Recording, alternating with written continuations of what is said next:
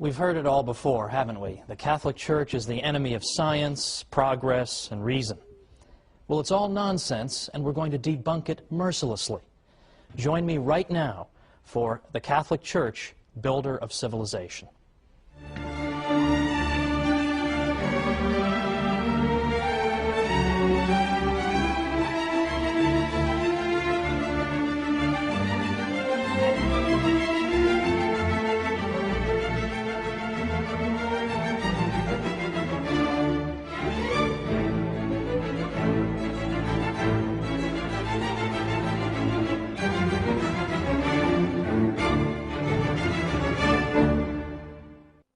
Welcome to the Catholic Church, builder of civilization. I'm your host, Thomas Woods. I'd like to begin this 13-program series with a fact that's fairly obvious to most of us. There's a bit of a double standard in the world when it comes to the Catholic Church. You can say anything you like about the Catholic Church, your career won't be over, no one will care, there'll be no candlelight vigils or hunger strikes. You say anything you like about it, and that's just fine. If anything, you'll be even more welcome in fashionable circles than before. So, what's the result of that? The result is that you can get away with saying the most absurd, ludicrous things about the Catholic Church, and people believe it.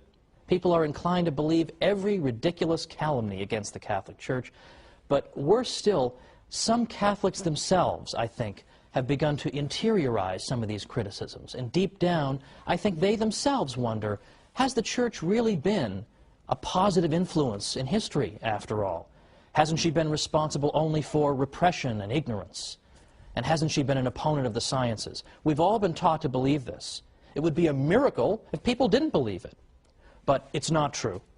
And in this series, we're going to show why it's not true, and we're going to show the true glory of the Catholic Church. Now, the attacks on the Catholic Church and on religious belief in general have accelerated just over the past 5 years or so. We've already seen in recent years, best-selling books by Richard Dawkins and Daniel Dennett, Sam Harris, condemning religious belief in general as irrational and foolish, and in effect they're saying to children in this country, your parents are stupid for teaching you the faith.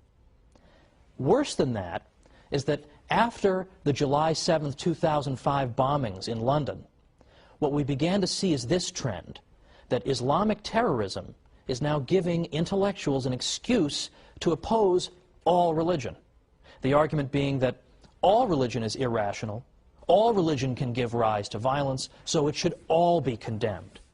So, for example, in Scotland's Sunday Herald, we read Muriel Gray saying, "The cause of all this misery, mayhem, violence, terror, and ignorance is, of course, religion itself." And she called religion Dark Ages nonsense.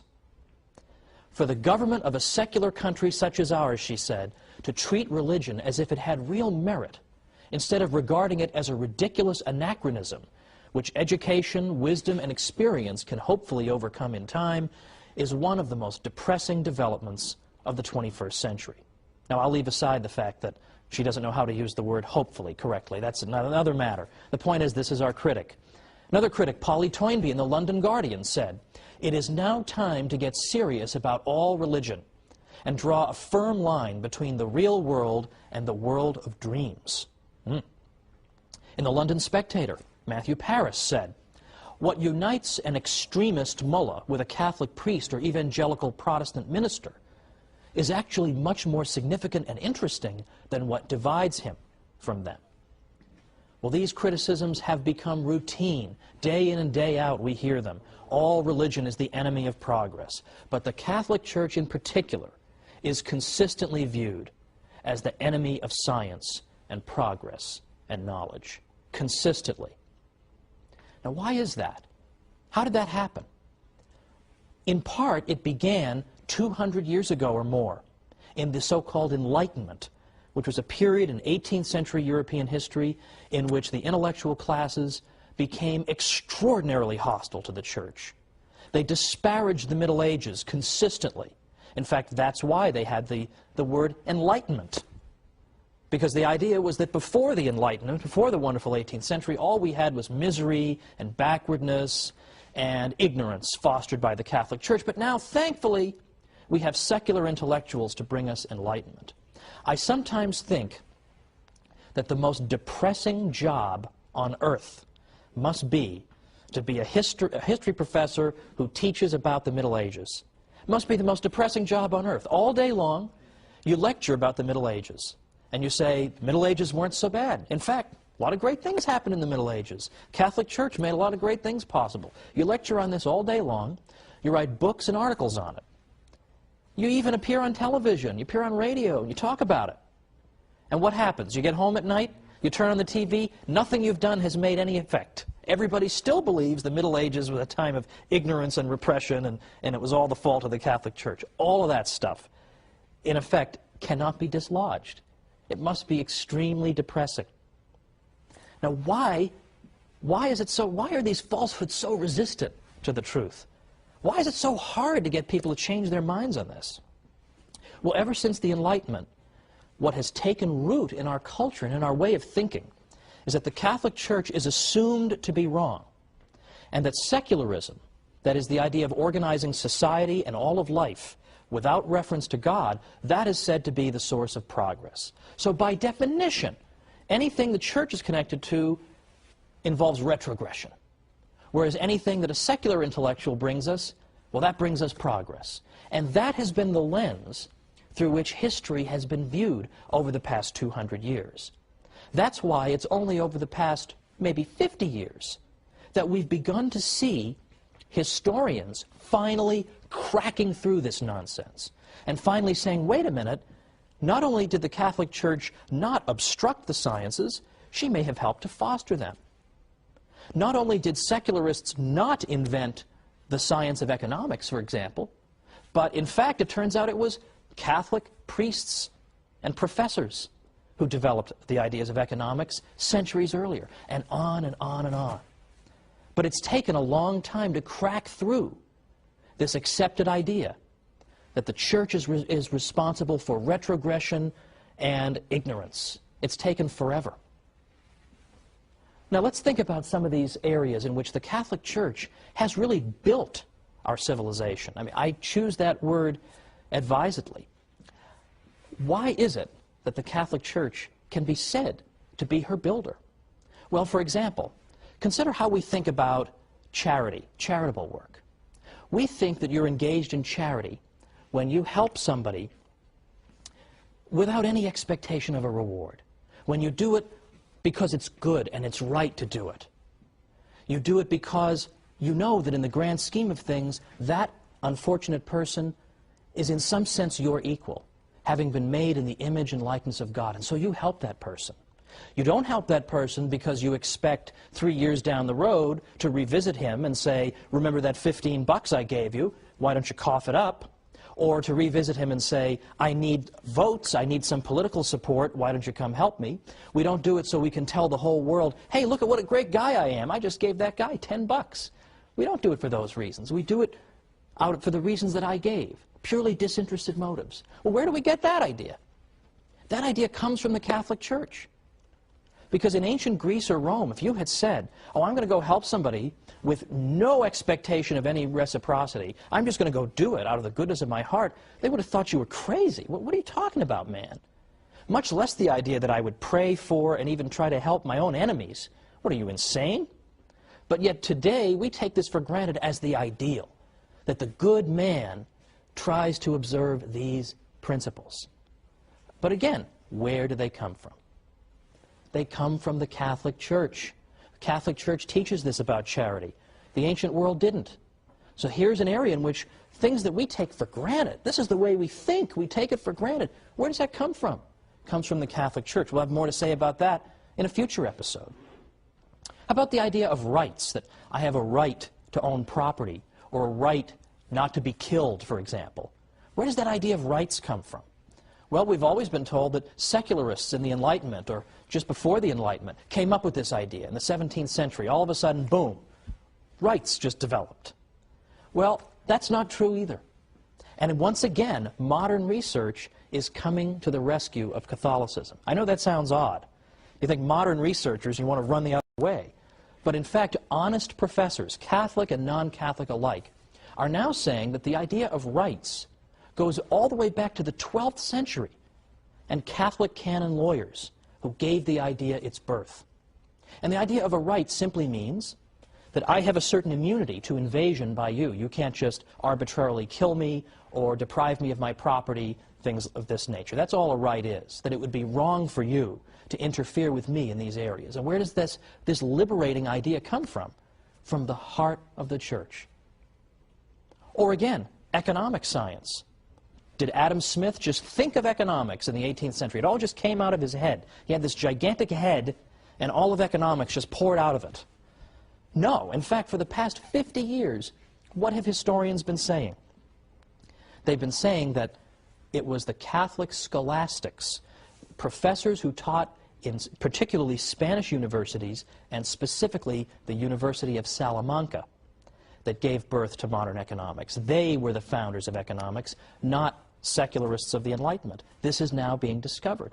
On the wall of my office, I have a framed picture of the University of Salamanca. Now, most people would come in and say, "What's the matter with you, man? Why would you, of all universities, pick this one?" It's because I know that this is where economics was given birth. And if you're a geek like me, you're very interested in and you love economics.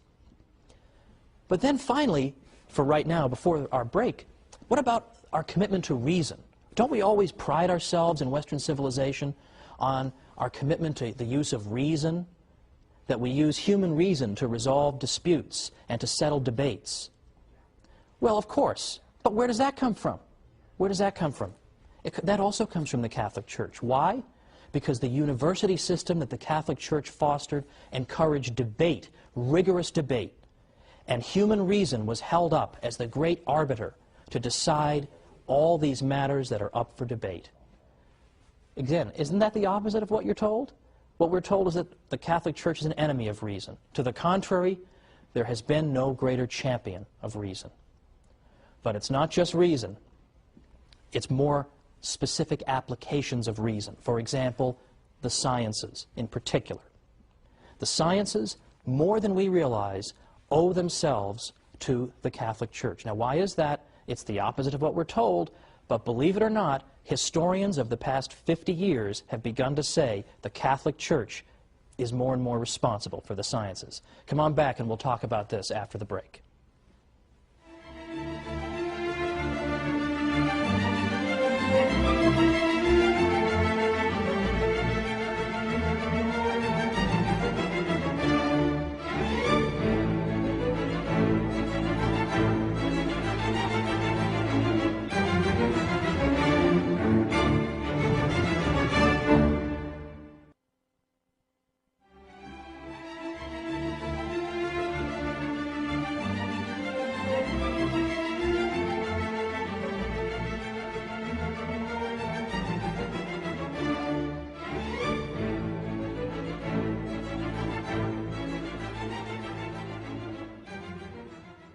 Welcome back to the Catholic Church, builder of civilization. I'm Thomas Woods. Before the break, we were talking about all these areas in which the Catholic contribution to our civilization has been indispensable, but in which it's largely neglected. How many of the facts that we've uncovered even up to now are covered in schools on a regular basis? Do I even have to ask that question? But I teased you a little bit with the idea of the Catholic Church as having helped to give birth to science in Western civilization just before our break here. What did I mean by that? Well, I'm going to tease you a little bit again, because by next time we're going to get into the sciences in real depth, the next 3 episodes, in fact, because here I think we have the aspect of Catholic history that is most often mangled and distorted, and most often used, I think, as a bludgeon with which to beat the Church over the head. And I want to show that this is largely without merit. What I at least want to tell you for now is that it really is true that over the past 50 years, scientists who write the history of science have begun rethinking the old arguments against the Church and said, you know what, on second thought, the Church actually did very important things. There's a reason that science took root and then was sustained for so long in Western civilization, whereas it wasn't in others. And this, it turns out, is not in spite of the Catholic Church, but in some ways because of it. Now, 100 years ago, it's true, you would have read a book by Andrew Dixon White called, that refers to the alleged warfare between religion and science in Western civilization. Today, White's book is considered almost laughable among professors. It's so out of date and so ludicrous. Today, you have professors like Edward Grant writing Cambridge University Press books. You've got Thomas Goldstein, A.C. Crombie, David Lindbergh, and many besides. And what they all agree on is that you can't just say the church was an opponent of the sciences. To the contrary, there were aspects of Catholic thinking that were indispensable for the development of science. And we're going to get into specifically what were those. But right now, I want you to know that this old myth is being overturned by professors. Unfortunately, the findings of these professors have not managed to trickle down to the general public yet. This is what we're going to try to do on our series. Let me give you, by the way, an example of a typical story that people have been taught to believe about the Catholic Church, and then consider why it is they so readily believed it when there isn't even a stitch of evidence for it. And here's an example that I think even many people in the viewing audience might have believed, and I myself believed. I have no reason to think otherwise. And that's the idea that Christopher Columbus, when he engaged in his famous voyages, was actually seeking in part to prove that the Earth was not flat, but rather spherical. Now, we've all heard the usual story that Columbus was warned.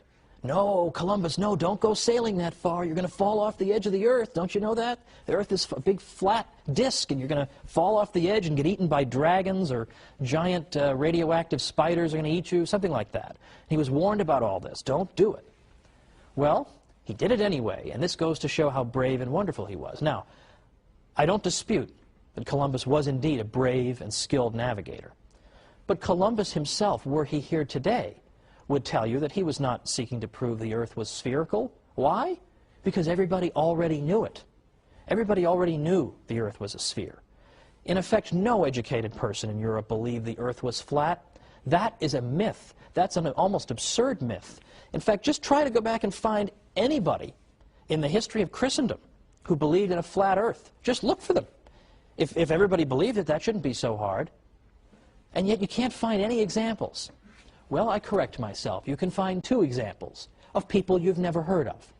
Lactantius, for example, from the late 3rd and early 4th centuries. He had no influence on anybody, and in any event, he was speaking more allegorically than anything else. The other person who seems to have believed it was a 6th century figure named Cosmas Indicopleustes. You ever heard of him? Neither have I. And neither had anybody in Western Europe. Cosmas wrote in Greek. By the time you get to that period of time, hardly anybody in the West speaks Greek. Pope St. Gregory the Great, for instance, who was Pope from 590 to 604, already he doesn't even speak a word of Greek. So hardly anybody could have read Cosmas. He wasn't translated into Latin until 1706. So anybody who may have taught a flat Earth had an audience of about 1 or 2 people, had no influence on anybody. The fact is, everybody understood the Earth was a sphere.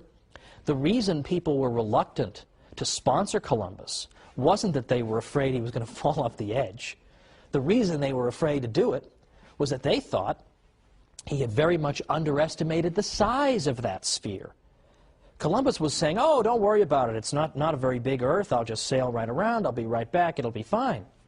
But they were saying to him, no, the Earth is several times larger than you think it is, and you're just going to starve to death.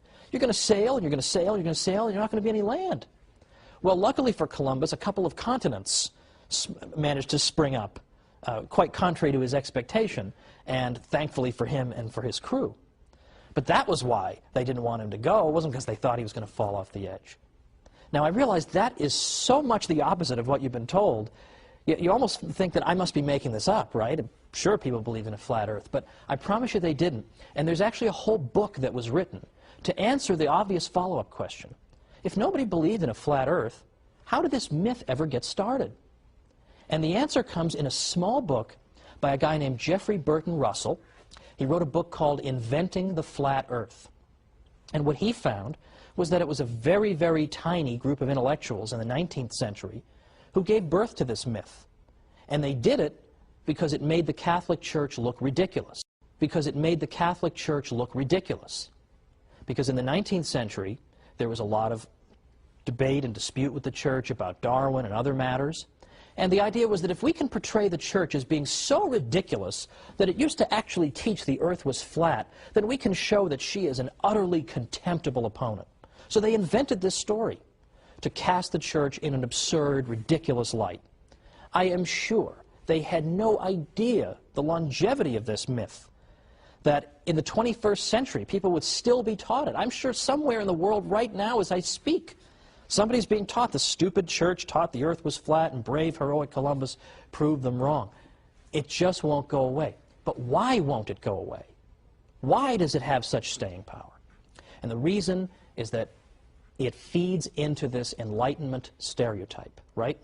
The Catholic Church is stupid, it inhibits progress, it forces us to believe foolish things. Well, that's exactly what we see in the flat earth myth, isn't it? Who could possibly believe the earth was flat? The ancient Greeks actually measured the circumference of the earth. So obviously they knew it was round. How could the foolish church think anything different? So there's a great example that can easily be overturned. But it hasn't been overturned because it serves a purpose. If you tried to invent some myth today about any famous person you could think of and say that so-and-so believed such and such, it would last for about 3 seconds. But people believe what they are prepared to believe. And people are prepared to believe the worst about the Catholic Church.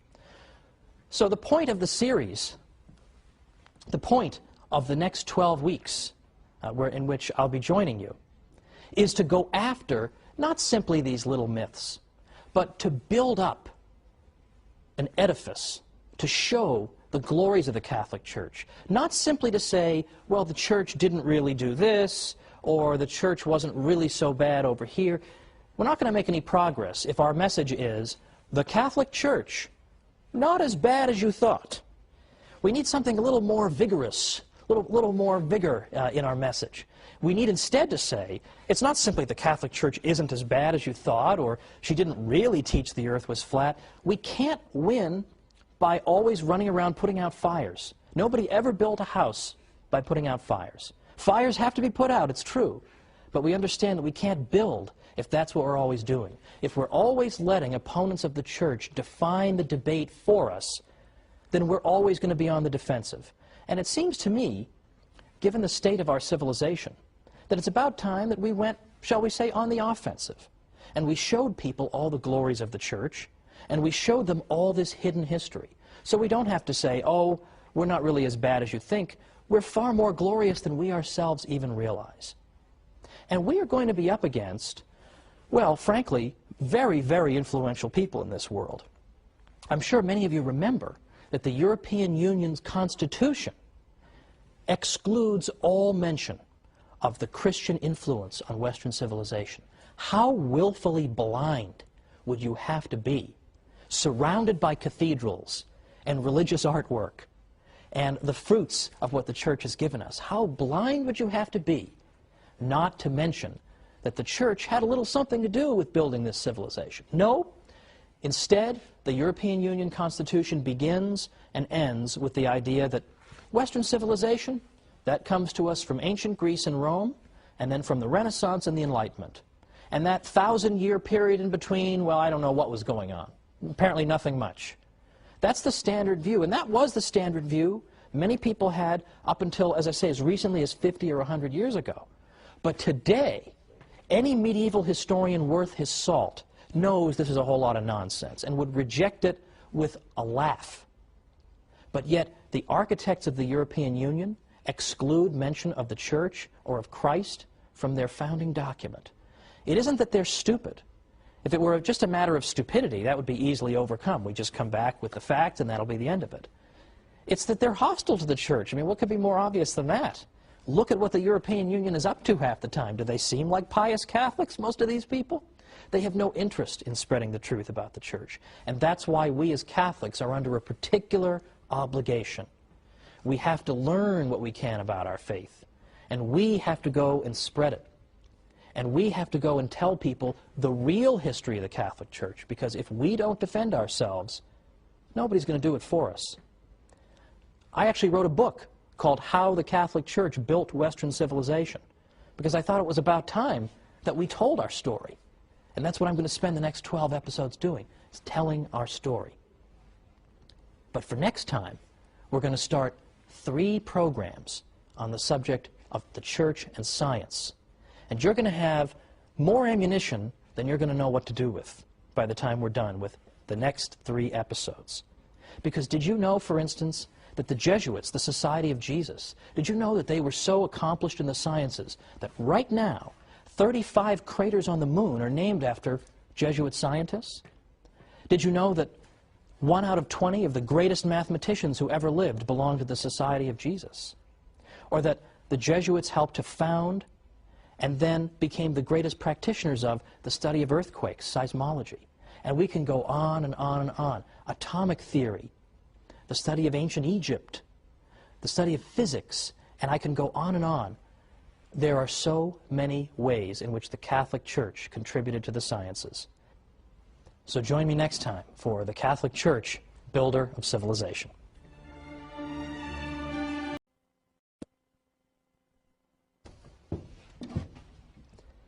Everyone learns in school that the Catholic Church was the big enemy of science. Well, you know who doesn't believe that anymore? Professional historians of science. Join me today on the Catholic Church, Builder of Civilization, and we'll learn the truth.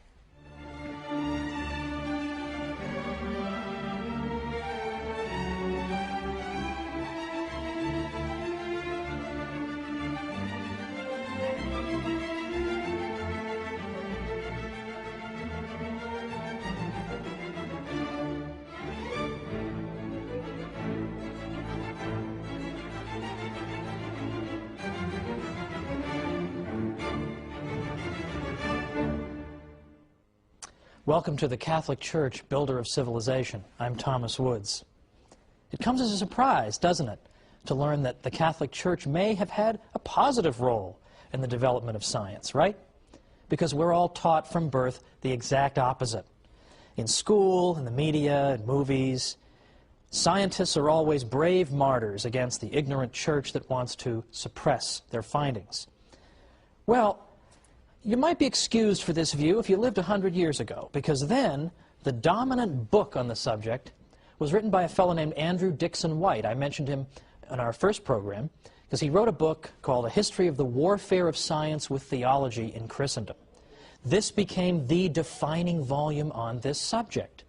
But it is full of nonsense. In fact, it turns out that in White's book, you actually read that the Catholic Church taught that the earth was flat. Now, we saw last time there is not the tiniest stitch of evidence for that. But White, anxious to portray the church as silly and backward and ridiculous, simply repeated what other historians had said without bothering to investigate it. That was the quality of his book. Since then, White's book has been so dramatically overturned that you'd think we'd be reading something about it. We'd hear, hey, the Catholic Church, after all, played an important role in the sciences, but instead, we hear only crickets. There's no real anxiety, there's no anxiousness to get to the truth in this matter. I wonder why that is. Well, there are a lot of modern historians who, unlike Professor White, are still alive and who are doing work right now and who have concluded that, in fact, the Church has played at least some kind of positive role, and some scholars even go so far as to say that the Church had certain ideas that were indispensable to the development of science. Well, that's the opposite of what we hear, right? But you have scholars saying this all the time. Thomas Goldstein, Toby Huff, A.C. Crombie, Edward Grant, David Lindbergh, Professor Heilbronn at Berkeley, and many others. So what are they saying? And how dare they say this? Don't they know the Catholic Church is nothing but an oppressor of the geniuses of the world? Well, let's look at some of the claims that these new historians are making. And by the way, they are not all Catholic. Some are Catholic, some aren't Catholic. I've deliberately gone out of my way to consult historians of science who are non-Catholic, some of whom are even anti-Catholic, in order to show that this is for real. This isn't a bunch of Catholics writing some books to make the Church look good. This is the consensus among professionals today. Now, one of the most important principles that the Catholic Church contributed to the development of science comes from a biblical verse that was one of the most frequently quoted in the whole Middle Ages. And that verse is Wisdom 11:21. And that verse tells us that God has ordered all things according to measure, number, and weight. Okay, so that doesn't sound explosive right off the bat, but I promise you it is. God has ordered all things according to measure, number, and weight. What did people take that to mean? They took it to mean that the universe God has created is orderly. It makes sense. It's intelligible to our minds. It's mathematical. It's ordered according to patterns, measure, number, weight. There is something mathematical about the universe. St. Augustine, for example, said God is like a great geometer. He's a great practitioner of geometry. So for anybody watching who hated geometry, hated math, well, St. Augustine is implicitly rebuking you, because in fact mathematics is really a language that God uses in ordering and fashioning this universe that He's given us.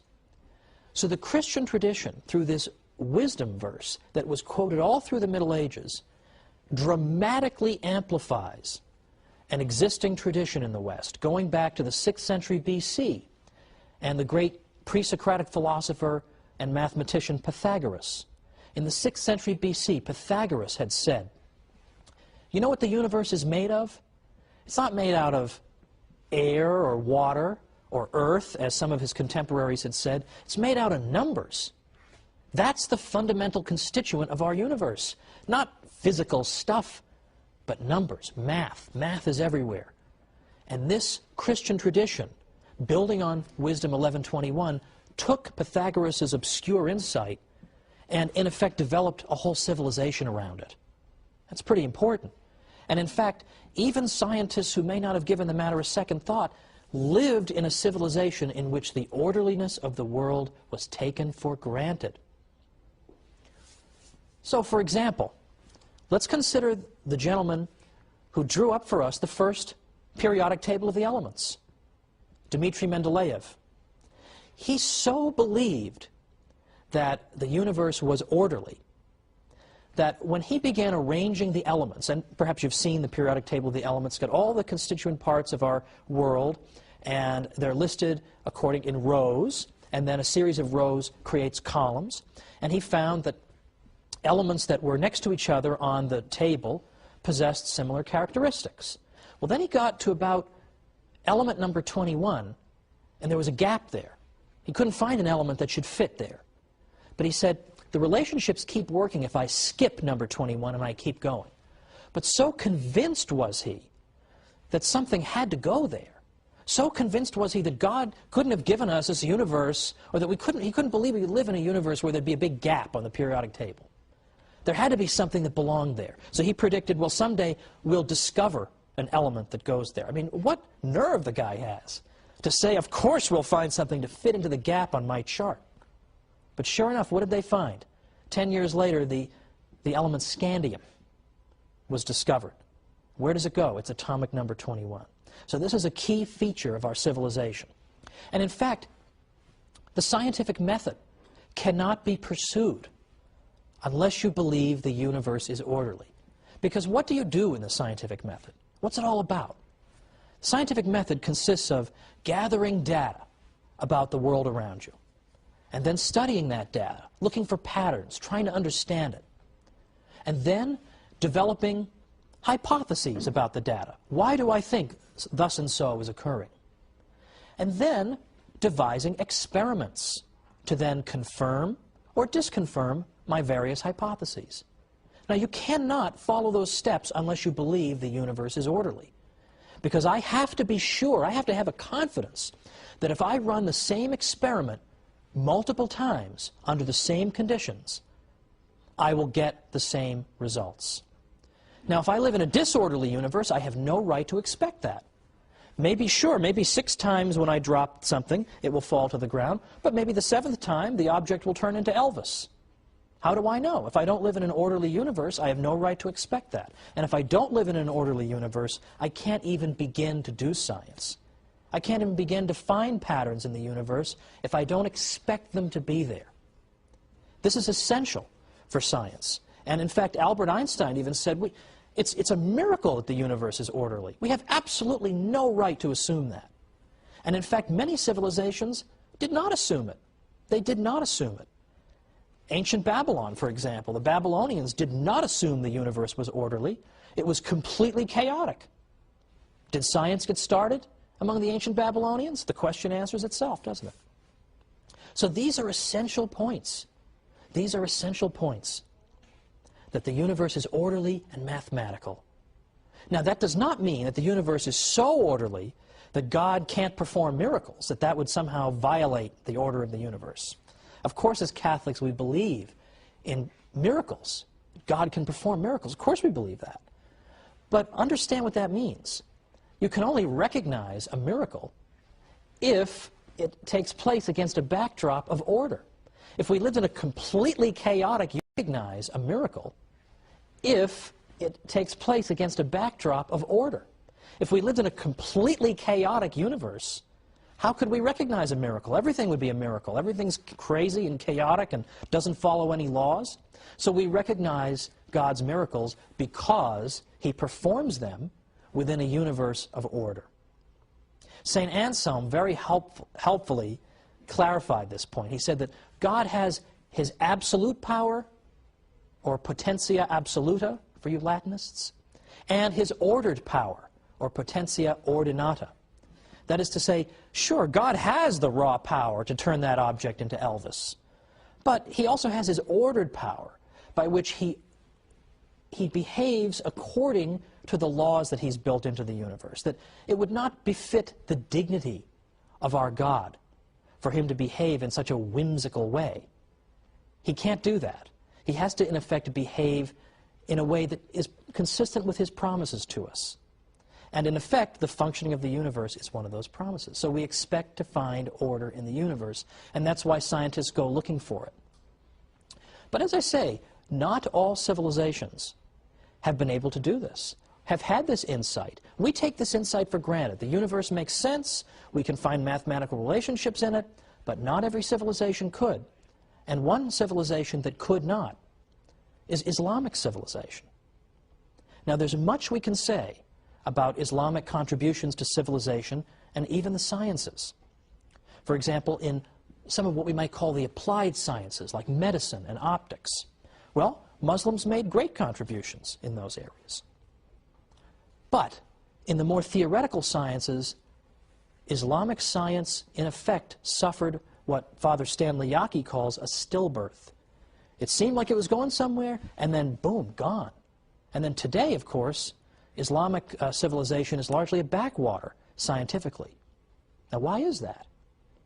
Why did Islam suffer such devastation in terms of the sciences? One reason involves this matter of the ability to view the universe as being orderly. Islamic civilization could not do that.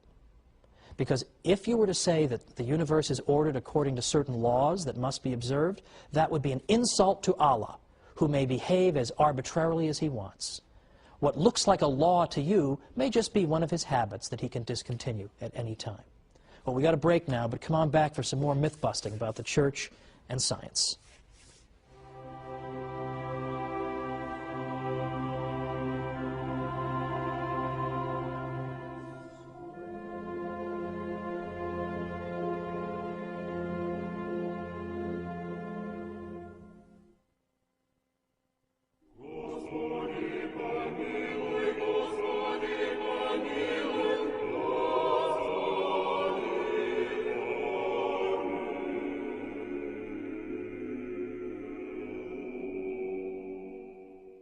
Welcome back to the Catholic Church, builder of civilization.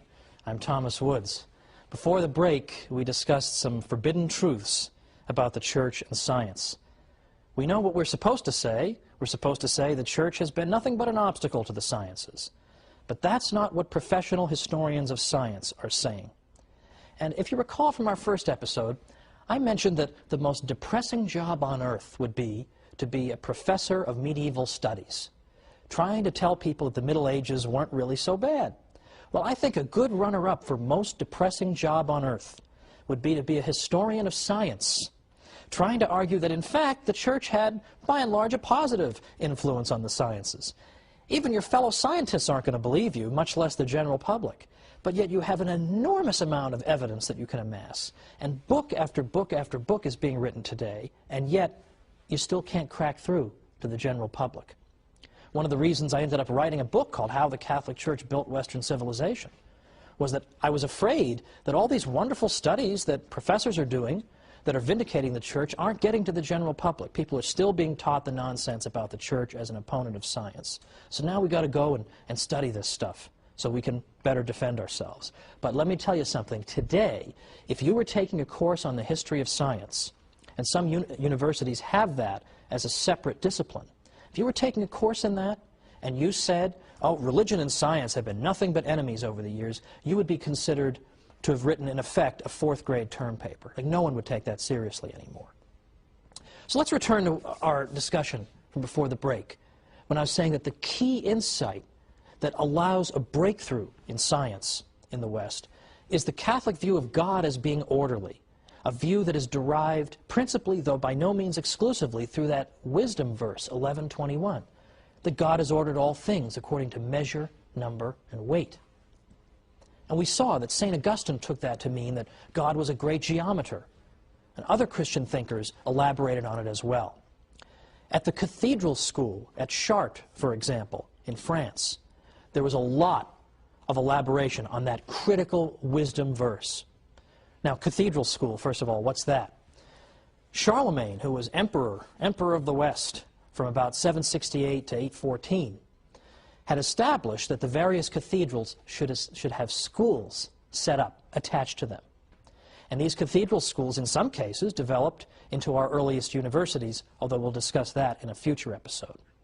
But at the cathedral school at Chartres, those scholars seized upon Wisdom 11:21 and took it to mean that if we want to understand the universe, we must understand it quantitatively. That's a fancy way of saying that if we want to understand the universe, we have to understand it through math. Well, that is actually an extraordinarily modern idea. The cathedral school at Chartres was really at its peak perhaps in the 12th century, and yet it's got this fantastically modern idea that at least at some level, the universe can and should be understood mathematically if we want to understand its workings and predict how it will behave in the future. We have to understand it through math. And they interpreted Wisdom 11:21 to mean just that the universe is mathematical and we understand it that way. Because the cathedral school at Chartres spread this idea far and wide, that the universe is mathematical and should be understood through math, they are increasingly given credit as having helped to launch the scientific revolution centuries before it really began to take place in the 17th century. In addition to that, the scholars at Chartres took for granted that God was orderly and had built natural laws into the world, and that if we want to understand how the world works, we first use our natural reason. And only when our natural reason breaks down do we then say we are faced with a miracle, we're faced with something supernatural, and we refer this to God. But the Chartres scholars were convinced that God has given us our reason for a reason. That we're not cows, we're not aardvarks, we're not ants.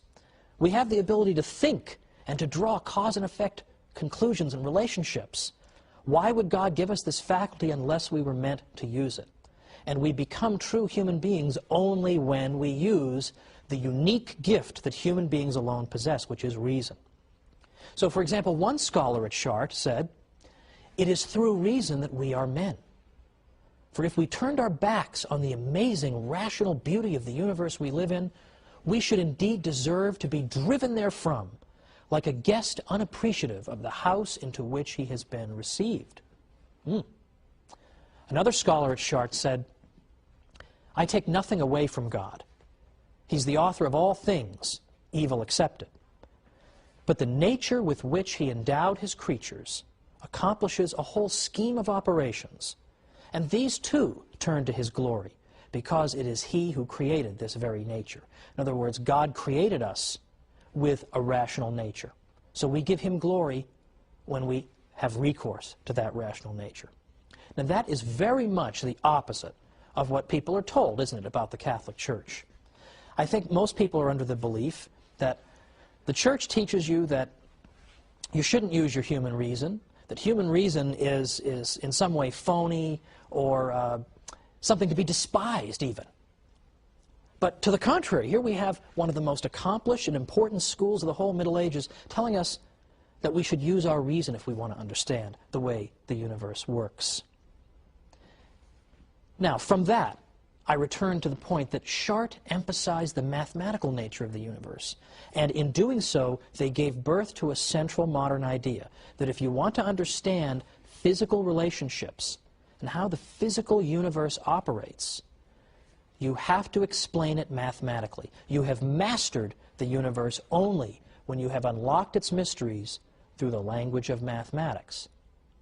When you have unlocked its mysteries through the language of mathematics. And that's why Sir Isaac Newton was so impressive to people in the 18th century, when with a single equation he was able to account for all the motion in the universe. That was an extraordinarily elegant explanation of a seemingly complicated problem. All the different kinds of motion could be reduced to one equation.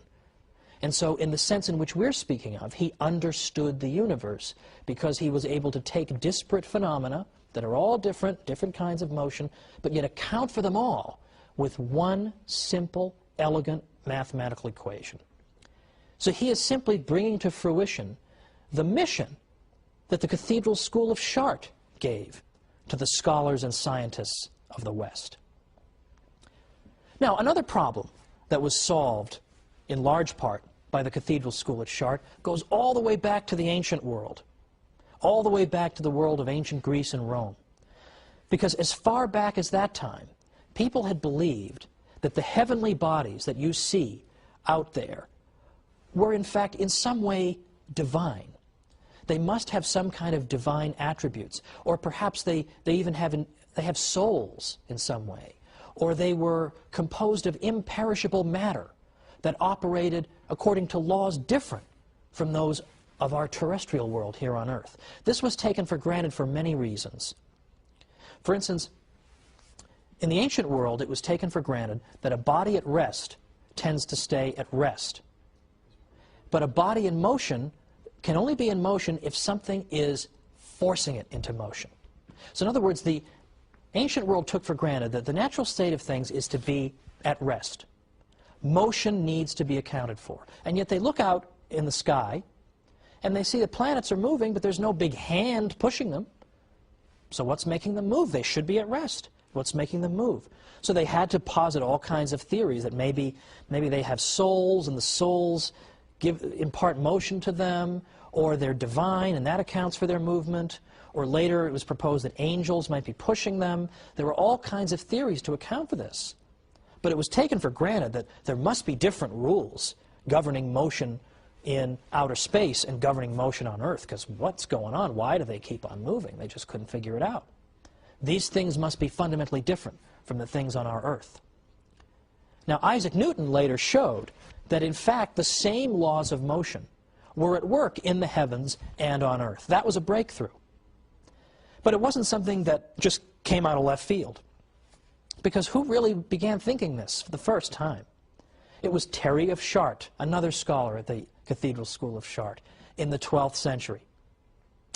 What did Terry say? He said that, in effect, what you have in the universe and in outer space are things that are composed of the same kind of matter that we have here on Earth. Now, he couldn't quite account for why they orbited and why they seemed to move on their own. He hadn't anticipated Newton's laws of motion. But by saying that the stuff out there is in no fundamental way any different from the stuff down here, he has paved the way for a central conclusion of modern science. Now, Thomas Goldstein is a recent historian of the history of science. What does he have to say about the Cathedral School at Chartres?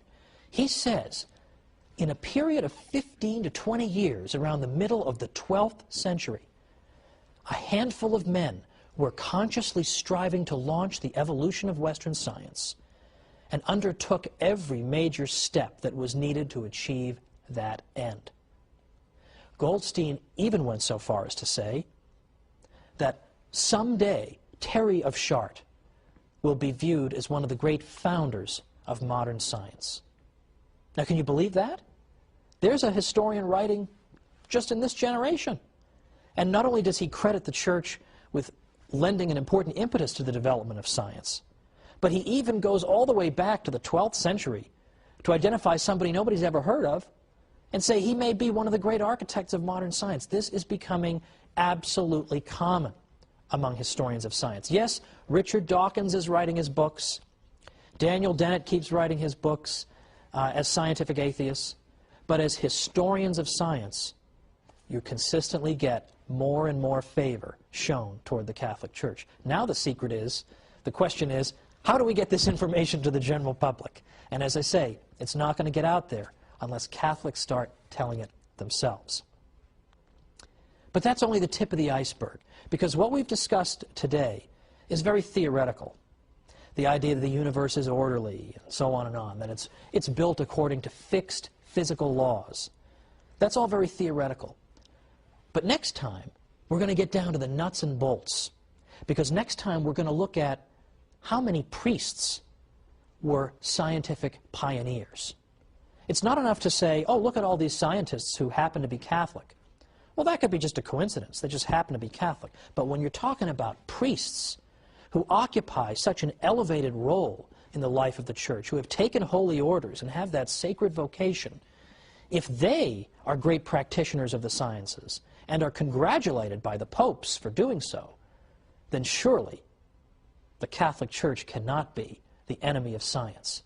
So let's look at these great scientific heroes in the Catholic Church next time when we come back once again for the Catholic Church, builder of civilization.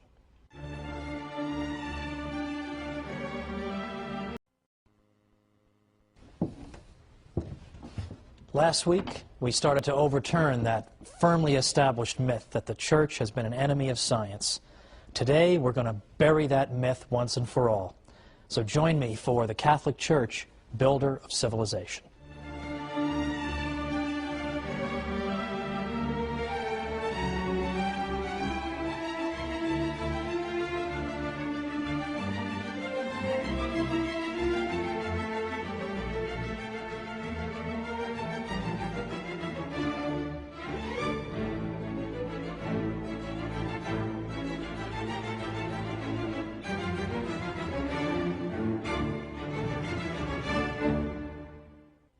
Welcome to the Catholic Church, builder of civilization. I'm Dr. Thomas Woods. Last time, we engaged in some myth-busting. We looked at things everybody knows. The Church is an enemy of science, right? Everybody knows that. We're all taught that in school. What we started to see was that modern professors who actually do this for a living are starting to say something like the opposite. They're starting to say we need to be fair to the Catholic Church and give her her due in the development of science in the Western world. And some have gone so far as to ask the truly forbidden question, is the development of science in Western civilization something that may have occurred because of the Catholic Church rather than in spite of it, as we're so often told? Last time we placed particular emphasis on a central teaching that modern science takes for granted, namely that the world we live in makes sense. You can understand it. You can expect to find patterns in it if you investigate it. You can expect to find mathematical relationships if you investigate it. In fact, you can hope to reduce the phenomena of nature to some kind of mathematical formula so as to understand it better and predict it better. Well, where did this crazy idea come from? It came right out of the Bible with Wisdom 11:21 that tells us that God has ordered all things according to measure, number, and weight. And we saw that the early church fathers, the cathedral school at Chartres, and others besides took this to mean the universe makes sense, so let's go find out about it. Let's go study it. Let's go use the scientific method, gather data, formulate hypotheses, and then test those hypotheses. You can't do any of these things unless you already believe the universe makes sense and is orderly and follows consistent laws. And that idea comes from the Catholic Church, because the Catholic Church insists that God is a God of order. And he's a God who has built patterns into our universe that we can discover using our minds. Science is impossible without this fundamental insight. And I gave examples last time of civilizations who, lacking that insight, also lacked science. This time, we're going to talk a little bit more about specifics. We're going to name names today. We're going to look at specific people who were Catholics who pioneered in the sciences. And specifically, we're even going to look at people who invented things and who made discoveries that we take for granted today, but that are typically forgotten or left out of the standard textbook treatment. So, for instance, I don't think it's particularly well known that 35 craters on the moon are named after Jesuit scientists and mathematicians. I also don't think it's particularly well known that when you look at the history of mathematics, a great many of the greatest mathematicians who ever lived were Jesuits.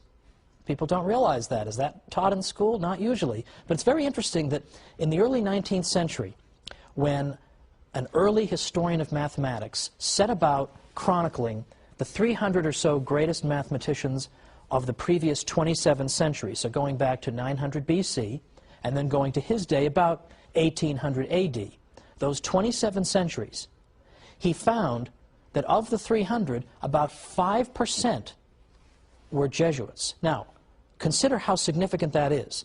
The Jesuits were around for only little over two of those 27 centuries. Because the Jesuits, remember, were founded in 1540, and then they were suppressed briefly in the 1770s. So a little over 2 centuries, and yet still, in an impartial compilation of the greatest mathematicians of all time, it turns out that 1 out of every 20 belongs to this single order of Catholic priests.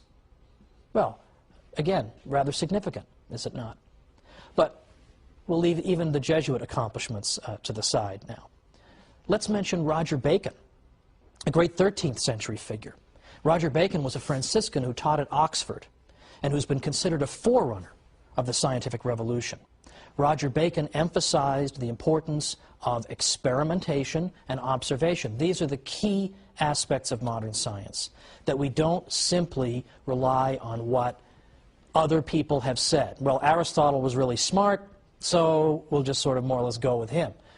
We have to verify scientific conclusions on the basis of either our own observations or on the basis of experiments by people who are carrying them out according to the sound principles of scientific method.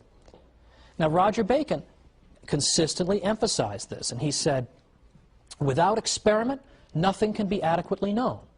An argument proves theoretically, but does not give the certitude necessary to remove all doubt. Nor will the mind repose in the clear view of truth unless it finds it by way of experiment. Well, there is a scientific turn of mind right there with Roger Bacon in the 13th century at Oxford. Among other things, Roger Bacon identified the following as obstacles to the transmission of truth: uninstructed popular opinion and long-standing but erroneous custom. Well, all of these, both of these things, I think, the church is usually accused of encouraging. Well, you're just going along with what people say, or you're trying to form what they think.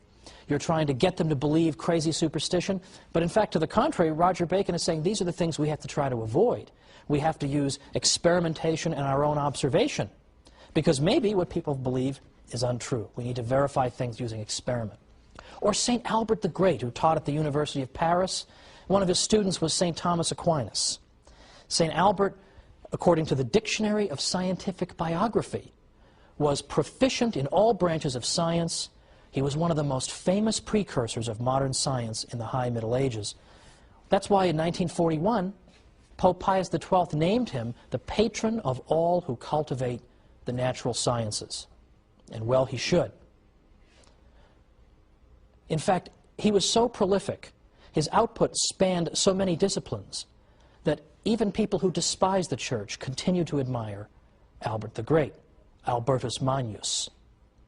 The aim of natural science, he said, was not simply to accept the statements of others, that is, what is narrated by people, but to investigate the causes that are at work in nature for ourselves.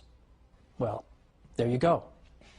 Now, let's get down to some brass tacks here, though. Let's move further toward the present and consider some long-forgotten names. For example, Father Nicholas Steno was in fact considered to be the father of stratigraphy, which is in fact the study of the layers of the Earth's surface. And geologists need to know Steno's principles.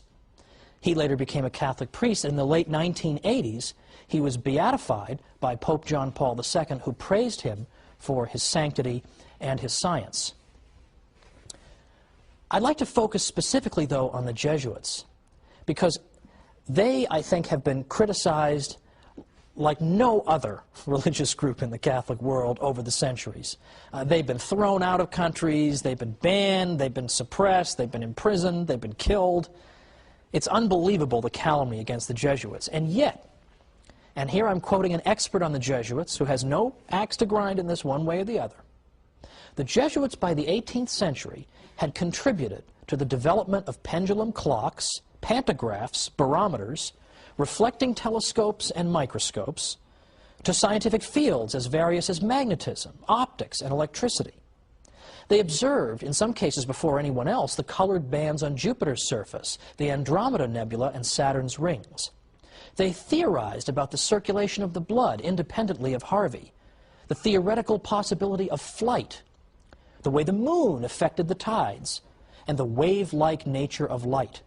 Star maps of the southern hemisphere, symbolic logic, flood control measures, introducing plus and minus signs into Italian mathematics, all were typical Jesuit achievements. Now, I'm sorry to sound like a broken record, but how often are students taught this in school? How often are students taught this in school? Never.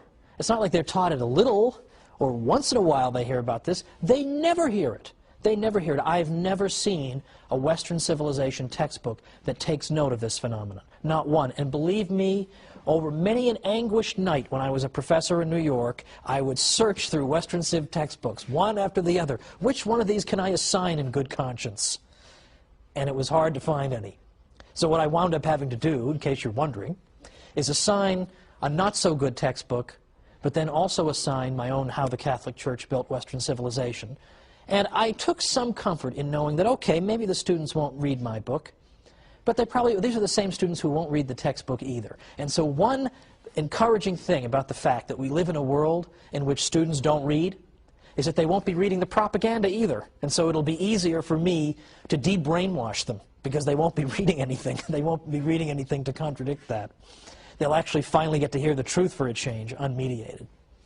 But consider now some more specific examples of Jesuits and their achievements. We have only a minute before we have the break, but let's consider Father Giambattista Riccioli was the first person to calculate how fast a freely falling body accelerates to the ground.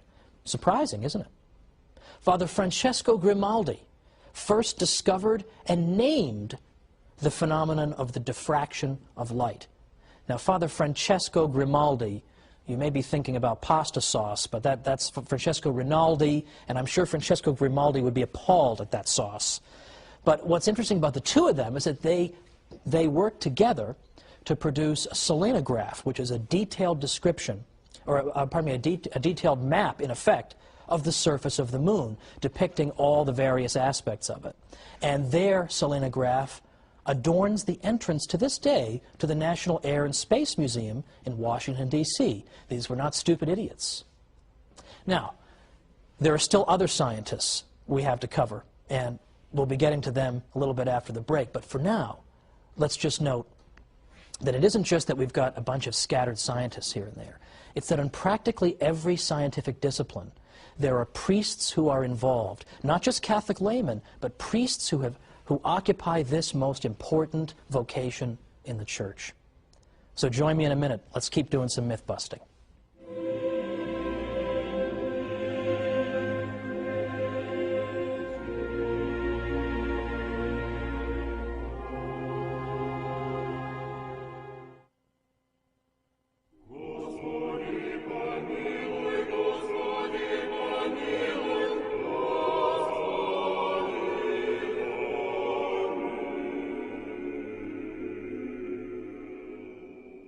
Welcome back to the Catholic Church, builder of civilization. I'm Thomas Woods. We've been looking today at unknown and forgotten Catholic scientists who were not simply Catholics, but who were Catholic priests. So I think this helps to overturn the idea that there is some necessary contradiction between being a Catholic and being a scientist, between the Catholic faith and scientific endeavor. Now, any one of the people that I've mentioned up to now, and whom I will mention in a moment, would make the subject of an excellent term paper or book, and yet astonishingly little is written about these great Jesuit scientists. In fact, can you believe there is nothing in the English language, there is no systematic study in the English language of the Jesuit scientists? There's no book on the subject. So graduate students out there, here's your project. Okay, you get your job somewhere. We need you to start working on this, because this is a lost and forgotten chapter in the history of Western civilization, and it doesn't deserve to be. These men deserve better, and the Catholic Church deserves better, because we would go a long way toward overturning a lot of this mythology if people simply knew some of this information. But unfortunately, they don't. You have to be some kind of a code breaker to figure it out, to find it in the midst of all the nonsense out there in the world. And there are books on every bizarre subject under the sun, hundreds of them on everything, nothing on the Jesuit scientists, and yet it would be a work of many volumes to write this stuff. But it needs to be done. Somebody should do it. I don't want to do it. It would take too long, and I don't have time, but I want somebody to do it. It's an important project. Let's consider another Jesuit in the modern period, Father Athanasius Kircher. My confirmation name is Athanasius, so I have a certain kinship to Father Kircher. Among other things, he's considered to be the father of Egyptology. Maybe a new word, but it simply means the study of ancient Egypt. And Father Kircher is known as the father of Egyptology because of his great scholarly work, and he did that work even before we discovered the so-called Rosetta Stone, which helped us to decode and decipher the various hieroglyphic symbols. In fact, it was because of Father Kircher's work that when we did find the Rosetta Stone, scholars knew what to look for, knew how to approach the subject. He's been called the master of 100 arts, and a historian writing as recently as 2003 said that Father Kircher is one of the few people of whom it can be justly said that all knowledge was his domain. Astonishing, we've never heard of this guy.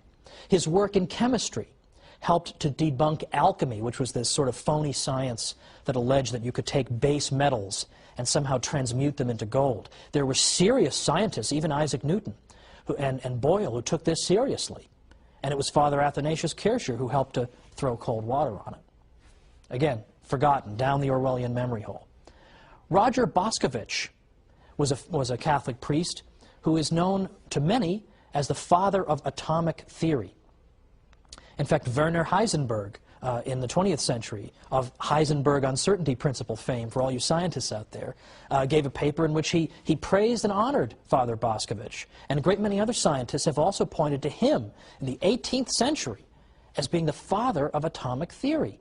He's been called the greatest genius Yugoslavia ever produced, and yet forgotten. Let's consider the study of earthquakes, seismology. The Jesuits were particularly well placed to study seismology because they had universities all over the United States and, of course, indeed around the world. So they could build up seismographic equipment at these various universities and collect data about earthquakes and then bring it all together and systematize it and examine it from a central location. So they began in the early 20th century building seismological stations at their universities across the United States. Now, let's also consider, by the way, that it was a Jesuit who wrote the very first book on seismology in the United States. The first textbook on seismology in the United States was written in 1936 by Father J.B. McIlwain. Father McIlwain, by the way, has a medal named after him. Every year, the American Geophysical Union awards a medal to an aspiring young geophysicist. And that medal is named after Father McIlwain, the great Jesuit who wrote the first such textbook in America and who also served as the president of the American Geophysical Union. For these reasons, the study of earthquakes, or seismology, has become known as the Jesuit science. Now, do people know about this? No, but should they? The question answers itself. What else did the Jesuits do, though? Sure, they were studying about earthquakes and measuring freely falling bodies and studying ancient Egypt and studying chemistry. So what have you done for us lately?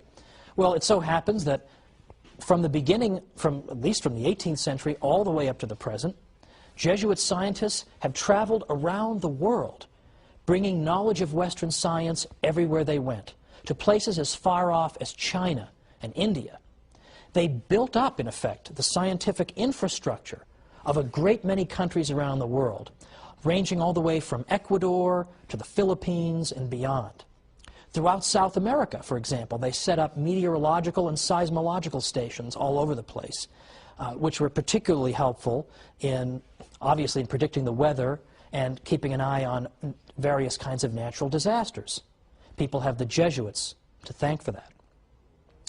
Now, here's a part of the history of science that's been totally forgotten. I realize the whole episode is stuff that's been totally forgotten, but this has been forgotten squared, which is the history of modern cathedrals and basilicas in Western Europe. It turns out that a good number of these cathedrals and basilicas were actually built to function not only as cathedrals and basilicas, but also to function as solar observatories. It turns out that from the 17th and 18th centuries onward, there was no better mechanism anywhere in the world, nothing more precise, better mechanism anywhere in the world, nothing more precise than these cathedrals and basilicas for measuring the perceived motion of the sun. And they were constructed so that you could observe the sun's apparent movement on the floor using various shadows and the like. Well, this is extremely significant because, in fact, modern astronomers were able to use these precise instruments in order to verify important theories about planetary orbits. For example, it was a Catholic astronomer named Giovanni Cassini who used the Cathedral of San Petronio in Bologna, in the heart of the Papal States, where the Pope lives, the Pope who's supposedly discouraging the sciences. It was in that basilica that this Catholic astronomer Cassini used the mechanism of this basilica to in fact verify Johannes Kepler's theories of planetary motion. That was done in the Papal States in a Catholic basilica by a Catholic astronomer. And Kepler himself, by the way, who was not a Catholic, nevertheless consistently observed that his favorite scientific correspondents were Jesuits, were Catholic priests, because they were so knowledgeable. They understood what he was talking about, unlike most of the world.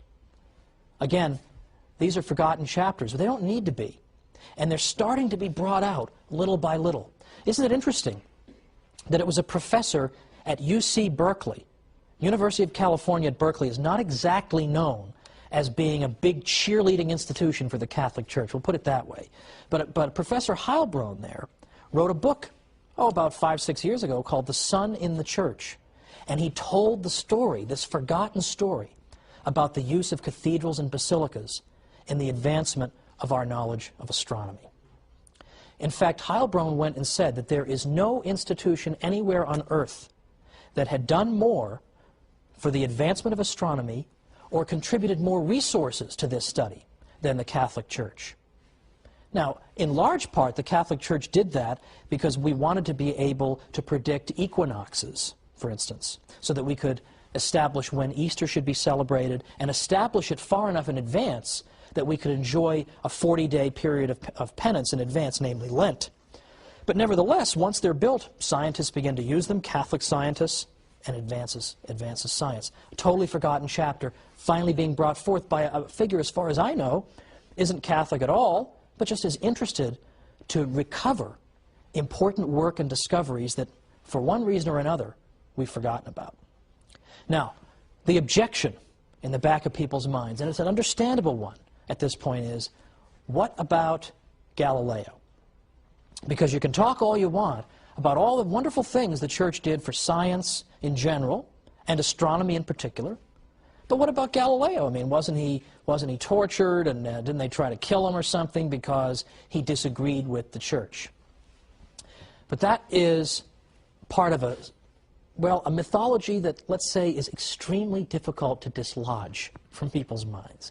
Now, I think it is safe to say that the Galileo episode is not exactly the Church's shining moment, and it should be acknowledged that there is reason for regret about it, to say the least. In fact, in my 7 years as a university professor in New York, I would say that the one episode that did more than everything else put together to discredit the Catholic Church in the minds of my students was the perceived history of the Galileo episode. There's no question about it. So the consequences of it were just disastrous. At the same time, I think it is important to revisit this episode for two reasons.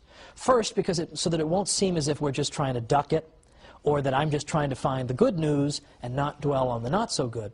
But secondly, because I think the standard telling of the Galileo story is incomplete, or is unfair, or is one-sided.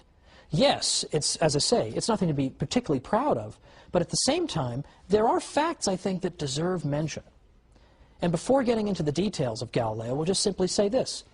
Galileo was a genius and had much of importance to say, but his central thesis, that in fact the Earth orbits the Sun rather than the other way around, could not be established in his day to the satisfaction of all thinking people. I think the assumption is that if you thought that the Sun went around the Earth in the 1600s, you must be some kind of a dolt. You know, you need to be smacked in the face or something. What's the matter with you? Don't you study science? But in fact, those who believe that the Sun went around the Earth in the 17th century, in some ways, still had the better of the argument. They had important arguments to advance against Galileo that he himself could not answer. In fact, if you raised them to Galileo, he'd pretty much have to say, hey, look over there, and then run away, because he's got no answer for them. So next time, we're going to take our time and go through this Galileo case step by step, see what really did happen to him, what didn't happen to him, and we'll look at the arguments that were used. And I'm going to give a detailed explanation of the arguments that people who disagreed with Galileo made, to show you they weren't stupid, they weren't just ignorant religious people. They were making arguments that had gone unanswered since the days of Aristotle. And they were explaining that if you're going to say that our interpretation of the Bible up to now, which some people said that the Sun was going around the Earth, you're going to tell us that's wrong, the science better be absolutely ironclad, true, and proved for sure. But it wasn't, and Galileo did not get the better of the argument. So that's where we're going to pick up next time. Let's look at Galileo and see what really happened next time on the Catholic Church, Builder of Civilization. Thanks.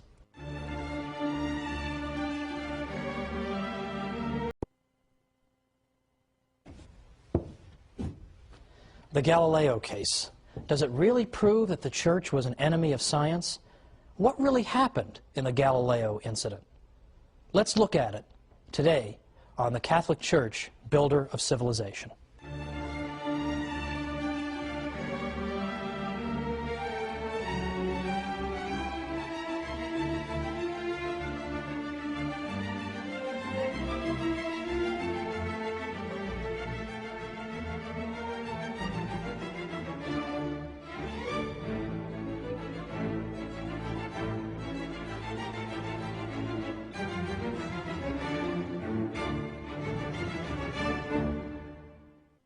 Welcome to the Catholic Church, Builder of Civilization. I'm Thomas Woods.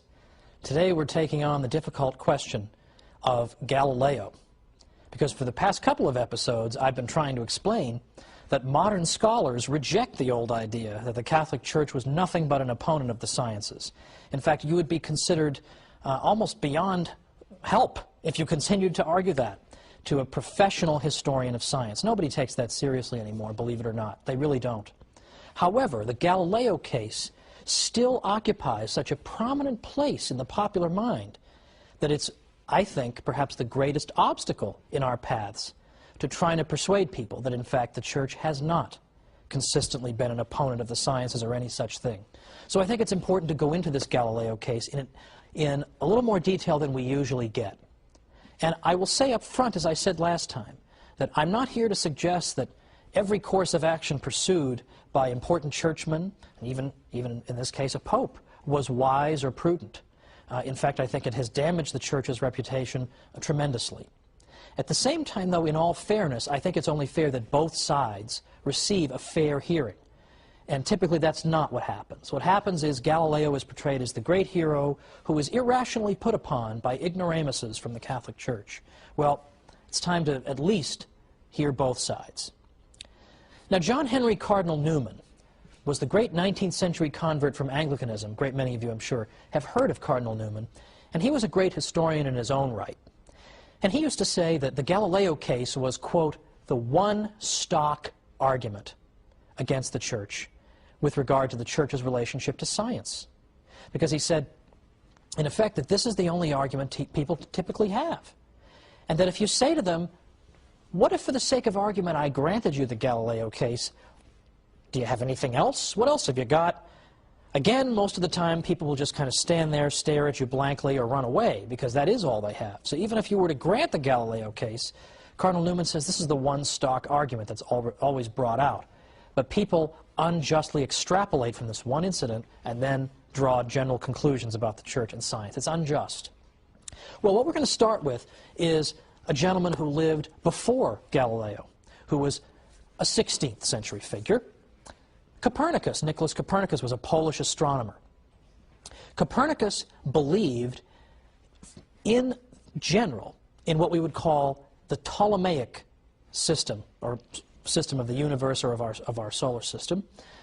He had one change that he wanted to make, but let's first look at what did Ptolemy believe. Ptolemy was an ancient astronomer. He was a Greek, and Ptolemy proposed that the way the planets were arranged was as follows, that you had the Earth at the center, and you had the Sun and the other planets orbiting the Earth.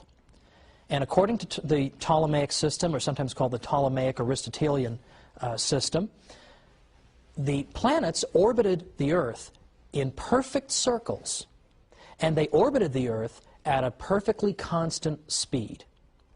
It was also suggested in this model that the various heavenly bodies, including the other planets and the moon, were perfect spheres. Now, Copernicus took all this, just about all this, as we'll see, for granted. What he suggested, however, was that what we should do is switch a couple of these things. We should put the Sun at the center and have the Earth simply be one of the planets orbiting the Sun. But he kept everything else. He kept the perfect spheres. He kept the perfectly circular orbits and the constant speed. He kept all that. He simply said, let's put the Sun at the center. This became known as the so-called heliocentric system. The system that put the Earth at the center is known as the geocentric system. Now, this is not a ridiculous system, by the way, the pre-Copernican one. The idea that the Earth is at the center and everything's orbiting it, let's just say, first of all, that that's not a ridiculous conclusion. It does seem to comport with common sense. We don't feel like we're moving, right? People standing on Earth, we don't feel like we're moving. And in fact, we speak of the sun rising and the sun setting. We speak in this way. So it's not a ridiculous position. And as I'll show later on in our episode today, there were actually some excellent scientific arguments in favor of the idea that, in fact, the Earth was motionless and it was the sun that was orbiting the Earth. So we'll put that to one side. And we'll also note that this system actually worked very well for observing planetary motion. It actually worked pretty well. It wouldn't have lasted for 2,000 years or 1,500 years anyway if it didn't sort of work. It does sort of work. Now, the system that Ptolemy proposed wound up getting a little more complicated over the years in order to make his system correspond to what was being seen in the sky. So it is true, he had to add things called deferents and epicycles, but roughly this was his system. The Earth at the center, the planets going in constant speeds and circular orbits, and with perfect spheres. So this is the system that Copernicus is going to overturn slightly. Copernicus puts the sun at the center.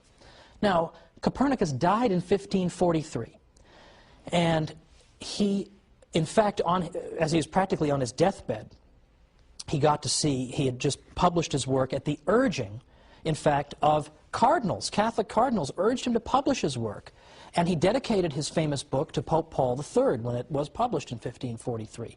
He was afraid primarily of ridicule not by theologians, but by astronomers, who had very good arguments against the idea that the Earth was in motion. As I say, we'll get to those later. But the Copernican system shared much in common with Ptolemy. It just switched the earth and the sun, but it was subject to no formal Catholic censure until the Galileo case in the next century. His system, his so-called heliocentric system, was taught as a legitimate theory at Jesuit universities throughout the 16th century. Nobody got in trouble for this, and so on and so forth. It was just fine. It was treated as a theory. Now, in the 17th century, early 17th century, Galileo comes along. Now, Galileo is responsible for discoveries in physics and other areas, but we're focusing on what he saw in his telescope. Because although he didn't invent the telescope, he put it to important use. Because when Galileo looked in that telescope, he was able to see things that undermined aspects of Ptolemy's system. For instance, Galileo noted that clearly there are craters in the moon. I mean, the moon is not a perfect sphere, so that spherical thing is wrong.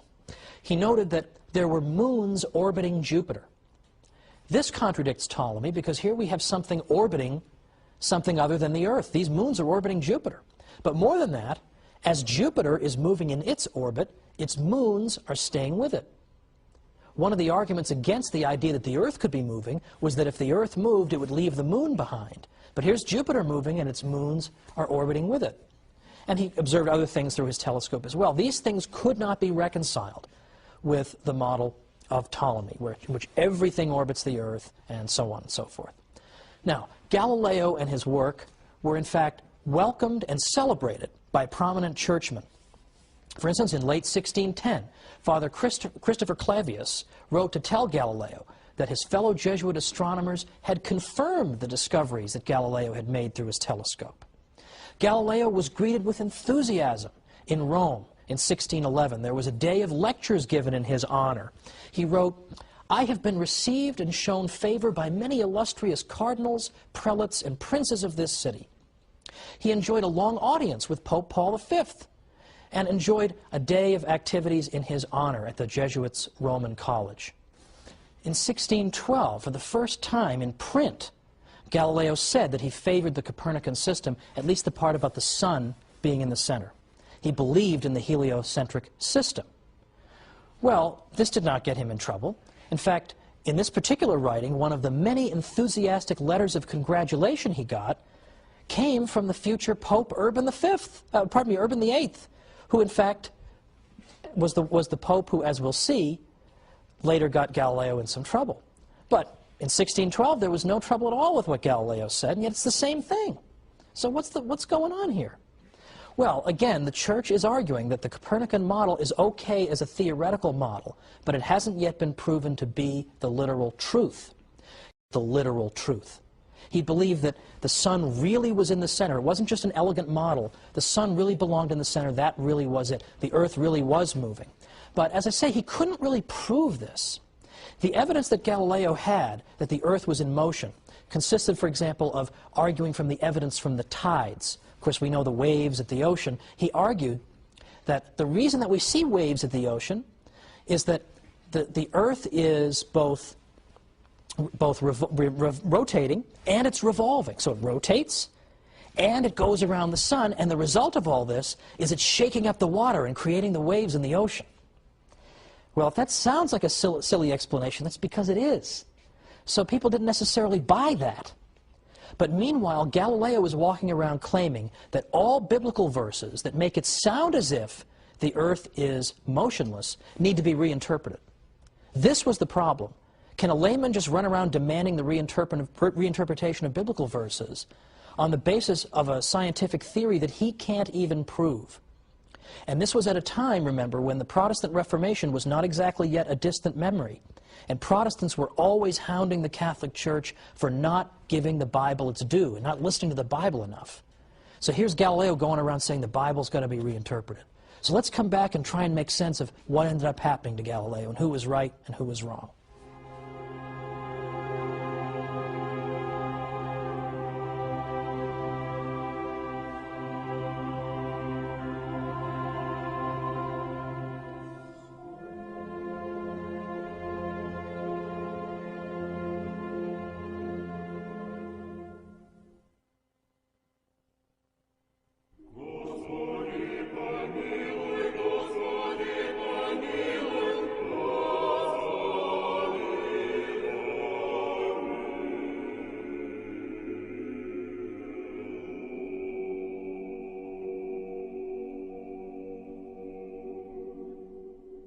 Welcome back to the Catholic Church, builder of civilization. I'm Thomas Woods.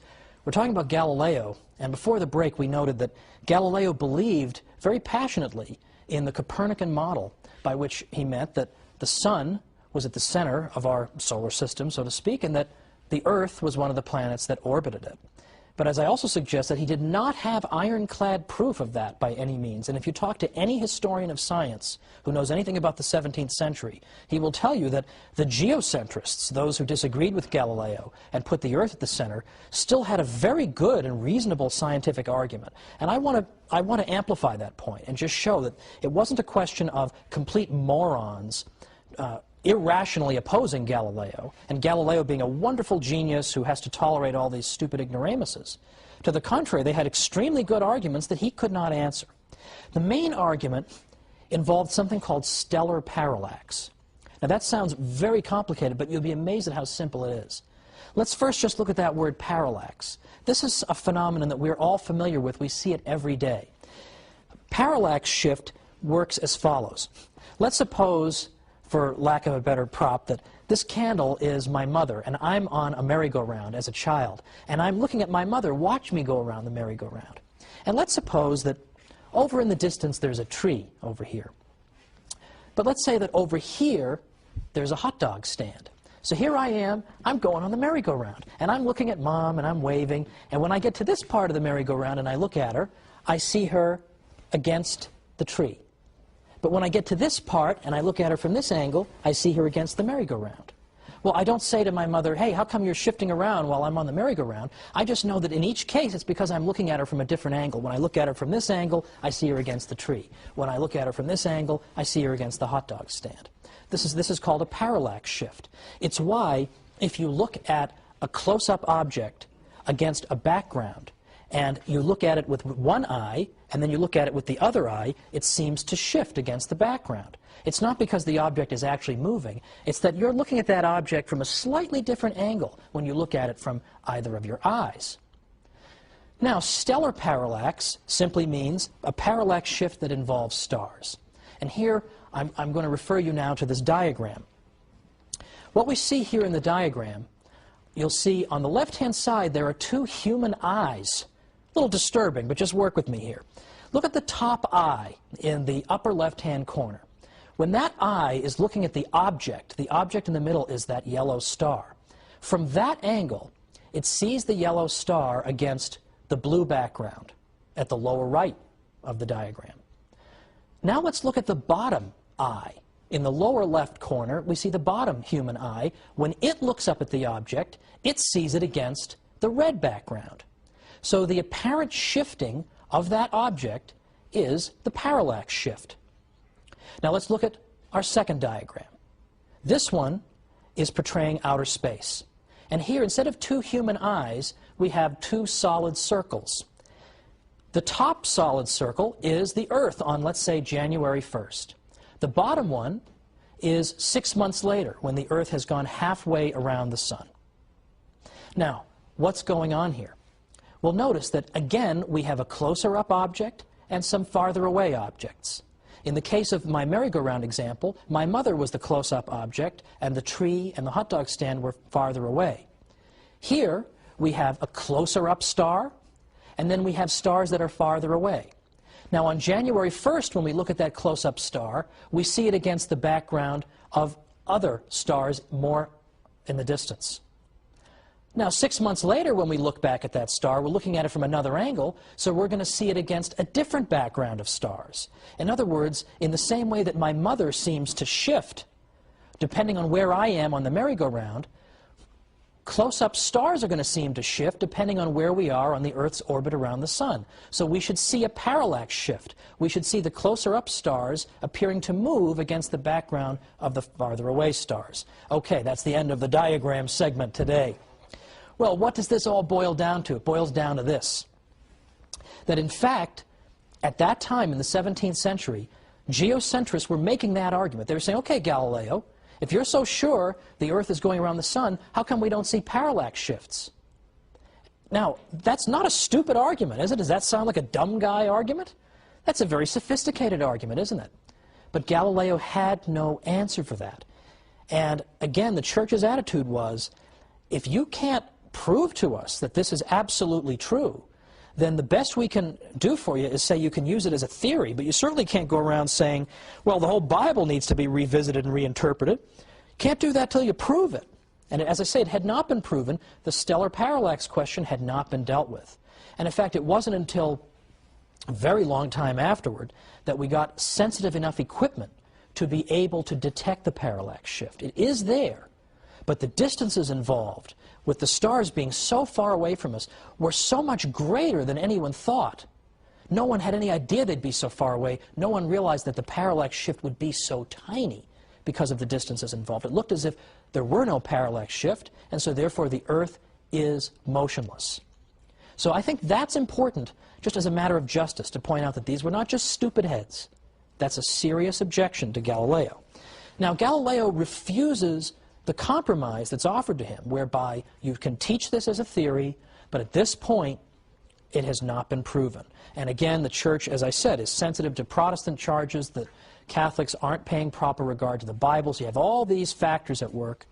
Cardinal Robert Bellarmine said, look, if there were a real proof that the sun is in the center of the universe, that the earth is in the third heaven, and that the sun does not go round the earth, but the earth round the sun, then we should have to proceed with great circumspection in explaining passages of Scripture which appear to teach the contrary, and rather admit that we did not understand them than declare an opinion to be false which is proved to be true. But he said, as for myself, I shall not believe that there are such proofs until they are shown to me. Well, that's not a crazy position to hold, it seems to me. In 1624, Galileo was again received with great enthusiasm in Rome. The Pope told him that the Church had never declared Copernicanism to be a heresy and would never do so. And the Pope decided to hang on to this idea that Galileo could continue to teach what he wanted to teach as long as it was in the realm of theory, until such time, if ever, it should become established firmly as fact. Well, Galileo broke the rules. In 1632, he wrote his Dialogue on the Great World Systems. And in this work, he does not, in fact, stick to the idea that the sun being at the center is a mere theory. He suggests that it's a fact.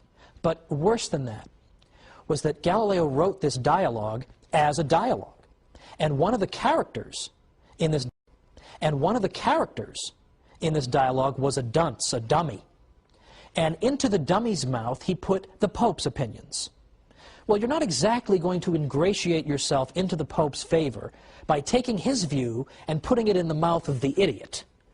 But this was sort of typical of Galileo, who had a very, very, well, some might say, aggressive kind of way about him. He had a very irascible nature.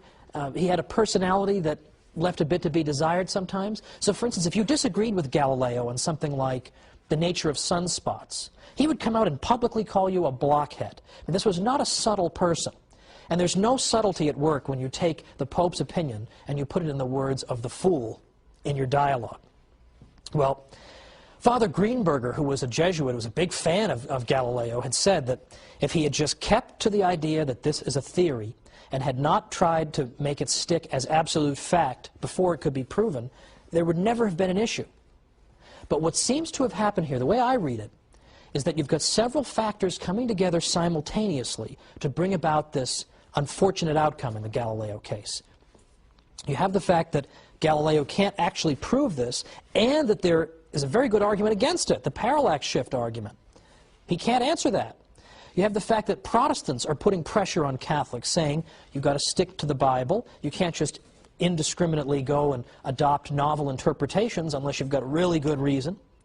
And then you have this clash of personalities between Galileo and the Pope. And that's a big problem as well. It's the way human nature is. Because as we've seen, this Pope, Urban VIII, had previously praised Galileo, had had no problem with Galileo publishing the Copernican theory, and even assured him that the Church would never condemn this theory. So it can't just be that the Church refuses to allow evidence or refuses to allow science. This was all allowed. The Galileo tragedy occurred because of the convergence of all these factors. Now, that doesn't excuse what happened. Galileo was, in 1633, told that he could not publish in this area at all. Does not excuse that. But on the other hand, it helps us to understand it a little bit better, and that's important too. Now, a good many scholars have begun to argue that people at the time, at least some of them, understood that the sentence against Galileo was intended in large part personally against him. Because, for example, Father Boscovich, whom we talked about last time, the father of atomic theory, openly used the idea of a moving earth in his work, and he never got in trouble, was never hauled before any church tribunal. So, as I say, a great many people have said that it was aimed personally at Galileo. Now, having said all this, as I say, my purpose here is not to say that there was no wrong done or that this episode is something to celebrate. But at the same time, I think we can understand that what actually happened here was the fruit not of any mythical Catholic hostility to science, but merely the unfortunate convergence of a variety of factors occurring at the same time. Because what we've seen in these past few episodes is that the Church's achievements when it comes to science are legion and are substantial, and that we've seen that more and more professionals who actually do this for a living, who study the history of science for a living, are saying that Galileo case or no Galileo case, the Church helped to make the scientific revolution possible. And it helped make it possible not simply because a great many Catholic priests engaged in important scientific discoveries, or wrote important scientific works, or composed great scientific encyclopedias, all of which the Jesuits did. It's not simply that. It's that the Church provided the framework in which science was possible. It made us believe that the universe could be understood by our minds and encouraged us to engage in this type of undertaking. And finally, even beyond that, the Church encouraged, yes, believe it or not, the free interchange of ideas. It encouraged a culture of debate and discussion. That was the culture that was fostered in the university system of the Middle Ages. And that's what we're going to look at next time. In the universities, we see the Western tradition of rigorous, rational debate, back and forth to discover the truth, taking root. And who was the great patron of that university system? The Catholic Church. So, I look forward once again to being with you and talking once again about another unfortunately unheralded aspect of our Western civilization, the Church's fostering of the university system, which gives us our great civilization. Thank you.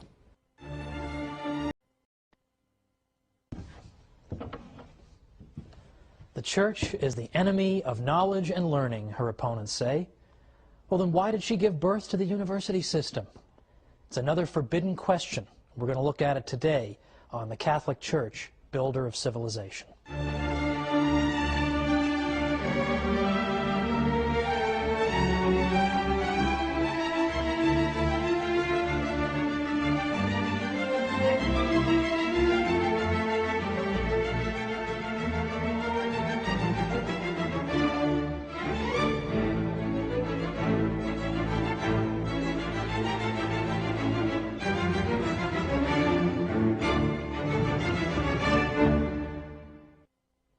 Welcome to the Catholic Church, builder of civilization. I'm Thomas Woods. This week we're going to be talking about the development of the university system and the spread of learning throughout Western Europe, which are developments that are typically thought to have taken place rather in spite of the Catholic Church instead of because of it. But as usual, we're here to overturn the conventional wisdom. Now, for a long time, it was said that a dark age descended upon Europe with the rise of the Catholic Church to prominence following the decline of the Roman Empire.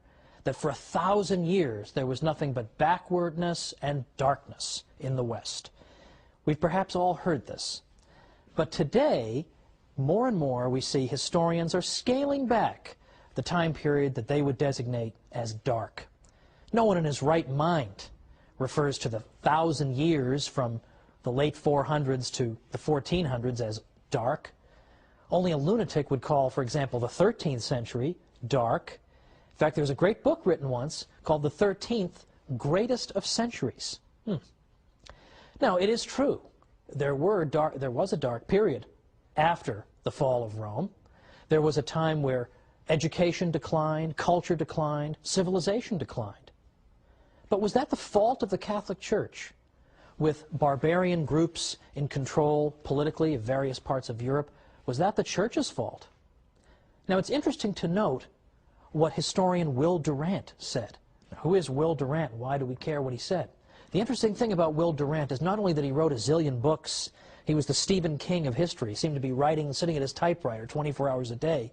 What's significant about Durant is that he was an agnostic.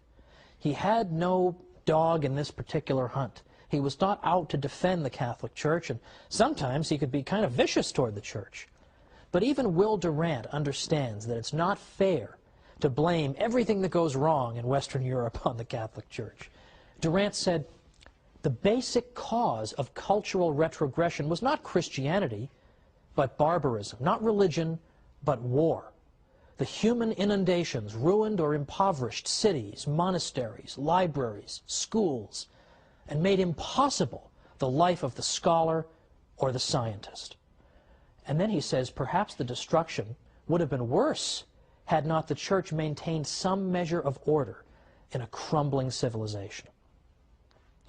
Well, even in the midst of the crumbling, the Church did everything she could. And on another episode, we will look at the role of the monks. The monks did so many things, we should have 100 episodes on them. We'll have one. But that's for another time. For now, let's note that in the 8th century and the 9th century, Catholics are going out of their way, Catholic bishops, to build schools. Charlemagne, the great emperor of the West, ordered the various cathedrals to open schools, as I mentioned in a previous episode. After Charlemagne, 9th century bishops and local church councils called for the opening of schools. This was the great age of the copying of Latin manuscripts from the ancient world. Kenneth Clark is the author of the great classic book called Civilization, and he says this. He said, people don't always realize that only 3 or 4 antique manuscripts of the Latin authors are still in existence.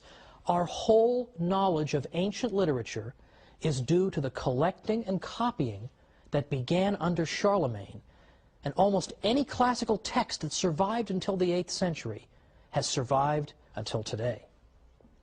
Well, there's something to credit the Church with, don't you think? In fact, the 8th and 9th centuries saw the beginnings that were unfortunately snuffed out, of a kind of cultural revival that was known as the Carolingian Renaissance. And here we saw the attempt to bring back learning and culture.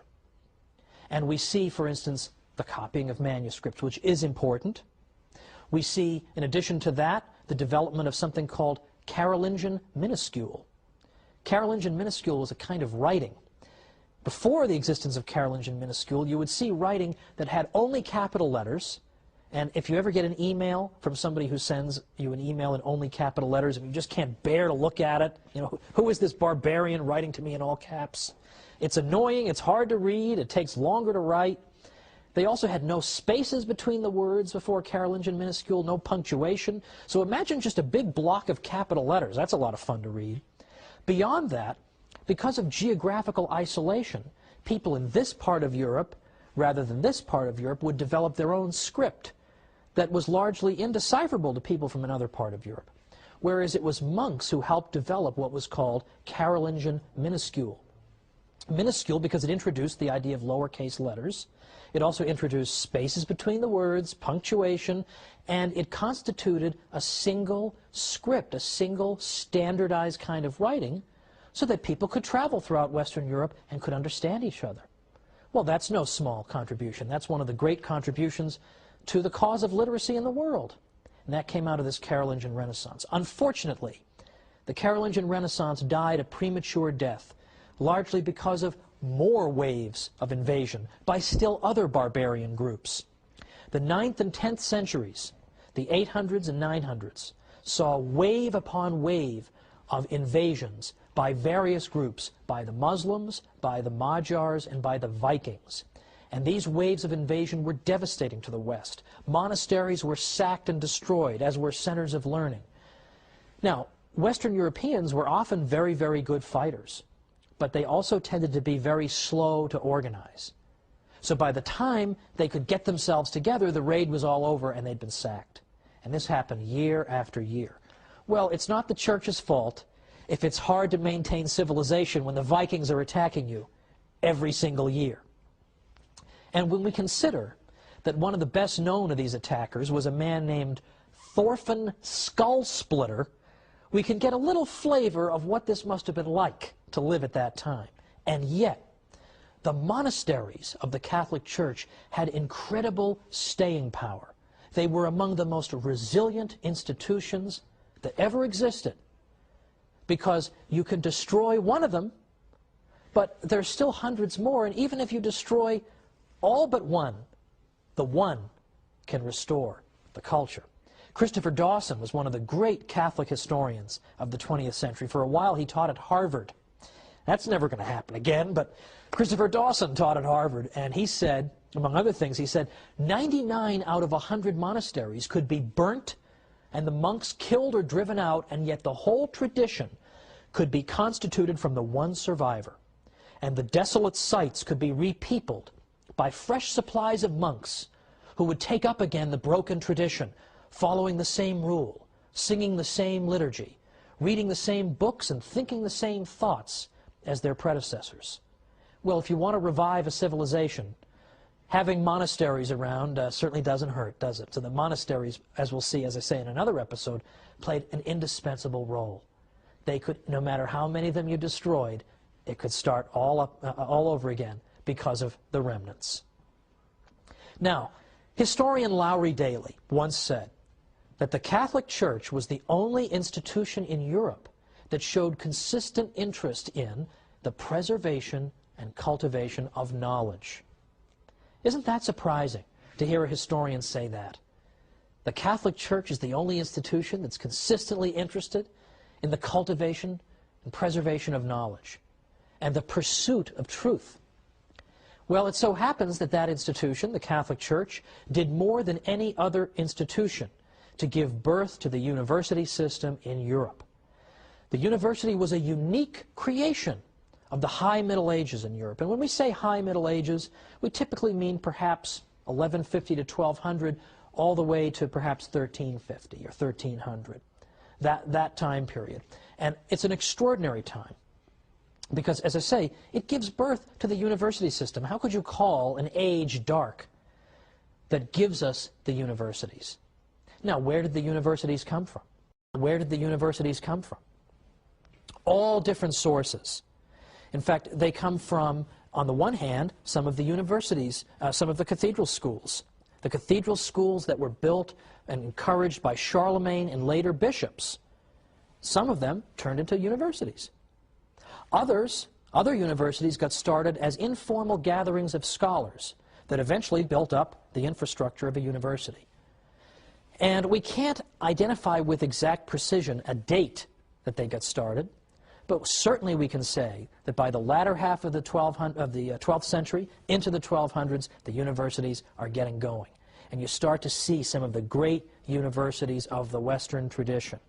You see the birth of Oxford and Cambridge and Paris and Bologna and the medical school at Salerno. These places are 800 years old and older in some cases. This is an extraordinary advance. And what institution made it possible? Not simply the Catholic Church, but specifically the papacy. Henri Daniel Rops was a French historian in the 20th century who said, thanks to the repeated intervention of the papacy, higher education was enabled to extend its boundaries. The Church, in fact, was the matrix that produced the university, the nest whence it took flight. The popes, for example, chartered more universities than anybody else in Europe. But they did more than that. They didn't just establish universities. They fostered and protected them.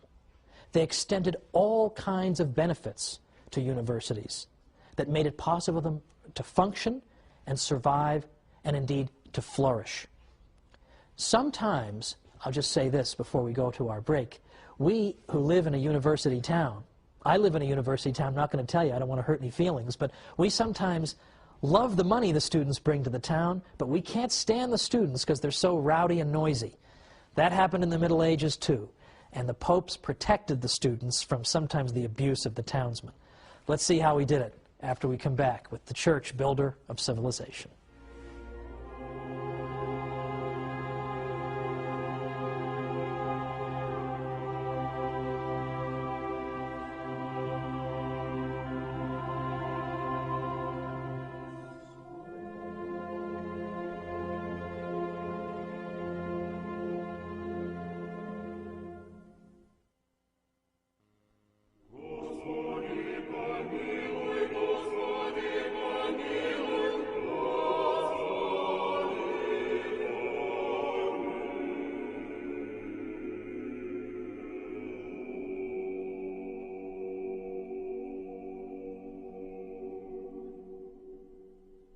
Welcome back to the Catholic Church, builder of civilization. I'm Thomas Woods.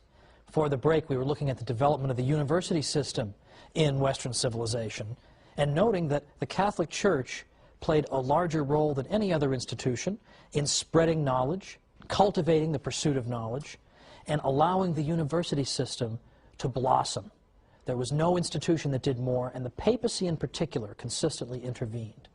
Now, right away, as early as the 1200s, as the universities are forming, we already see the characteristics of modern universities. They were not absolutely identical to our modern universities, but we see important similarities. For instance, that we had the same distinction between graduate and undergraduate education that we have now. We had the idea that you go and you pursue a fixed course of study, upon the completion of which you receive a degree. All these things were features of the medieval university. Now, in the ancient world, they had schools, of course, they had academies, but they didn't have quite these features that I've described. And typically, if you belonged to an ancient academy, it meant that you belonged to the school of thought that dominated that academy. Whereas in the medieval university, there was no reigning school of thought. Instead, you had vigorous debate back and forth on a variety of subjects. But just before we went to the break, I specifically pointed to the role of the popes. How did the popes help to foster the universities, apart from chartering more universities than anybody? The popes also extended the benefit of clergy to students. Benefit of clergy is a privilege that was extended typically, of course, to clergymen, which said that if you were to harm a clergyman, it would be considered an especially heinous offense. Also, benefit of clergy meant that if you were a clergyman, you could have your case heard in a church court rather than a local secular court. Well, this benefit was extended to the students at universities because, as I suggested at the break, sometimes the local townspeople didn't really like the students, just the way they are today. A lot of people today look at the university students and they say, I like the fact that they've brought mom and dad's money to my town and they're ready to spend it on all kinds of ridiculous nonsense. However, I don't like the fact that they keep knocking over my mailbox. I mean, why would you get pleasure out of knocking over my mailbox? This sort of thing.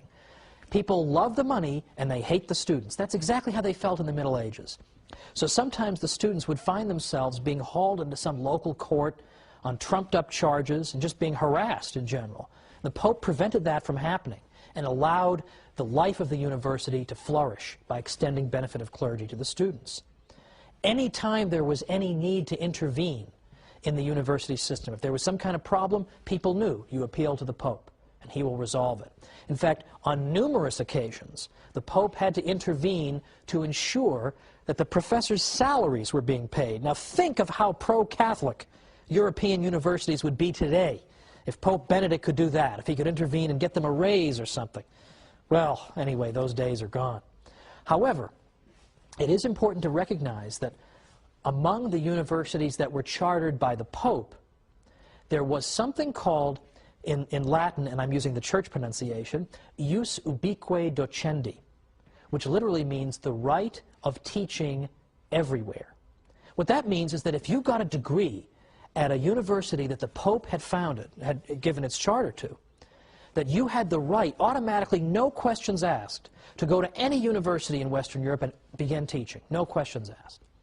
So that begins to foster the idea of an international scholarly community, because somebody coming from this university can just go and teach over at this one. and we begin to get fruitful intellectual exchange. Now, some people, I'm sure, have a sort of caricatured view of what intellectual life must have been like in a medieval university because, for instance, it's sometimes said that, oh, of course we had universities, but the professors had to toe the line, right? They had to say whatever the bishop wanted them to say, or the pope, or they were always hemmed in and they couldn't just say what they wanted to say. That is so false that it would take forever to refute it. To the contrary, as any impartial historian of the universities will tell you, to the contrary, the intellectual life of these universities was very vigorous and robust. There was hardly any question that was not rigorously debated at the medieval university. Now, it's true, there were broad theological limits within which this debate took place, but within those limits, it was open season for various questions being debated. I mean, arguably, there was more rigorous debate in medieval universities than there are when we see in universities today. I mean, in universities today, we all know you have to walk on eggshells, you're not allowed to say certain things, or you're not allowed to defend certain types of people or defend the Catholic Church. We all know that. You didn't have that in the medieval university. You had rigorous, vigorous debate going on back and forth. In fact, what you would see in the afternoons after the professors would give their morning lectures was that a professor would get up before the entire assembled university community, and he would do something called determine a question. That is to say, some controversial question would be debated by skilled debaters on both sides of that matter. And they would both make the strongest cases they could for their own positions. And then it would be up to the professor to step forward and synthesize everything that had just been heard and put it all together and resolve it, come to a solution on the basis of this rigorous debate. That was called determining a question, and that took place in the afternoons. Now, I would like to see a modern university try something like that, but you won't see it because the professors are all tenured and they want to just sit in their offices and type entries on their blogs, so they're not going to want to do that. But that was what the university system was like, and if you wanted to get a degree in a medieval university, you had to do that too. You as a student had to stand up there in front of the whole university community and determine a question. That's hard. That's difficult. Now consider also that we can see the debating nature of our Western civilization. We can see it evident in the writings of this time, the writings of the early centuries of the university. Take, for example, the great St. Thomas Aquinas, who is admired by all civilized people everywhere, in effect. Who is admired by all civilized people everywhere, in effect. Look at St. Thomas. Look at the way he debated with people. First of all, if you look at his Summa Theologiae, or Summa Theologica, you see that it's arranged according to questions and answers. Thousands of questions he raises. Incidentally, I used to put on my quizzes, yes, I'm admitting on camera that I gave multiple choice quizzes at the college level. I did that just to make sure they read their books, which they didn't, but I gave them the quizzes all the same. And one of the wrong answers I gave was, the church told people not to ask questions. Now, if you were even slightly listening to anything I was saying, there's no way you'd circle that answer. You wouldn't believe how many of them would circle it. I could have spent the whole semester standing up there saying the church fostered a culture in which questions were routinely asked. Wouldn't have made any difference. They've already been told the church hates knowledge. And so they all circled the wrong answer. Well, in any event, St. Thomas Aquinas asked question after question after question. And if you notice the style of his writing, you notice the organization of it. He and other scholastics debated things in this way. They would take some question, and then they would consider all the possible objections to their own position and list them out. And then they would explain their own position. And then they'd go back and they'd answer the objections. And he did this for question after question after question. It's an extraordinary achievement. It's fascinating reading. And what's great about it is that St. Thomas was generous toward his opponents. St. Thomas wouldn't just make up some ridiculous argument, attribute it to his opponents, and then say, aha, I triumphantly answer this person. No, he would present his opponent's arguments as persuasively as he could. At least try to make it a little interesting, right? He would portray it as accurately as possible and as persuasively as possible. In fact, in some cases, St. Thomas would even think up arguments that his own opponents hadn't even thought of. And he would say, well, wait a minute, you guys also have this argument and this one. I'll give you those, and then he'd answer those. I mean, that is an honest debater. That's what Western intellectual life was like, and you see it in St. Thomas. It's organized in effect, the format of a debate, an ongoing debate with antagonists. That is an extraordinary achievement. That is what our Western civilization is about. It's not just uniformity, it's debate and discussion. Now, one of the great historians of science in our day is a man named Edward Grant.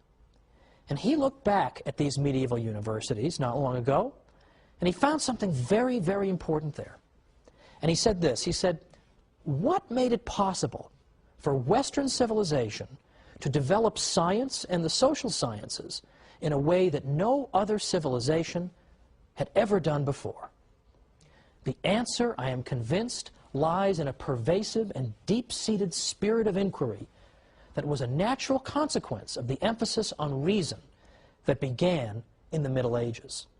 With the exception of revealed truths, reason was enthroned in medieval universities as the ultimate arbiter for most intellectual arguments and controversies.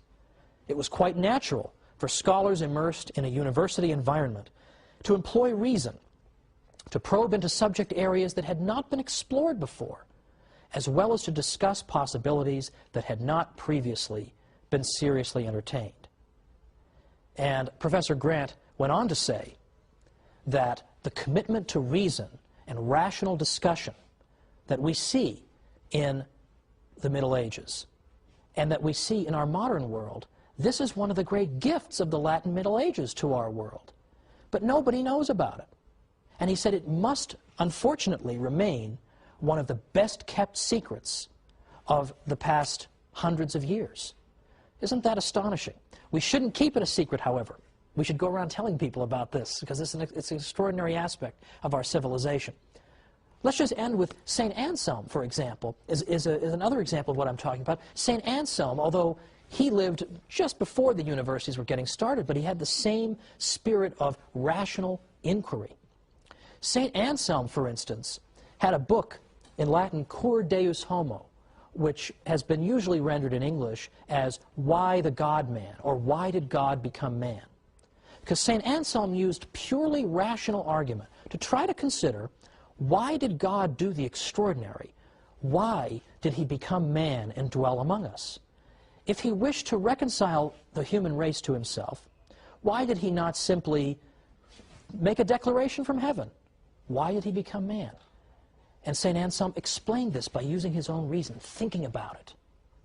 But what St. Anselm is known for the most, perhaps, among philosophers, is that he asked another rational question: does God exist?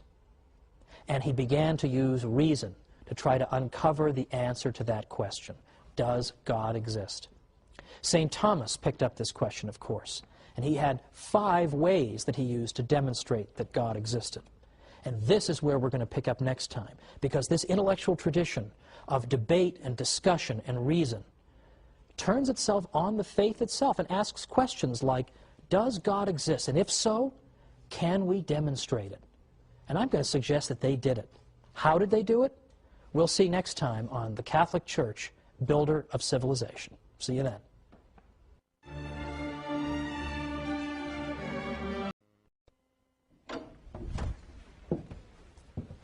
Scholars in the Middle Ages were committed to the use of logical argument in the pursuit of truth.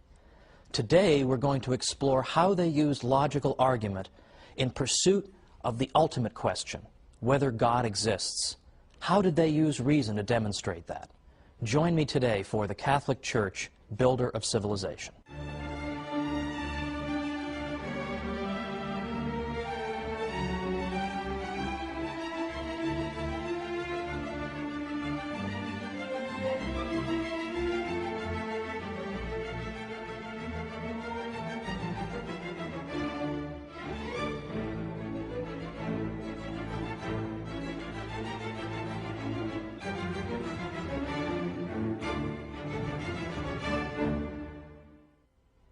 Welcome to the Catholic Church, Builder of Civilization. I'm Thomas Woods.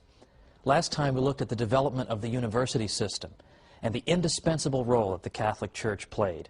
We saw how the popes played a critical role in protecting the students and fostering university life, and even making possible an international scholarly community. Now, these days, unfortunately, the Church is rarely, if ever, given credit for these things, but I assure you, everything I'm telling you is based on sources that are easily consulted. Pick up a history of the university, and you'll read this for yourself. Today, I want to pursue this avenue of inquiry even further. I want to introduce some important personalities and look at things they did and said, and the questions they pursued. And in particular, I want to take two famous people in church history and look at how they answered the critical question, can we prove the existence of God? And if so, how? Now that's very unfashionable today, because today, as I said at the beginning, we're being bombarded by arguments by, frankly, militant atheists who claim that it's irrational to believe in God, that of course a critical, scientific-minded thinker could never believe in God. Well, I hope to convince you otherwise today. Well, first, let's begin with a few personalities. It is worth noting that in the Middle Ages, there was a commitment to logical argument and a belief that logic and reason could lead you to the truth. In fact, Pope John the 21st wrote a book on logic, and his textbook was used for centuries afterward and went through 166 printings. Very, very few books go through that many printings. And here is a pope, a future pope, writing a book of that nature. Now, more specifically, a fellow named Peter Abelard was a scholar who died around 1142. He was controversial in his day, but he paved the way for scholars who came after him. Abelard was known particularly for a book he wrote, in Latin is known as sic et non. Literally means yes and no.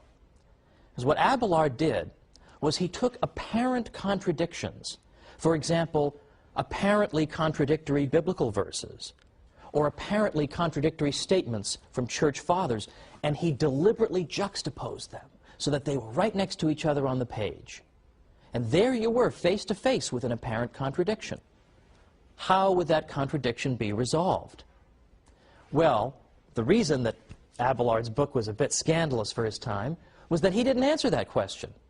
He left the apparent contradictions just hanging there. And the reason he did this is he said, I'm a teacher for a living, and I'm not going to do my students' work for them.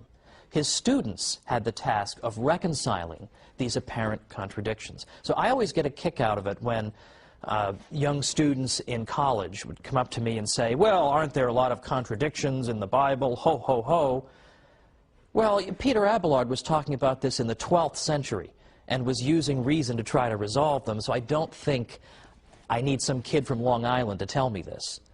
But Peter Abelard's point was that when you have two sources, both of which are authoritative, biblical verses, for example, church fathers, but they seem to be saying different things, how can you resolve this matter? You can't resolve it by an appeal to authority, because here you have two authorities that are saying different things. So how do we resolve it? Through the use of reason. Because Peter Abelard was convinced that truth could not contradict itself, that these contradictions must be only apparent contradictions, and that once we get beneath the surface, we'll find that in fact the statements can be perfectly well reconciled. For instance, perhaps the two speakers, or the two verses, are speaking about the same issue under different aspects. Or perhaps one of the quotations is taken out of context. Whatever the explanation, Peter Abelard was certain that there was one. So here was a scholar who was absolutely prepared to take apparent intellectual difficulties in the faith and arbitrate them at the bar of human reason. Now that is pretty much exactly the opposite impression that I think people have about the Catholic Church, is it not? Then we have a fellow named Peter Lombard. He lived from about 1100 to 1160, who wrote a work of theology called the Sentences that became the most studied theological text, apart from the Bible, for the next several centuries. Now, Lombard, in his book, used authority to explain various aspects of the faith, but he did not hesitate also to appeal to human reason in order better to understand and explore the mysteries of our faith. Again, more or less the opposite of what we're told, isn't it? This, in a nutshell, is what we call scholasticism. In some ways, it's hard to define scholasticism in a way that every single scholastic would qualify as one. But I think it's safe to say that scholasticism initially began as a term simply to refer to professors who taught in universities. Now, right away, that would exclude St. Anselm, because he didn't teach in a university, but he was a scholastic, so it doesn't always work. But beyond that, the scholastics typically were interested in the use of reason in order to understand better and to defend the Catholic faith. They believed that there was no contradiction between reason and faith, and that if there appeared to be one, then we had simply misused our reason, we had not correctly argued the matter, or we simply understood some aspect of the faith. But the two could not contradict each other. They were two wings, in effect, that would soar toward the truth. I believe that's how Pope John Paul II put it in his encyclical Fides et Ratio in the late 1990s. That's exactly what St. Thomas Aquinas believed. So the scholastics are committed to this project of the use of reason in the pursuit of truth and in entertaining opposing views. Typically, particularly after the 13th century, a scholastic didn't just get up there, give his position, and sit down. He always anticipated what the other side would say. And as I said, St. Thomas Aquinas was so generous to his opponents that he would not only explain their position very persuasively, but he would sometimes think of arguments that his own opponents hadn't even thought of, and he would come up with those arguments and say, here, you can have these arguments, but I'm going to answer those too. That's typical of scholasticism. Well, let's look at a well-known early scholastic, a figure we've looked at briefly already, St. Anselm. He's a very early scholastic. He dies around 1109. St. Anselm was interested in this question: does God exist, and can we prove that God exists? Now, it's true, over the course of his career, St. Anselm asked and answered a great many questions. But this one, perhaps more than any other, established him as a philosopher, because even if people didn't accept his argument, from then on, people at least had to reckon with it, one way or the other. You had to at least show why you didn't agree with him. St. Anselm, in effect, argued as follows. It's just a very few steps that he took to try to prove through reason alone that God exists. And his first claim is as follows, that regardless of whether you agree with me that God exists, we can certainly agree on a definition of God. God is the greatest conceivable being. God is that than which nothing greater can be conceived. That was how he put it. So there's our first statement. God's the greatest conceivable being. Our second statement is the greatest conceivable being has to be absolutely perfect, has to be perfect in every way, has to possess every possible perfection. I don't think that's particularly controversial. That follows from the first statement. Now, the third statement goes like this. It's more perfect if you exist both in reality and in the mind than if you exist only in the mind. Now, that might sound a little tricky, so I'll give you a good example. Suppose you're thinking in your mind about a hot fudge sundae, but it doesn't exist in reality. There is no hot fudge sundae in the room. It's only in your mind. I think we would all agree that that hot fudge sundae is not as perfect as a hot fudge sundae that is both in your mind and right on the table in front of you. It has a perfection by existing in the world that the imaginary sundae does not have. Well, what does this have to do with God? Well, what St. Anselm is saying is, suppose God exists only in our minds. He's just a figment of our imagination, like the non-existent hot fudge sundae. Well, then that being is not as perfect as a being who existed both in our minds and also in reality. Now, his next step, in effect, is, therefore God exists. Now, it might seem like he's maybe skipping a few steps here. How does he get there? Well, his point is, if we've said that God's the greatest conceivable being, he has every possible perfection, and one perfection is to exist in reality, the greatest conceivable being would have to have that perfection. He would have to exist in reality. or he wouldn't be the greatest conceivable being if he were only in your mind. But we already agreed that he is. Therefore, God exists. Now, in effect, what St. Anselm is saying is that the existence of God is implied in the very definition of God. Once we unpack that definition, what do we find? We find that his existence is immediately implied. In the same way that if we really understand what the number 9 is, then what follows from the definition of 9 is that its square root has to be 3. Once we've fully understood the concept of 9, we understand its square root is 3. Well, likewise, once we fully understand the definition of God, we then see that part of his nature is to exist. He has to exist. Now, if you're thinking to yourself, well, I'm not so sure that one works, that seems a little bit slippery, I will point out that most philosophers have in fact rejected St. Anselm's proof. In fact, St. Thomas Aquinas rejected St. Anselm's proof, as a matter of fact. But there's always been, in the Western philosophical tradition, a minority tradition that has accepted Anselm's proof. And, in fact, very recently, a dear friend of mine, Bill Mara, who died in 1998, he taught philosophy at Fordham for decades. And he absolutely believed that Anselm's proof works. But whether you believe it or not, for our purposes, is not so important. What I simply want to show you is that Anselm and other Catholics were committed to the pursuit of truth through human reason. There is nothing scriptural in that argument from St. Anselm. He wanted to show that the human mind could solve this problem.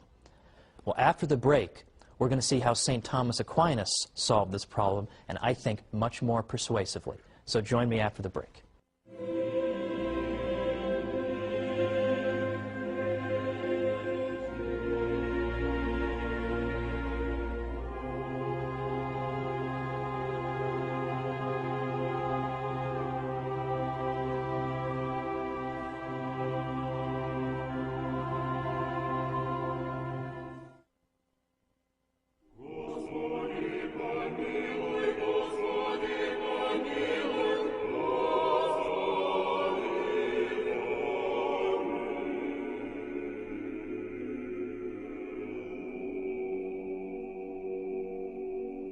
Welcome back to the Catholic Church, builder of civilization. I'm Thomas Woods. Before the break, we just finished looking at St. Anselm's proof for the existence of God. And if you want to impress your friends, you can refer to it as the ontological proof for the existence of God, and you can sound like a highfalutin philosopher. Not that you would want to, but you can do that. Now, as I said, St. Anselm's proof was rejected by a great many philosophers. Now I'd like to consider one that was offered by St. Thomas Aquinas. But let's first begin with a little bit of background on St. Thomas and his views. Now, St. Thomas lived in the 13th century from about 1225 to 1274. So when you consider how young a man he was when he died, his corpus of work becomes all the more impressive. How could you possibly have done this? How could you have possibly done it? It calls to mind the statement by St. Isidore of Seville, who once said that anyone who tells you that he's read everything Augustine has written must be a liar. Well, in a way, you almost feel that way about St. Thomas, anyone who's read it all and really, truly absorbed everything.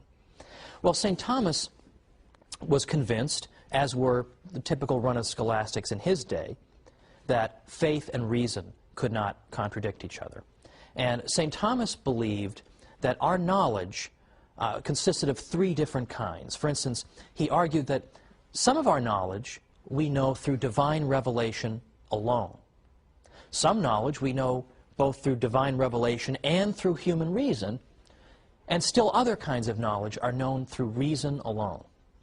So, for example, one piece of information that we know through divine revelation alone would be that God is a Trinity, that he's one God in 3 divine persons. Now, St. Thomas Aquinas said that this is something we have to know through divine revelation because human reason could never arrive at this conclusion. This is an astonishing mystery. We could never arrive at this conclusion. Now, if I may digress for a moment, I'll point out that some thinkers have tried to claim that human reason can also prove the Trinity. The argument is that if we know that God is love, and we're going to make that something other than just a bumper sticker slogan, God is love, we're really going to take it seriously, then God has to have a 3-fold nature. Because if he is love, that means we have to have within God the two who love, because love exists between two parties, and then love is fruitful. So there has to be a third party, in effect. There has to be the fruits of that love. That's why some theologians have sometimes pointed to the family, the human family of husband, wife, and child, as in fact imaging the Trinity, as a mirror into the divine economy. Economy, of course, in its Greek root, meaning household. Because, in effect, the husband and wife love each other, and the fruit of that love is their child. Well, that's neither here nor there, because the consensus is that the Trinity is not something that we can arrive at through strict proof. So that would fall under St. Thomas's first category. The second category, things we can know through divine revelation and through reason, would include, for example, some aspects of the moral law. I suppose reflecting on the subject of murder, just simply reflecting on it honestly, using your mind, you can probably arrive at the conclusion that murder is something people ought not to do. That even if God had never said anything about murder, you could probably draw that as a safe conclusion. Now, God has, of course, told us that we may not commit murder. And St. Thomas answered the question that you might ask, why would God tell us something that we could just figure out on our own using human reason? And one of St. Thomas's, I think, pretty good arguments in response to that is, the reason he does it is to make our lives a little easier. Because not everybody is a philosopher or has time to sit around 24 hours a day trying to deduce everything in the world through human reason. So God helps us. He tells us things that, yes, we could figure out on our own, but, well, some of us are too busy or blockheaded to do so, basically. The third area of knowledge is knowledge that is known through reason alone. And an example of that would be what causes rainbows. There's nothing in sacred scripture that explains to us what causes rainbows, and there's nothing in sacred tradition that explains it either. That we understand through the rigorous pursuit of reason. Well, now, getting back to St. Thomas, he poses the question whether God exists. Now, as I said, St. Thomas always anticipates his opponent's arguments, and he anticipates all of them. He even comes up with arguments they haven't thought of. So it's very revealing that when St. Thomas is trying to think of all the arguments against the existence of God, how many does he come up with? Only two. One of them is the existence of evil, and the other one is that the universe seems to run itself. It's like we don't need a God. It would be superfluous to posit the existence of a God. And in some ways, these are very much the same arguments that are still with us today. Well, here's one of St. Thomas's proofs, and I'm sort of adapting it for modern use. But let's begin as follows. Let's suppose you're in the deli, in the supermarket. You want to go up to the deli counter and get some turkey. You go up there, though, and you find that you have to take a number before you can get to the counter and get your turkey. So just as you're about to take your number, you see another device. And this other device says, well, before you can take a number, you have to take a number to get in line to take a number. Well, this is a very disturbing, Kafka-esque deli, to be sure. So you're about to take that number, and it turns out there's another number machine. It says, whoa, whoa, whoa, not so fast. Before you take that number, you have to take a number. Before you take that number, you have to take a number. So you have to take a number to get in line to take a number, to get in line to take a number, to get to the deli counter. Well, suppose you turn your head and you see that going on infinitely down this supermarket is an infinite series of numbers you have to take. Well, are you ever going to get to the deli counter? Of course not. You'll spend the rest of your miserable, rotten life standing there trying to take numbers, but being unable to do so because there's always a preceding one you have to take. You can never even take a number because there's always one before it that you are supposed to take first. You'll never get to the deli counter, that's for sure. But suppose you're wandering around all frustrated in the supermarket, you're wandering around, and you see somebody with turkey in the shopping cart. Then you know the numbers must not go on forever, because then how did this person get the turkey? There must have been a stopping point somewhere. Or consider this.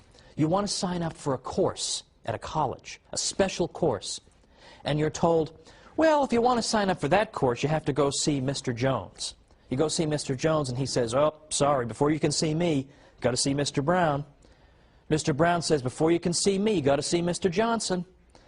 You say to yourself, what in the world? Obviously, I don't need to take this course. It's going to drive me insane. You'll obviously never get in there because there's always somebody earlier you have to get permission from before you can do it. But suppose you see somebody enrolled in that course. Then you know there must not be an infinite sequence of people you need to get permission from, because then how did this person get in there? Now, what does this have to do with the existence of God? We have a basic insight as human beings that every effect has a cause. Nothing just exists on its own. Nobody goes down to the beach and says, oh, this sandcastle must have just been randomly created by the movement of the waves, or it existed from all time, or my watch here. Nobody would look at this watch and say, oh, I bet this has just always been there before the beginning of time. No one would say that. Okay, we know that would be nonsense. Or, and I apologize to whoever it is I'm borrowing this from. I can't remember what your name is, but I like this example. Suppose I walk into my office and there's a bowling ball on my chair. Now, there are many possible ways it could have gotten there, but the one explanation I will not accept is, well, it just appeared. It had no cause. No one would accept that, right? I would be willing to consider the most ridiculous explanations before I would accept that. In fact, I'd be willing to consider the possibility that the CIA is trying to spy on me, and they've put a little chip in this bowling ball to make that possible. I would consider that before I would consider the ball just appeared. Well, now here's St. Thomas's proof. Every effect requires a cause. So consider anything existing. It requires a cause. Consider a thing Z. It requires a cause. We'll call the cause of Z Y. But the problem is, Y requires a cause too, right? Y doesn't just exist out of nowhere. Y also has to be caused. Well, what caused Y? Well, we'll say X caused Y. But then we're back to the same problem. What caused X? X isn't just self-existing. Every effect requires a cause. So what caused X? Let's see. W. Okay, I guess you can probably see where I'm going with this. W caused X.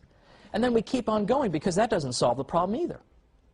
Because then what caused W? So what St. Thomas is saying is, suppose you have an infinite series of causes in which Z is caused by Y, but Y is caused by X. X is caused by W. W is caused by V. And this just goes on and on forever. If that were true, then nothing would exist. Nothing would exist because before anything could exist, it would be awaiting a cause for its existence. But that cause doesn't yet exist because it requires a cause.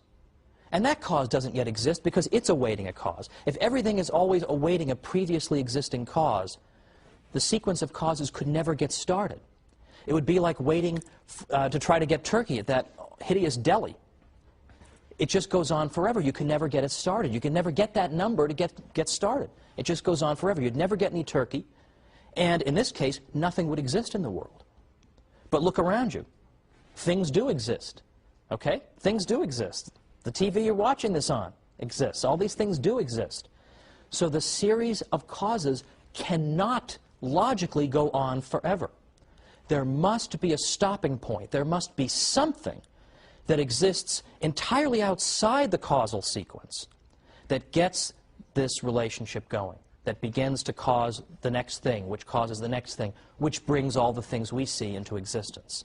And St. Thomas says, this cause must be God. Now, some people will say, well, then what caused God? Well, that actually shows a complete misunderstanding of the argument. The point is simply that it is logically necessary, it's unavoidably necessary, that something must exist outside this causal sequence in order to get it going. Now, I don't think that's a dumb guy argument, right? I find that an overwhelmingly persuasive argument. And I used to explain it to my students when I taught history in New York and I taught Western Civ. I used to do this. It's a legitimate historical point. And it makes you think. Now, you don't reason yourself, typically, into believing in God. But there are a lot of people today, I think, who think that believing in God is just stupid and irrational. Proofs like this can help to break down those barriers for people like that. This is what the universities made possible, this type of rigorous intellectual environment. Pope Innocent IV, a 13th century pope, described the universities as rivers of science which water and make fertile the soil of the universal church. Pope Alexander IV called them lanterns shining in the house of God. But it's not all scholars who built Western civilization. It was people who prayed and did scholarly work, but also did physical labor. And I'm talking now about the monks, who will be the subject of our next program. The monks are probably the most versatile people who ever lived. They prayed, they were agriculturists, they were metallurgists, they were scientists, they were physicians, they provided charity, they provided inns for people. They did more than any other group of people in any culture I've ever been familiar with, and they played an essential role in building Western civilization. So join me next time as we talk about the monks on the Catholic Church, builder of civilization. See you then.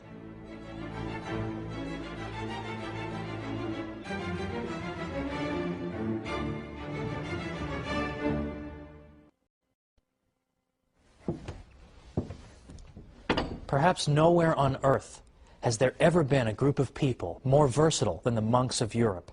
They were physicians and scholars and agriculturists and inventors. And they, perhaps more than any other group, is responsible for helping to save Western civilization.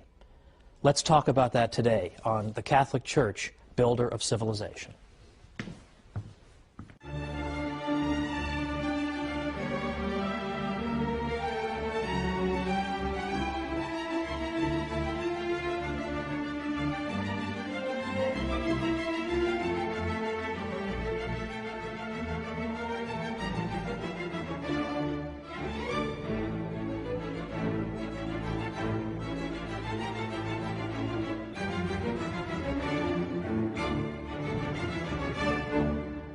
Welcome once again to the Catholic Church, builder of civilization. I'm Thomas Woods. Today it's the monks who helped to save Western civilization. Now there's a small publishing industry out there of books called How So-and-so Saved Civilization. This group saved it, and that group saved it. The monks deserve this title, ladies and gentlemen, the monks. Even the Irish, who are sometimes credited with saving civilization, did so in large part because of their monks. Who were these people, after all? They were monks. Well, I don't want to assume any prior knowledge. Who are the monks? What are they doing? And how did they save Western civilization? We already see in the 3rd century a tradition whereby women religious, we would call them, began to live together and share the same spiritual and prayer life and dedicated themselves to the care of the poor and the sick. So it's very easy to see in that the tradition of convents and the life of the nun. Also in the 3rd century we see a tradition among men to be hermits. The hermits were people who forsook everything, who pursued absolute solitude in order better to commune with God and to hear Him and to pray to Him. St. Anthony of the Desert in the mid-3rd century was a classic example of this. He lived to be over 100 years old, and he went out into the deserts of Egypt. The hermits typically lived completely alone. They would gather on Sundays to worship God, but otherwise they kept to themselves. And they tended small vegetable gardens to support themselves, or they made baskets, but otherwise theirs was a life of extreme solitude. Now, in a certain sense, this is all well and good, and the Church has never altogether repudiated the tradition of hermit life. In fact, she's had a pope who was a hermit in the 1290s, Pope Celestine V. But right away, there were critics of the hermit's life, because the hermit, who lived apart from anyone who could provide him spiritual guidance, sometimes engaged in spiritual practices that were, well, rather questionable. Some of them engaged in, shall we say, penances that were exaggerated, or some of them would go out of their way to wait until food rotted before they would eat it. And this type of thing would go on, and a good many Catholics began to argue that this is not a healthy thing. This is not what God intends. This is not what Christ is calling you to. For example, in the Christian East, St. Basil the Great repeatedly said that the life of the hermit is not the Christian one, ideally, because what we should be doing is living among our fellow human beings, ideally. That would be the best solution. The monks should live in solitude, but in a sense a kind of communal solitude, with other monks, with other people who have in effect retreated from the world. Now it's important to understand the monks are not saying that the world is evil, therefore we retreat from it, or that spaghetti and meatballs and an ice cream sundae are all evil, so therefore I want to deprive myself of them and eat more simply. To the contrary, because Catholics believe in the goodness of the created world, what the monks are saying is that the world is wonderful, it's a great thing, it's filled with a great many delights, and that's why it's such a sacrifice for us to give them up to show how much we love God. One of my friends has sometimes explained it this way: it's one thing to bring flowers for your wife. It's quite another to bring her flowers on a rainy, miserable day when she knows it was just an unbelievable ordeal for you to get those flowers and get back in the car and keep the vase from spilling over in the car. I've had plenty of experience with this, folks. This is exactly why the monks made sacrifices, to show how much they loved God. In the West, it was a man named Saint Benedict who argued that we need to have monks who live in a single place, and they live together, and they have the same spiritual regimen, and they live under the authority of an abbot. St. Benedict composed something called the Rule of St. Benedict, which was in effect an outline for how a monastery should be run. He wrote this around 529, and with the passage of time, this became the model for organizing monasteries. A monastery, of course, is where the monks live. And St. Benedict argued that the monks should live penitential lives, it's true, but not lives that are so penitential that it would disrupt their spiritual lives. We don't want that. We want them to live at the material level of about the average Italian peasant. That would be acceptable. They should get adequate sleep. They shouldn't do too much physical labor. They should be moderate in all things. Physical labor and prayer and study, and nothing out of moderation. The monasteries in Ireland were quite another story. There, the model, in effect, was working 14 hours a day, doing back-breaking labor, and then coming in and praying all the Psalms. And this, it seemed to St. Benedict, was just too much, that you couldn't live a healthy spiritual life if you were being that rigorous with your physical body. Now, it should be mentioned, by the way, that the Irish monasteries attracted people from all over. They couldn't house them all, so they must have been doing something right. But this was St. Benedict's model. It was flexible, and it seemed to understand human nature very well. And it turns out that St. Benedict and his monks played an essential role in saving Western civilization at a critical moment and building up important parts of it. And yet, I will never forget, in my days as a professor in New York, after telling my class all about the monks and all the things they had done, I actually had a student say to me, "That's very interesting. Are there any monks today?" Well, that's just depressing, right? That she didn't even know there were still monks today. And so of course I told her, not only are there monks, I've got a million friends who are monks. I realize that's perhaps somewhat unusual, but I have a great many friends who are monks. And let me tell you something, living in Manhattan as I did while I was getting my doctorate, you find that just about anything can go on in Manhattan, nobody cares. Nobody's looking at you. You can have a weird haircut, nobody cares. You could be on fire, nobody cares. But I had a friend of mine who was on his way to becoming a monk. He hadn't taken his vows yet, and he came and visited me in his habit. And we went out for nachos at a local place. And I'll tell you, people will look away at anything, but if you're having nachos with a monk, they cannot take their eyes off it, apparently. This is just a bizarre sight, even for Manhattan. So, unfortunately, the monks don't have the high profile they once did, but they deserve our respect. Because, after all, what did the monks accomplish? Well, for one thing, apart from just copying texts, which we all know they did that laboriously, but they also did a lot of physical labor. For example, they cleared and reclaimed all kinds of land in Western Europe. Because what often happened is that people wanted to donate land to the monks as a good work. That's wonderful. Look at what I'm doing for the monks. But people would typically give the monks really crummy land. They want to help them, but they don't want to help them that much. So the monks often found themselves having to deal with land nobody really wanted. And a lot of times it was swampland. In those days, I mean, obviously a swamp has no value. It's just a source of pestilence. The monks would dike and drain the swamp and make it into fertile land. And a great many experts on the history of agriculture in Western Europe have said, for example, we owe the agricultural restoration of a great part of Europe to the monks. Another one said, Wherever they came, they converted the wilderness into a cultivated country. They pursued the breeding of cattle and agriculture, labored with their own hands, drained morasses and cleared away forests. By them, Germany was rendered a fruitful country. And finally, every Benedictine monastery was an agricultural college for the whole region in which it was located. The monks introduced crops and industries and production methods that people hadn't known before. And they weren't afraid to work with their hands at a time when manual labor was looked down upon and despised. The monks were inspired to engage in physical labor because they knew, for one thing, that when you engage in hard physical labor, this can be a great form of penance and an opportunity for the mortification of the flesh. So sure, they were thrilled to work with the swamp that nobody else wanted to do.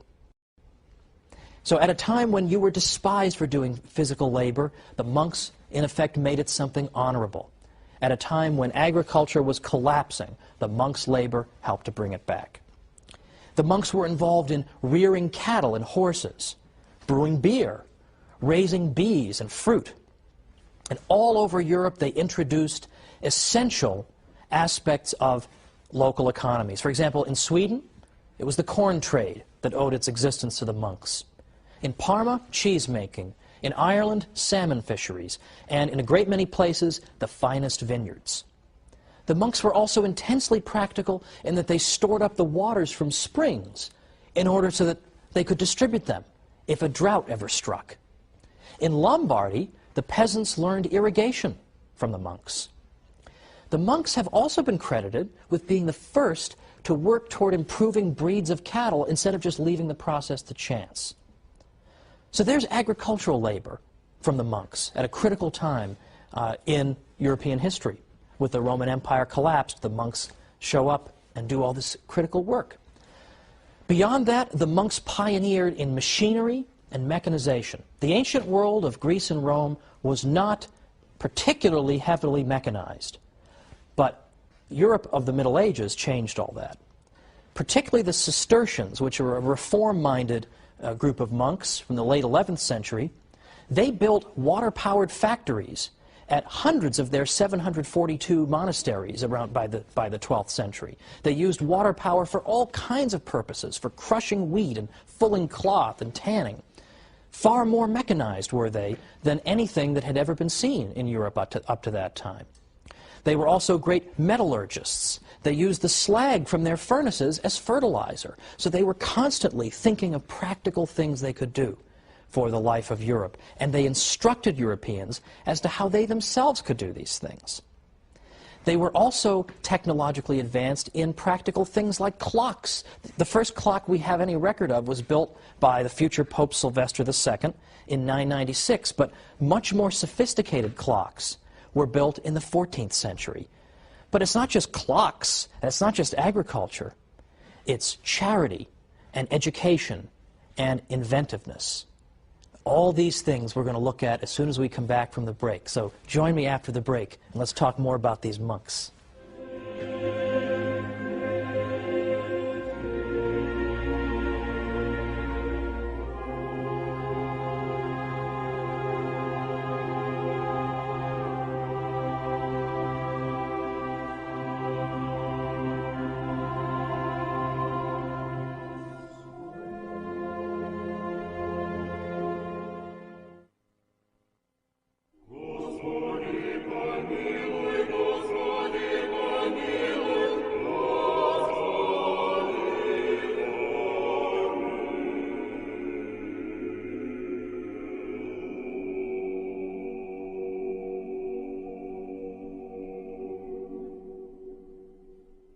Welcome back to the Catholic Church, builder of civilization.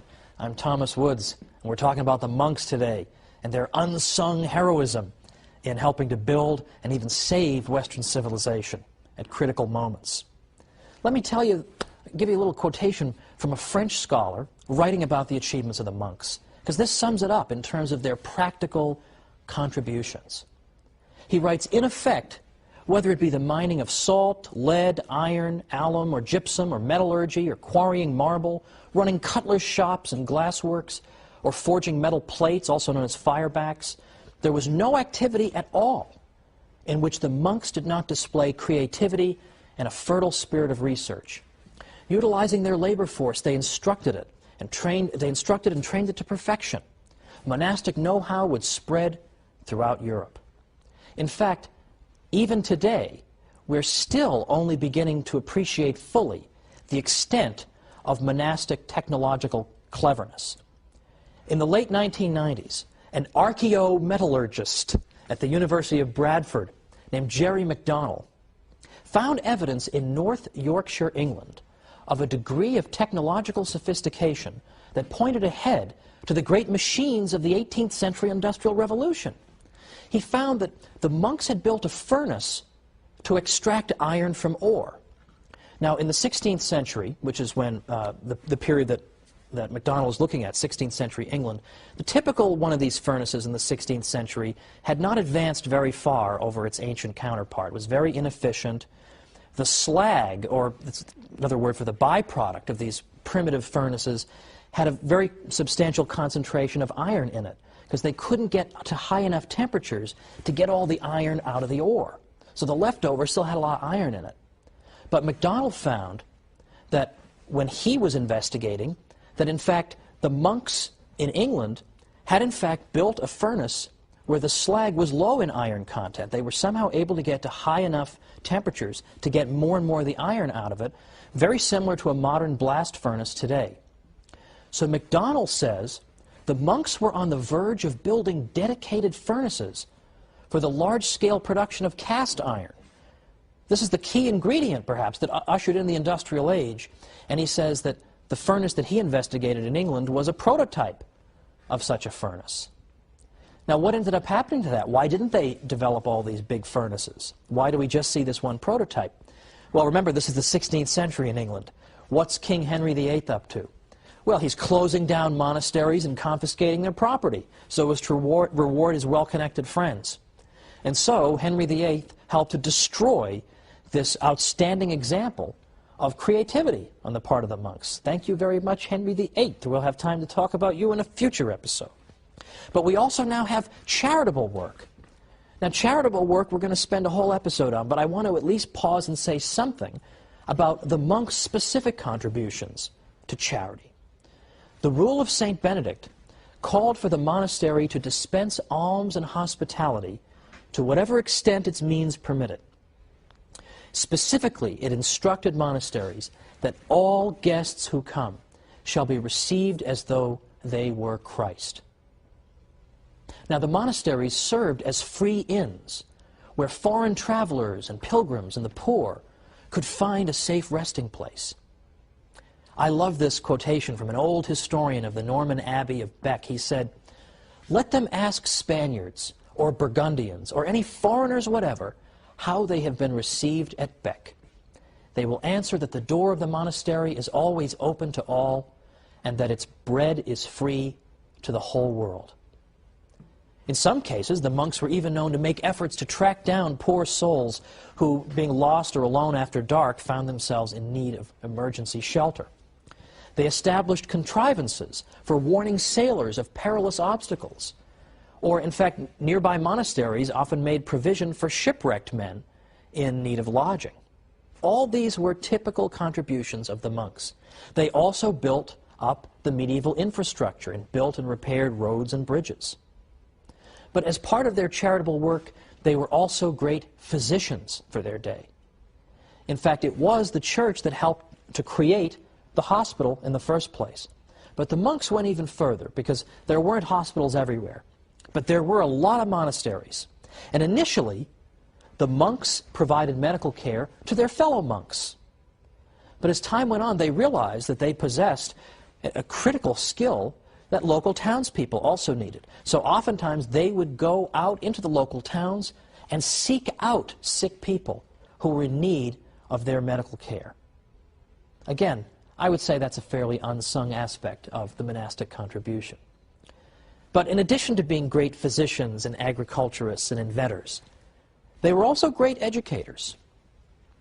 St. John Chrysostom tells us that it was already in his day, around the 4th century, it was already customary for people in Antioch to send their sons to be educated by the monks.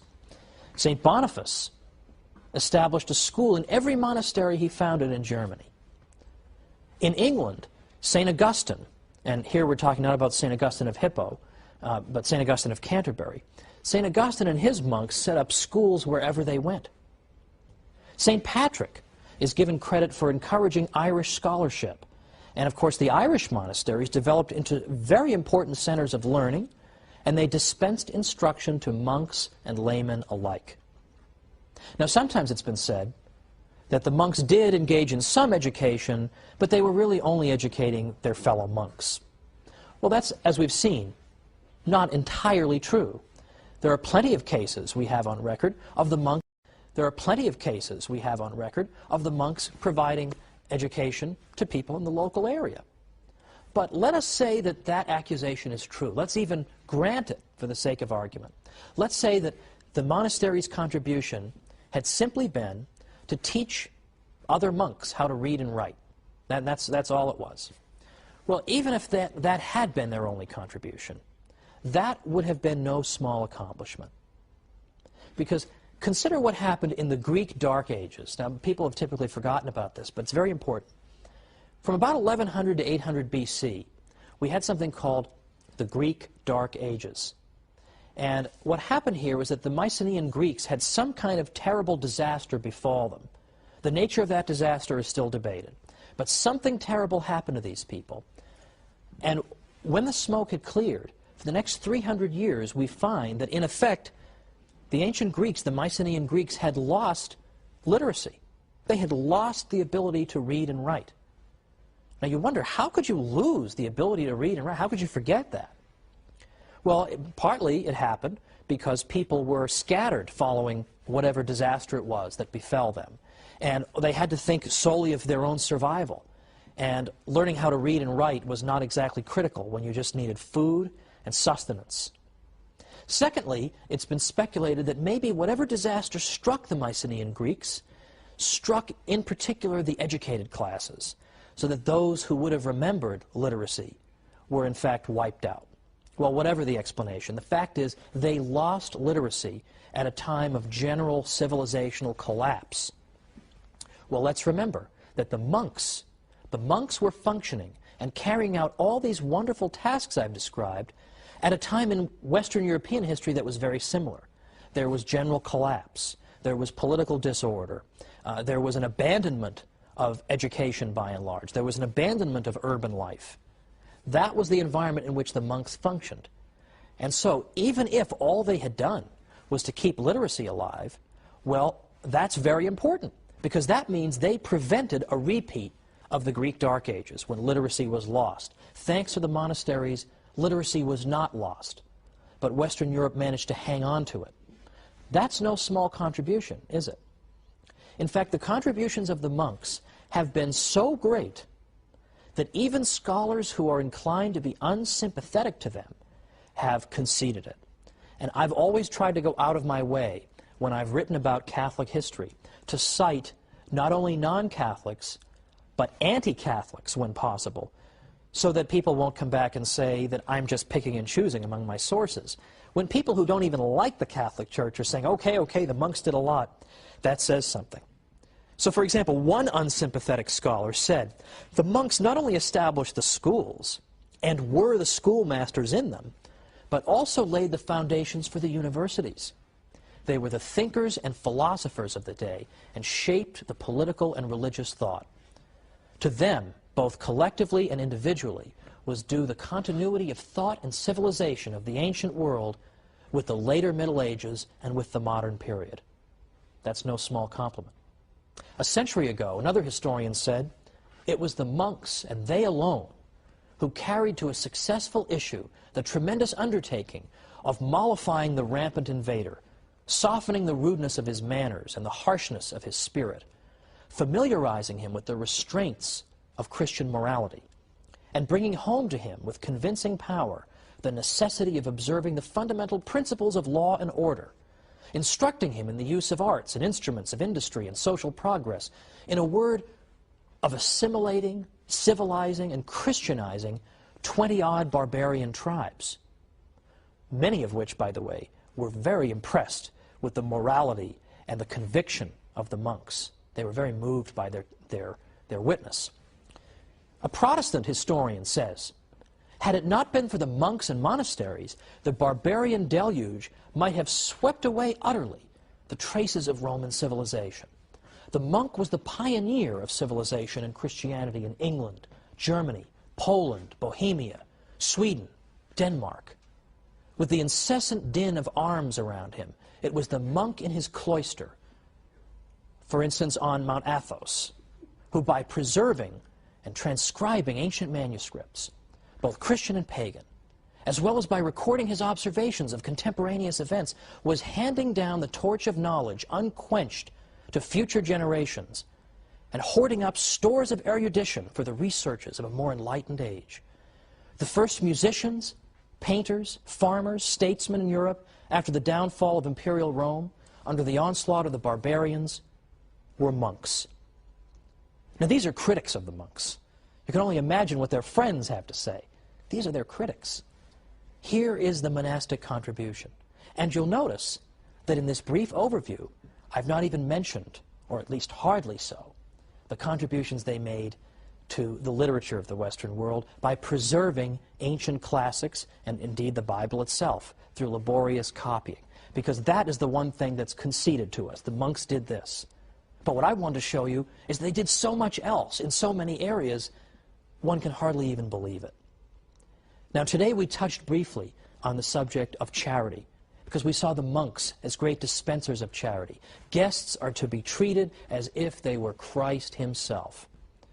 Well, that is a small part of the story of Catholic charity, which will occupy us next time. Catholic charity is one of these areas in which people will concede the Catholic Church has done wonderful things. But what I want to suggest to you is that even we Catholics don't realize just how great Catholic charity is. It's a far more extraordinary story than even we believe. So join me next time on the Catholic Church, Builder of Civilization. See you then.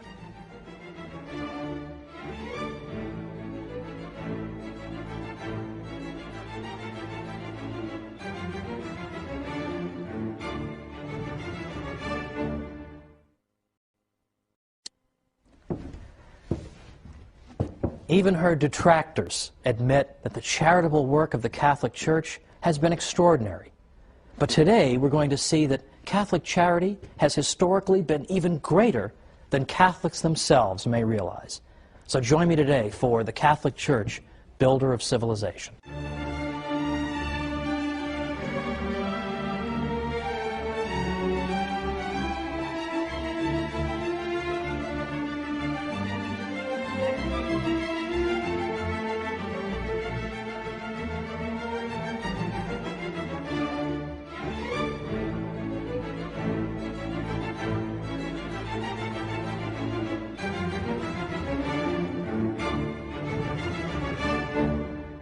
Welcome to the Catholic Church, Builder of Civilization.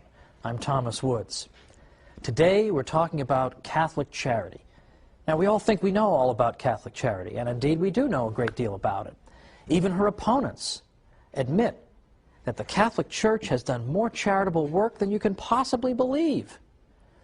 But Catholic charity is in fact even greater than people realize.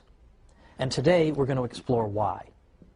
For instance, it's the quality of the charity as well as the quantity.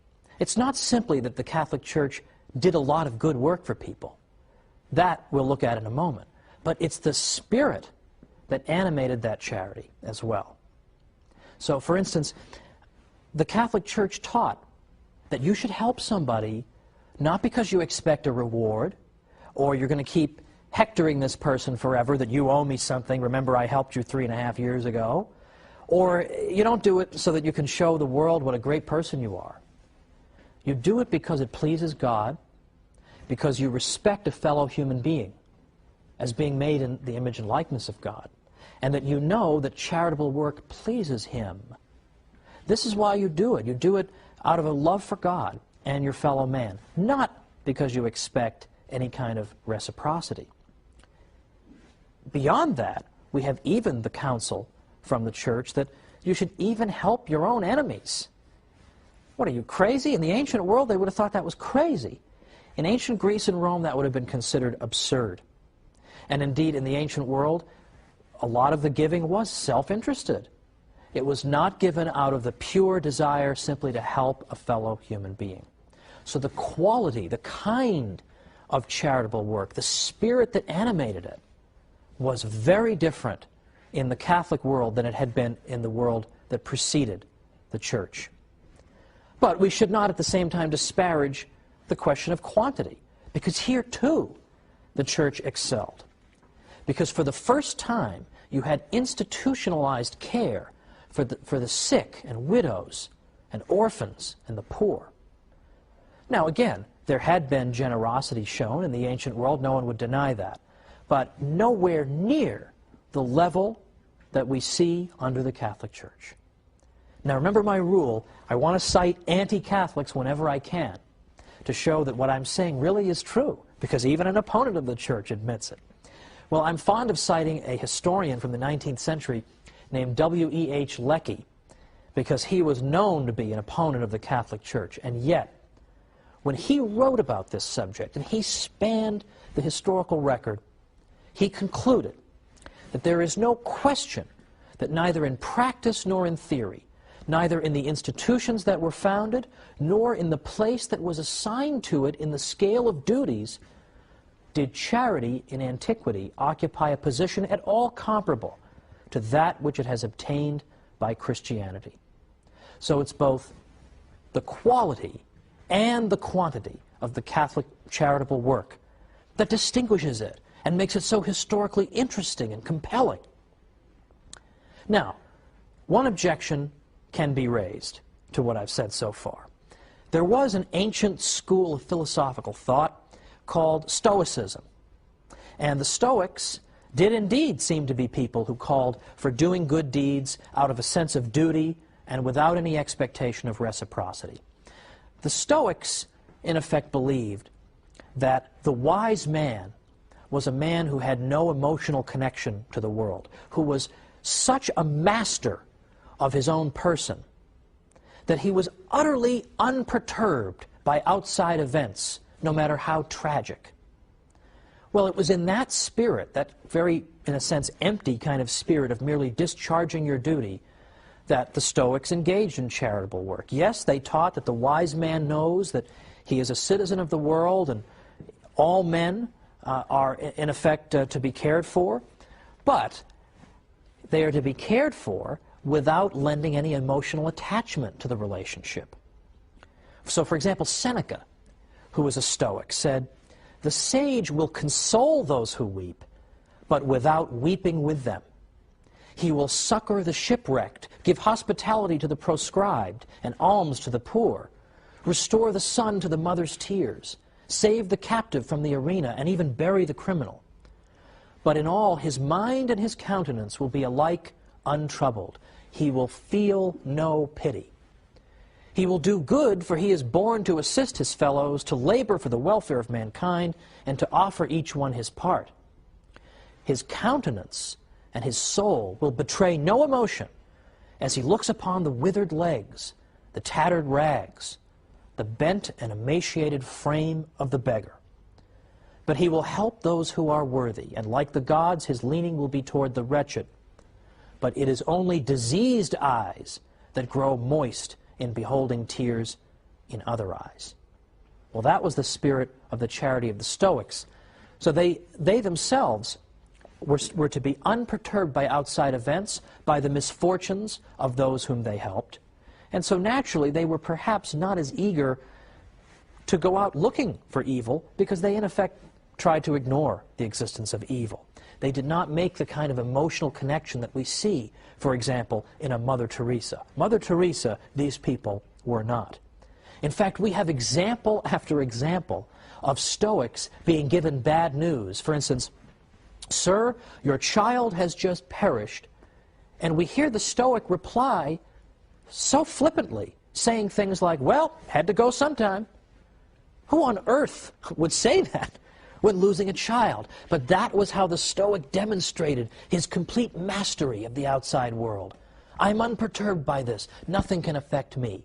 I do not let my emotions get the better of me. Now, getting back to the Catholic Church, where does this spirit of Catholic charity come from? Well, it comes from her founder.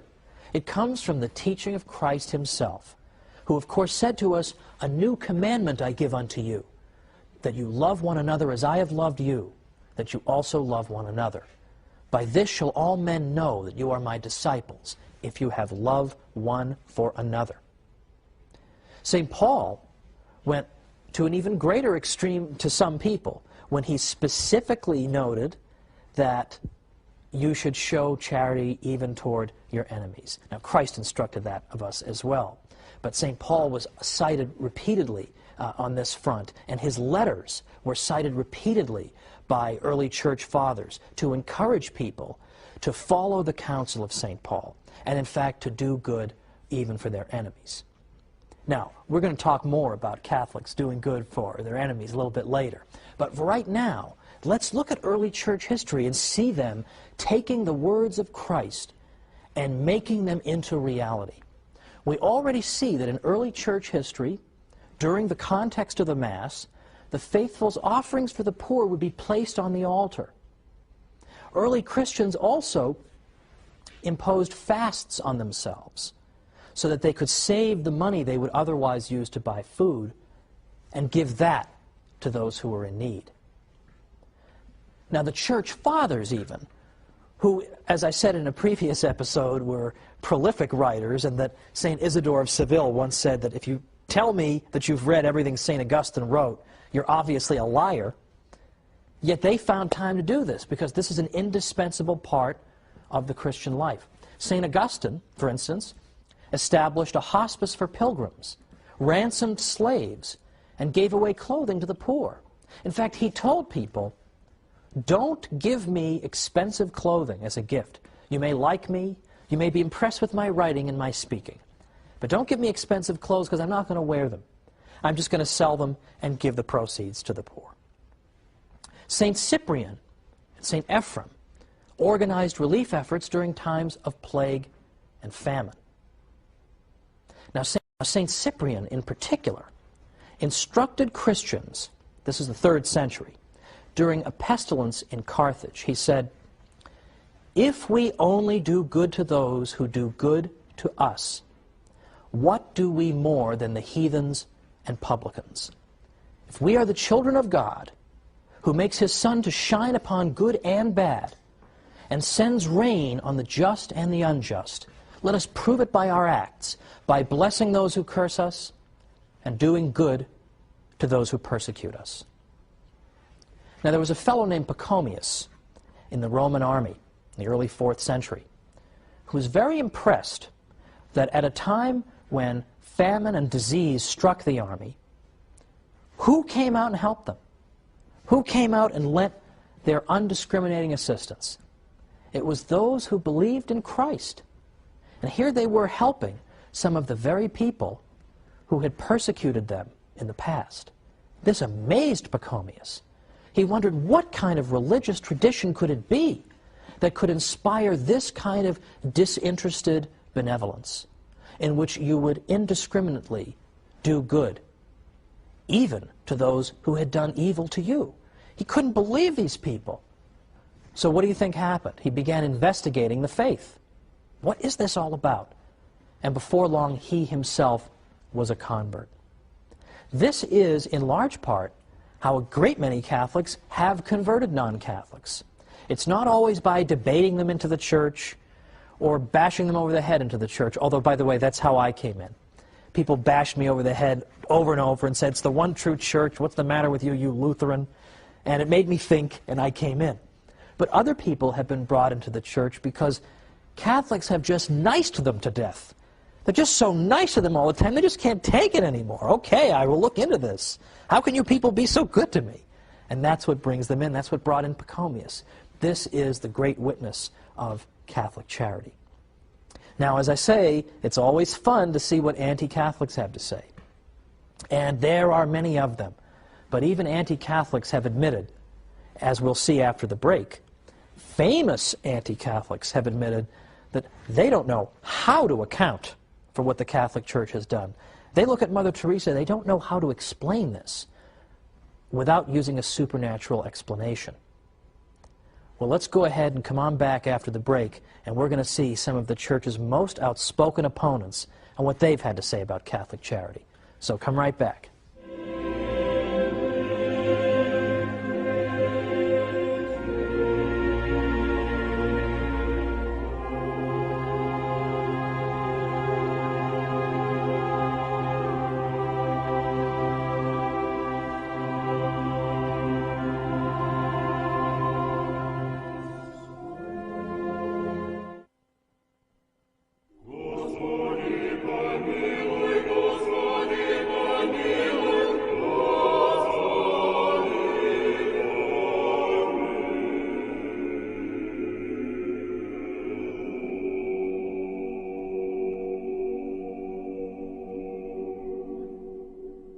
Welcome back to the Catholic Church, builder of civilization. I'm Thomas Woods.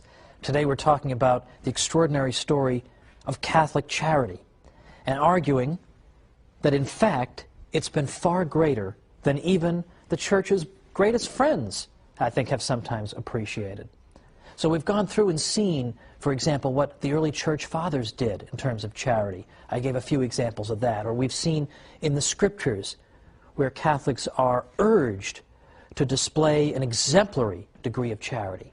We've seen how it contrasts with the attitude of the ancient world, in which charitable work was something to be done, in effect, for a reward, or to call attention to oneself. And even when you do have the example of a school of thought like the Stoics, that does seem to say you should do good without expecting a reward, they do it out of such an emotionless sense of duty that we almost would view it as dehumanizing today. And that's not what the Catholic Church calls for at all. Well, just before the break, I was pointing out that a great many of the Church's best-known opponents over the years have conceded this point about Catholic charity. So I'd like to make good on that promise and go through a few of them, because this is quite astonishing, what we hear. Voltaire was perhaps the most anti-Catholic French intellectual of the 18th century, and that is saying something. And yet even Voltaire had to admit that he could not get over the extraordinary sacrifice that women religious made in order to work in hospitals. These nuns in their good work were extraordinary to him. And so Voltaire actually said, "Perhaps there is nothing greater on earth than the sacrifice of youth and beauty, often of high birth, made by the gentle sex in order to work in hospitals for the relief of human misery, the sight of which is so revolting to our delicacy." And he said, "Peoples separated from the Roman religion have imitated only imperfectly so generous a charity." Well, of course, ours is the Roman religion that he names. Now that is quite extraordinary, isn't it? That even Voltaire, who despised Catholicism, had to say, I have to hand it to them, I don't know how to account for this. Another example I sometimes cite is Julian the Apostate. Julian the Apostate was a 4th century Roman emperor from about the 360s, and Julian was anti-Christian through and through. He despised the toleration that had been extended to Christianity in the Edict of Milan in 313 by the Emperor Constantine. And in fact, Julian wanted to bring back ancient paganism and wipe out the Christian presence. And so, what did he try to do? He tried to revive a pagan priesthood and pagan ceremonies and all the trappings of an ancient pagan religion and give that the support of the state. And one thing Julian kept coming back to was that people kept being attracted to the Christian religion because the priests in that religion were so good and kind and generous, and the faithful in that religion were so good and kind and generous. And it drives Julian crazy. He says repeatedly, these people are so nice, why are my pagan priests not that nice? Why are you pagans not so nice? Because the Christians are coming in and they're snatching up people left and right by their good example. Why can't we come anywhere near imitating them? Well, there's an interesting compliment, isn't it? Okay, I mean, Julian has no particular interest in complimenting people who have the faith, and yet here he is forced to do it because you're showing us up as pagans. Now, my personal favorite in this list is Martin Luther, because I myself am a former Lutheran. That is a whole other story for a whole other program. However, I know a little something about Luther. I've read an awful lot of what Luther wrote. And Luther himself admitted that he couldn't quite get a handle on Catholic charity either, and why it was that charitable work under his teaching seemed to dry up. He had no explanation for this, and it drove him crazy. Now, before I go any further, I want to anticipate an objection here, because sometimes I get this. I get people saying, well, should you really portray Martin Luther as an enemy of the Catholic faith? I mean, wasn't he, toward the end of his life, didn't I hear something about maybe he was having second thoughts? Well, I don't think so.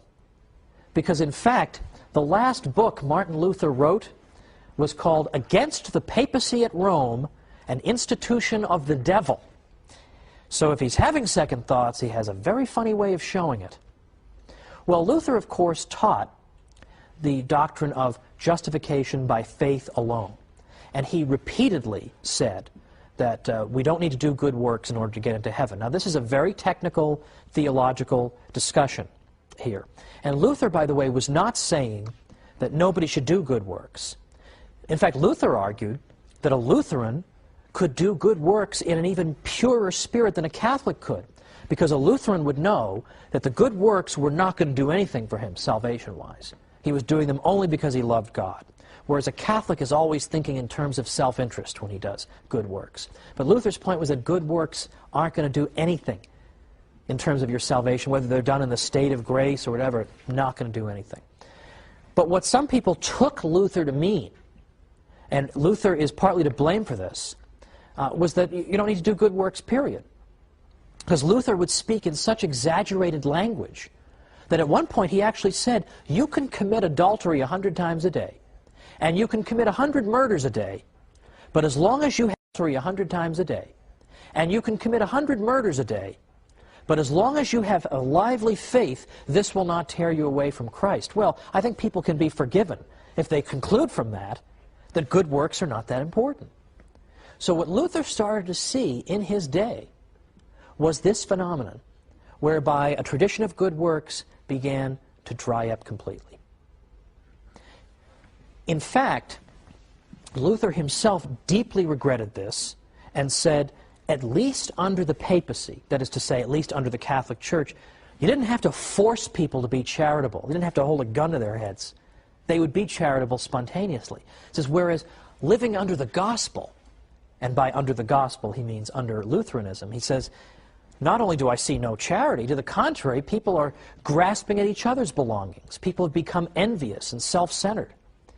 He was very interested in this. And throughout his life, he continued to observe good works by Catholics in hospitals and so forth. And it really was a rebuke to him.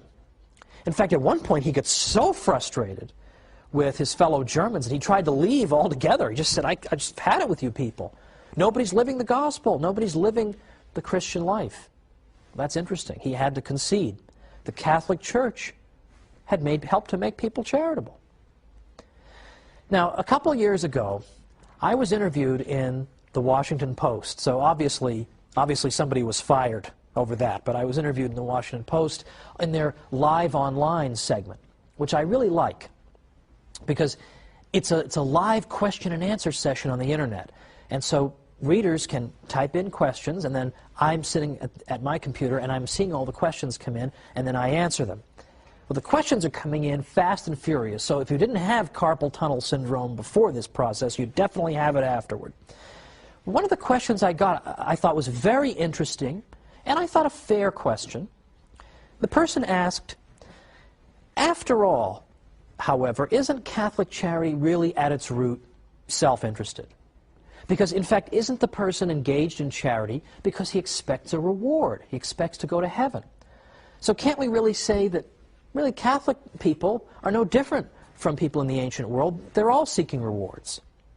And so I thought that was a fair enough objection. So I gave this answer.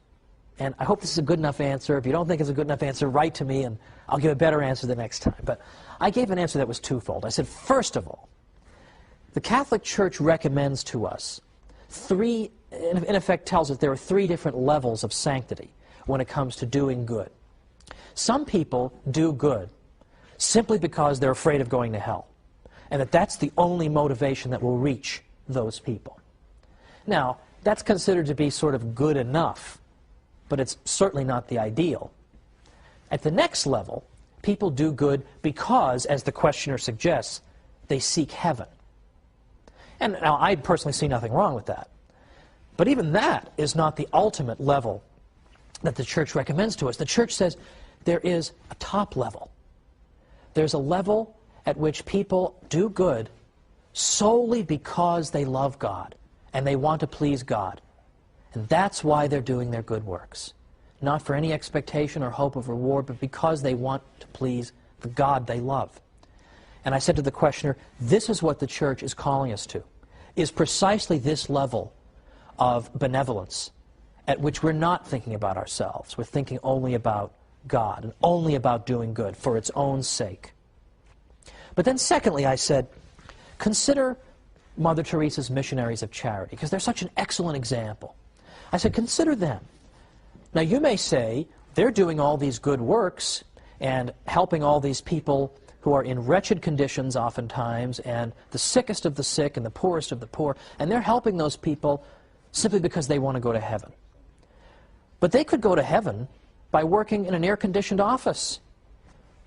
So what makes them want to work in Calcutta, places of that sort, or makes them want to work in AIDS hospices? I said, they can get to heaven doing those more comfortable things. They can be in an air-conditioned office. Why do they seek this out, then? If all they care about is going to heaven, they could do something else. And moreover, look into their eyes. Look into the eyes of one of those missionaries of charity nuns in one of these AIDS hospices, in which she's looking at patients who oftentimes during their lives have been alienated from the church and sometimes even hostile. And when they look up from their beds at these women religious, all they see are eyes filled with love. And I said, can you really look in those eyes and say that all you see is a woman seeking a reward? That's all you see? Don't you see something there that is far deeper and more significant and more moving? That was my answer. And I think that is ultimately the answer. And in fact, the Christian God, following from the Hebrew tradition, believes that it is good for human beings to be good to each other. And this was something new among the religions of the ancient Near East. The gods of ancient Sumer didn't seem to care about the human race at all, or what they did. The gods of ancient Greece sometimes used human beings as playthings. They treated them arbitrarily. They were capricious toward human beings. They didn't seem to care how people behaved toward each other. If you wanted to satisfy some of those gods that I've mentioned, you could do so only through various kinds of ritual sacrifice and then just hope for the best. But our God is pleased not only by the sacrifice of the Mass, but is also pleased by good behavior. He cares about how we treat each other. This was something new under the sun. He doesn't want only ceremony, as important as that is, but he cares that we should be good. We should be good to each other, and that's one of the things that pleases him. And it should not come as a surprise that a God who teaches this is going to give a brand new morality to his people. So next time we're going to see how Western standards of morality have been shaped by the Church. So join me for the Catholic Church, builder of civilization, and I'll see you then.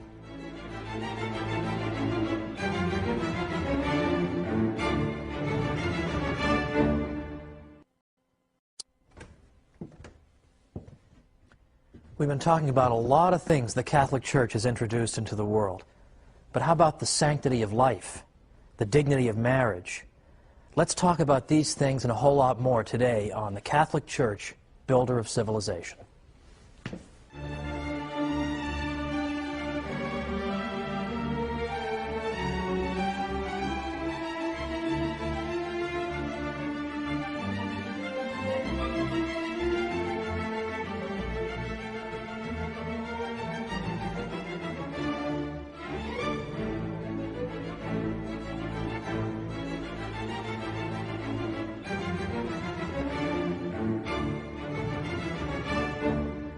Welcome to the Catholic Church, builder of civilization. I'm Thomas Woods. Last time we talked about Catholic charity and how important and impressive it is. Today we're going to talk about moral principles more generally. And we're going to find there's much in common in the two episodes.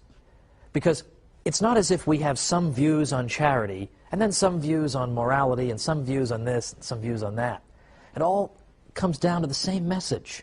The idea that human life is sacred and that each individual has a uniqueness and worth because he possesses an immortal soul. He possesses a rational nature because he is made in the image and likeness of God. Now this is a revolutionary message. At the end of our segment last time, I pointed out that a lot of the religions in the Near East took the view that human behavior really wasn't all that important to the gods. I pointed out, for example, that the Sumerians were just at their wits' end as to what to do to appease their gods. Nothing seemed to appease them. And it so happened, of course, that they happened to live in a place that was particularly geographically vulnerable to floods that did not occur on any regular basis. So they tended to view the universe as a hostile place, governed by hostile gods who, frankly, were uninterested in their welfare. I gave the example of the ancient Greeks. The ancient Greeks had gods who treated them arbitrarily and capriciously, weren't particularly keen on teaching them morality and good behavior. This seemed quite beside the point. The ancient Greek gods were often completely self-absorbed and narcissistic, nothing at all like the God of our own tradition. Well, it's no surprise, therefore, that in the Christian tradition, we believe that there are certain ways we should behave and that God wants us to do these things, that God cares about us. God actually cares how we treat each other. In these other religions, we see an emphasis on appeasing God through engaging in various kinds of ritual sacrifice. Now, it's true that for Catholics, we engage in the holy sacrifice of the Mass every day. But we also treat each other, are supposed to treat each other well, because that pleases God too. And that's something unique in the history of religions up to that point. This was something new in the world. And so the same religion that teaches you to give of yourself to others, to think about other people and their misfortunes, and to give in a way that's unselfish and in no way self-interested, that same religion, it should not surprise us, also teaches us important moral principles that follow from the idea of the sanctity of life. It's a single stream of thought. Now, how can we see these principles in practice? Look at the early church. What types of things do we see going on in the early church? What are the causes that people are taking up in their society? Well, of course, the early church gets its start during the period of the Roman Empire. And what do we see going on there? Well, among other things, we see the practice of infanticide taking place, literal infanticide. It isn't simply that the church went after abortion, which of course it did, but we see even a much worse situation. We have actual infants simply being left to die, and typically because they were the wrong sex. So you had many healthy female children simply exposed and abandoned. And we see the effects of this, by the way, because in the Roman Empire, men outnumbered women by 30%. There's that doctrine in play. But the Catholic Church moved to abolish that practice. But what we also note is that in the ancient world, there is no comparable teaching to what we see in the Catholic Church about the uniqueness of human life and its absolute sanctity. Now, it's true that the ancients did say that man had a dignity that surpassed that of other creatures, but they came nowhere near the Catholic belief in the sanctity of human life. We do not see that in the ancient world, even though we admire and respect the ancient world. Many of the early Christians looked with profound respect at the ancient world. They pointed to people like Plato and Aristotle as having anticipated some of the most sublime teachings of Christ himself, but at the same time they understood that there was much that was in fact to be deplored in the ancient world. For example, Plato, one of the most noble philosophers you can imagine in the ancient world, deeply admired by St. Augustine and others. On one occasion, Plato said that a man who is too sick to work should be left to die. It's impossible to imagine that in the Catholic Church. Now, what else is going on in ancient Rome, particularly? We see gladiatorial contests. That is to say, people are going and watching their fellow human beings try to kill each other, and this is a form of entertainment. Well, obviously, this is an unspeakable offense against the dignity of human life. And it trivializes human life, that someone's death would be something that we would want to be entertained by. So, in fact, it was the Christian emperors who helped to abolish these gladiatorial contests, and that has been called one of the greatest moral victories in history. But it's not just that. It isn't just that we see examples of barbarism in the ancient world. Barbarism, by the way, that we're seeing, of course, coming up once again in our own time.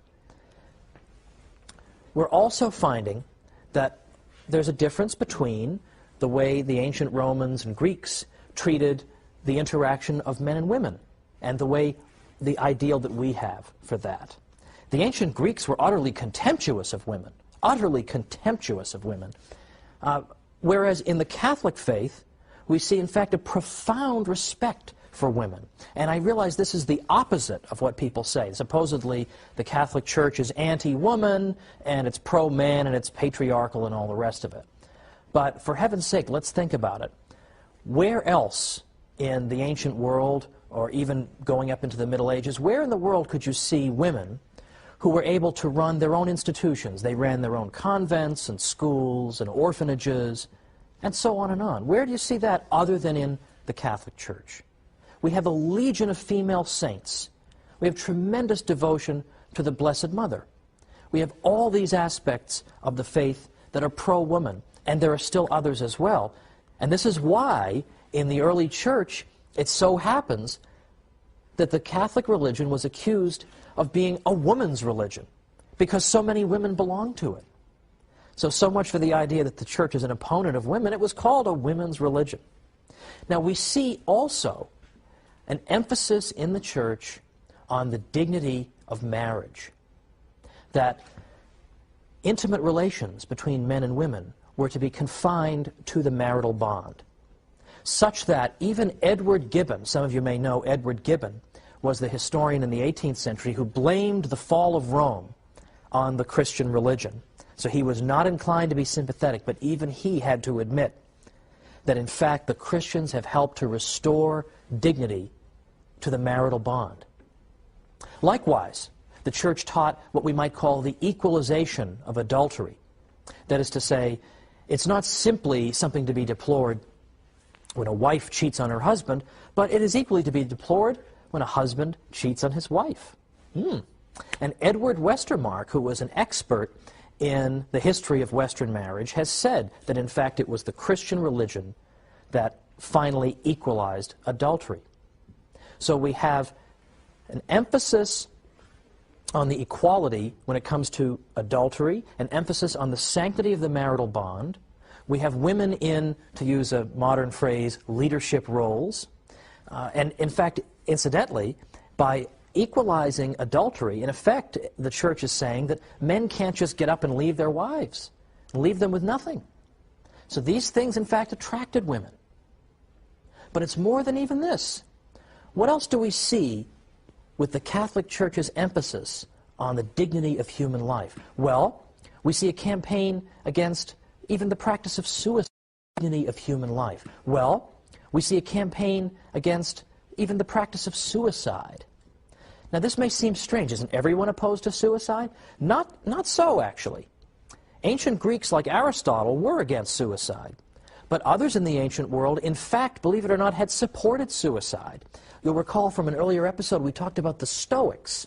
The Stoics were a school of thought that argued that the ideal human being should be so much the master of himself that he should be utterly unperturbed by outside events.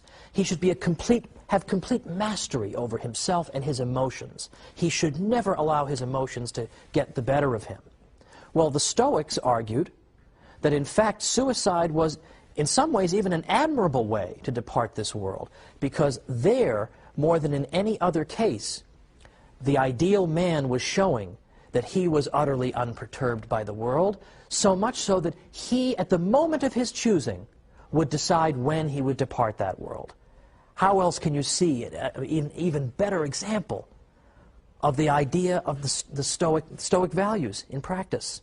I am so above other events in the world that I can even depart this world when I choose. That is my mastery over the world. That type of narcissism, in fact, informed the Stoics' views on suicide. And of course, the Church had to say, this is not only nonsense, but dangerous nonsense. That life is something valuable, and we aren't simply to cast it aside on a whim when we think it's a good idea. In fact, a number of Catholics pointed out that Christ obviously disapproved of suicide. At no point did he say to his followers, listen, if the persecution ever gets too bad, you can just commit suicide. We can't even imagine those words being uttered. But there is the Catholic Church's emphasis on the sanctity of life. It is not to be disposed of even by ourselves, much less by some distant government or by some gladiator in a contest in the arena. Now, even beyond this, we have yet another topic that touches on the sanctity of life, and that's the subject of the waging of war. Because it was the Church who, before any other institution, introduced the idea that there actually could be limits on what is permitted in war, on the reasons you can go to war, and the spirit in which war can be waged. There was nothing that corresponded to that in the ancient world because they did not have the same spirit of respect for the sanctity and dignity of life. So this moral issue pressed specifically on Catholics. When we come back from the break, we'll talk more about the just war tradition.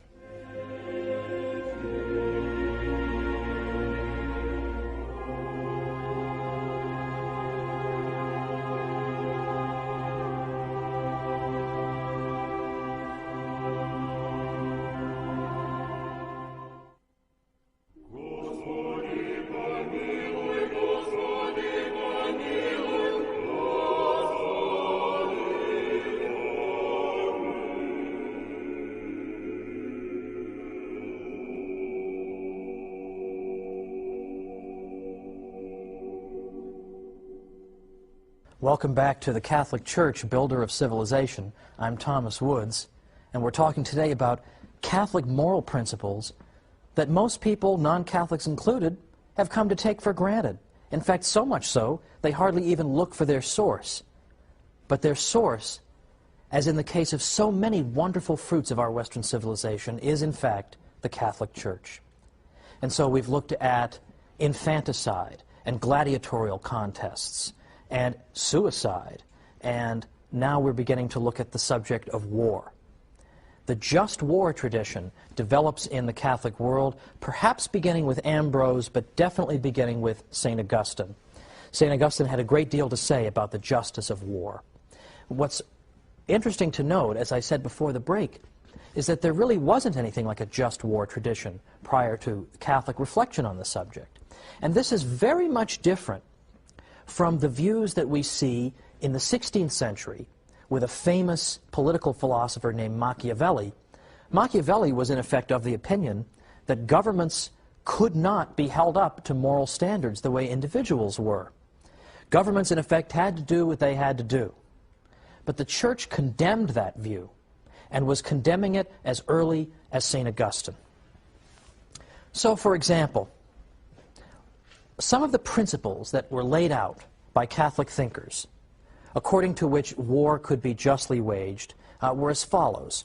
For example, St. Thomas Aquinas, in his famous segment on war, said that it's important that the war be declared by the pertinent authority. An individual on his own cannot simply go and declare war. It has to be somebody who holds legitimate, duly constituted authority. Secondly, there has to be a just cause involved. Any old reason for waging war is not acceptable. And there has to be a right intention.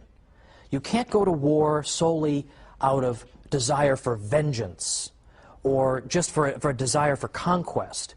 So in other words, war cannot always be justified.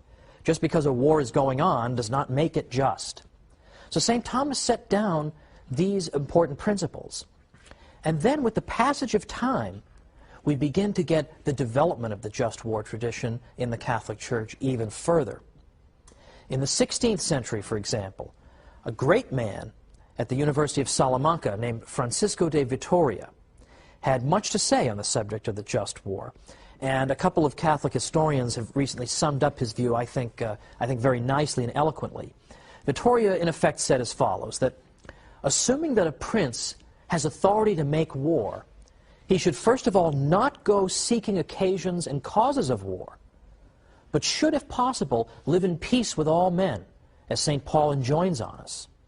When war for a just cause has broken out, it must not be waged so as to ruin the people to whom it is directed, but only so as to obtain one's rights and the defense of one's country, and in order that from that war peace and security may in time result. When victory has been won, victory should be utilized with moderation and Christian humility. Francisco Suarez likewise said, a just war must be waged by a legitimate power. Second, its cause must be just and right. Third, just methods should be used, that is, equity in the beginning of the war and the prosecution of it, and in victory. The reason of the general conclusion is that although war in itself is not an evil, yet on account of the many ills which it brings in its train, it is to be numbered among those undertakings which are often wrongly done, and thus it needs many circumstances to make it honest. Now, that is at least a brief taste of the just war tradition, and there are, of course, modern just war theologians who are trying to adapt this tradition to modern circumstances and continue to develop it. But the critical idea here is that states are subject to moral rules and cannot simply do whatever they wish. They are not allowed, for example, simply, for no other reason, simply to go out and slaughter civilians. There are rules on how war should be conducted, and that is because of the Church's emphasis on the sanctity and dignity of life. Now, I recall years ago, back before my Catholic days, I was a student at Harvard, and that is a whole other show in itself, what it was like keeping your sanity being at Harvard. But I remember one of my dear friends at Harvard. His name was Fred DeCaro, lives in Connecticut. He's actually designed my website for me for free, so I figured he gives me a free website, I mention him on television. Well, Fred DeCaro once said to me when I was still a Protestant, he said, he asked me why I wasn't a Catholic, and I gave some hemming and hawing answer. I didn't have any good answer. I don't know. I haven't thought about it. I haven't spent the time to think about it. But I asked him why he was one. Why are you a Catholic? And there are a lot of different reasons people could give for this, right? I mean, well, I was swept up by the Bible. I was swept up by the story of some saint. A lot of people prayed me into the church, or some argument convinced me, or whatever. But his answer was very simple, and I never forgot it. And it stayed with me all the way to my conversion. He said, because the Catholic Church tells us how to lead the good life. That's simple. The Catholic Church tells us how to lead the good life. Couldn't ever get that out of my head, because I thought to myself that what the Church teaches in so many areas is in fact challenging to us. And in some ways it's a real challenge to the baser part of our nature to live up to the great ideal that the Church holds out to us. But I remember coming to the conclusion one day that everybody at some point in his life has to answer the question, do I intend to live as a human being, or do I intend to live as a beast? And the Catholic Church holds out a glorious and noble path of life in which you're not self-absorbed, in which the whole world doesn't revolve around you, but you are part of a nexus where you care about other people, and you care enough about yourself to treat yourself with dignity. And I recall there's a quotation from Seneca, an ancient Roman, who said, "What a contemptible thing is man if he fails to rise above the human condition." Even a pagan Roman understood that there's something about unaided human nature that is incomplete, that cannot live the virtuous life without extra help. So it was almost as if Seneca understood that if we're going to live a life that truly befits a human being, we need the assistance of divine grace. Now, the animal kingdom is composed of creatures who possess only instinct. They can't engage in moral reflection. They don't possess reason. So it stands to reason that we human beings should be held to a higher standard than the beasts, that we should observe moral principles, we should reflect on our behavior. Now, all this went through my mind as I was considering converting to the Catholic Church, and I was attracted to her moral teaching. A lot of people say, oh, the Church is too tough in her moral teaching. She'll drive people away. To the contrary. People ultimately, deep down, want to be challenged. They want to be challenged by holiness. And I remember that that's what attracted me. And I remember learning that in ancient Greece, Socrates had said that to know the good is to do the good. That as soon as you know what the good thing to do is, well, you just automatically feel compelled to do it. But I knew that wasn't so. I knew of many times in my life when I had perfectly well known what the good thing was to do, and I absolutely had not done it. And I had perfectly well known what the evil thing to do was, and I had pursued that. So much for Socrates. But then you read St. Paul. And St. Paul has so much moral realism when he says that there are times when I know perfectly well what the good is, and I shun it. And I know perfectly well what the evil is, but yet I pursue that. And I remember once I finally did convert to the Church, I remember my spiritual director telling me that the next time I was tempted to eat a cupcake, I should have a carrot instead. Now, what did he mean by that? Did he mean that cupcakes were evil? He meant that cupcakes are delicious. That's why it's an exercise of will to avoid them.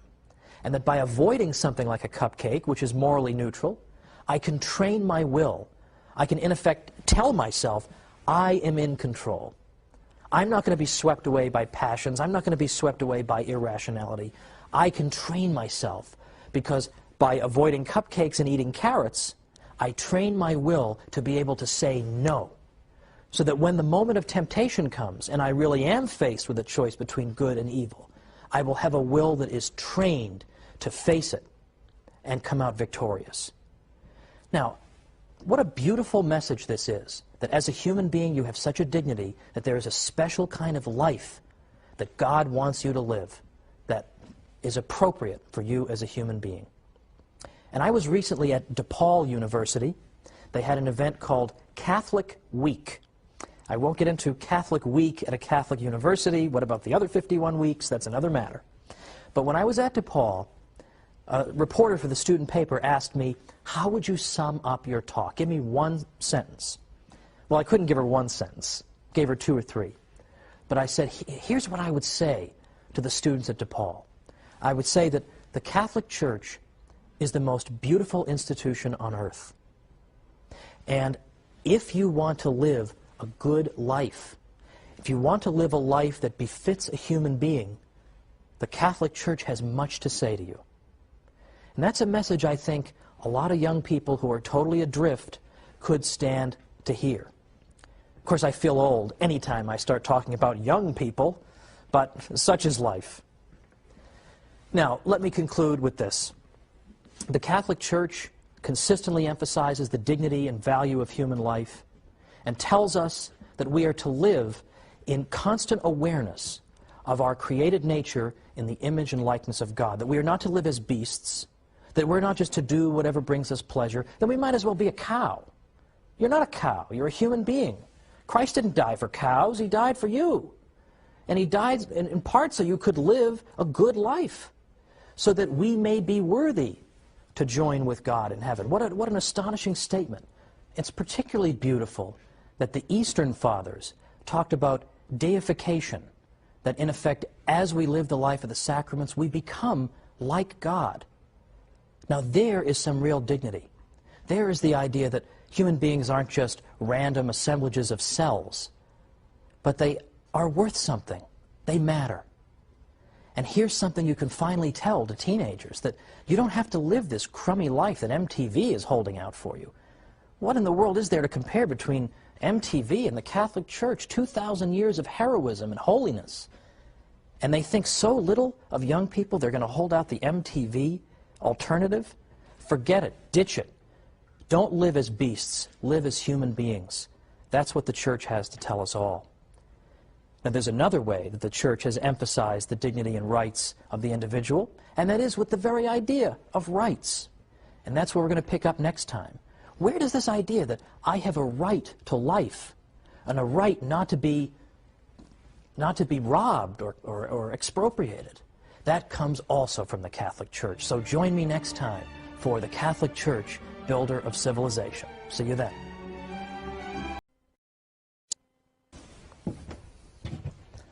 So where did we get the idea of individual rights? Do I even need to answer that question by now? From the Catholic Church, believe it or not. We're going to talk about that and a lot more today on the Catholic Church, Builder of Civilization.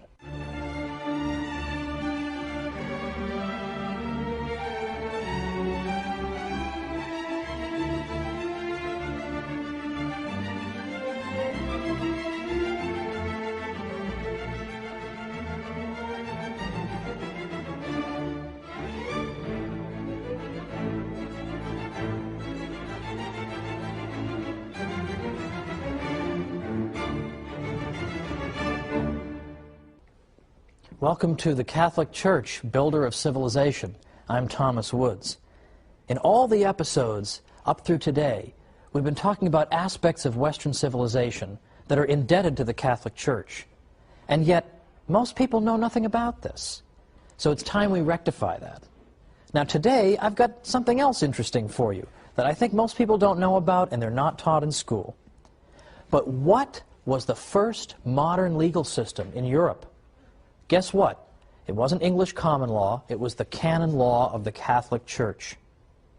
Because for the first time, you had a single systematic body of law. Canon law, of course, the Church's law, became a model for the emerging states of Western Europe. Because what in fact happened is that the Church's law had never really, until about the 12th century, had never been collected into a single source. It was scattered everywhere. If you wanted to find church law, there was no book you could go to. You would find aspects of church law in the Bible, in the church fathers, in local councils, ecumenical councils, papal statements, whatever.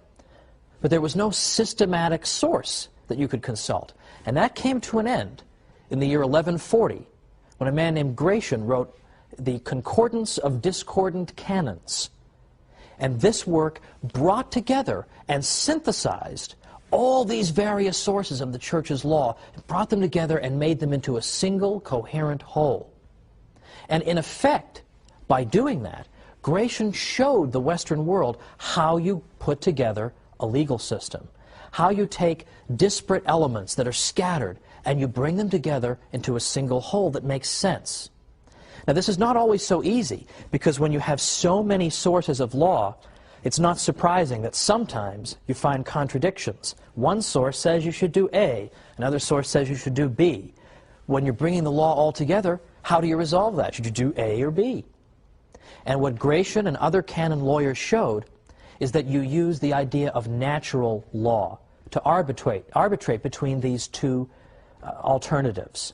So, in other words, the idea of natural law is that there are certain principles, even before human beings write up any law, there are certain principles that we know to be right, that we know to be wrong, because they are written on our hearts, as we learn in the Bible.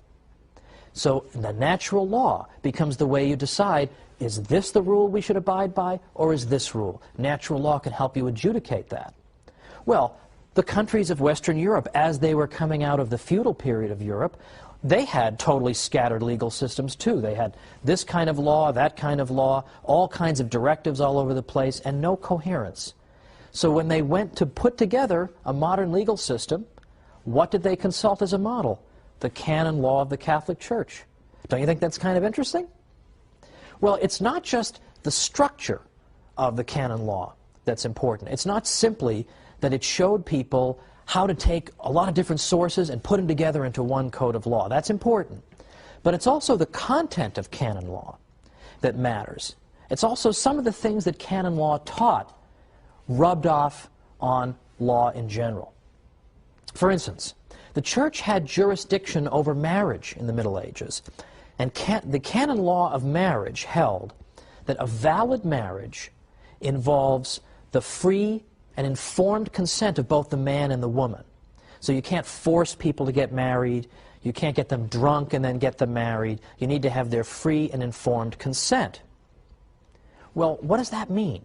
Well, in fact, Harold Berman, who's probably the greatest historian of law in the Western tradition by far, he's a 20th century historian, Harold Berman says that right here in the Church's canon law of marriage, emphasizing consent as the heart of the marriage bond, he says here were the foundations not only of the modern law of marriage, but also of certain basic elements of modern contract law, namely the concept of free will, that you have to enter into a contract freely the same way you do in a marriage.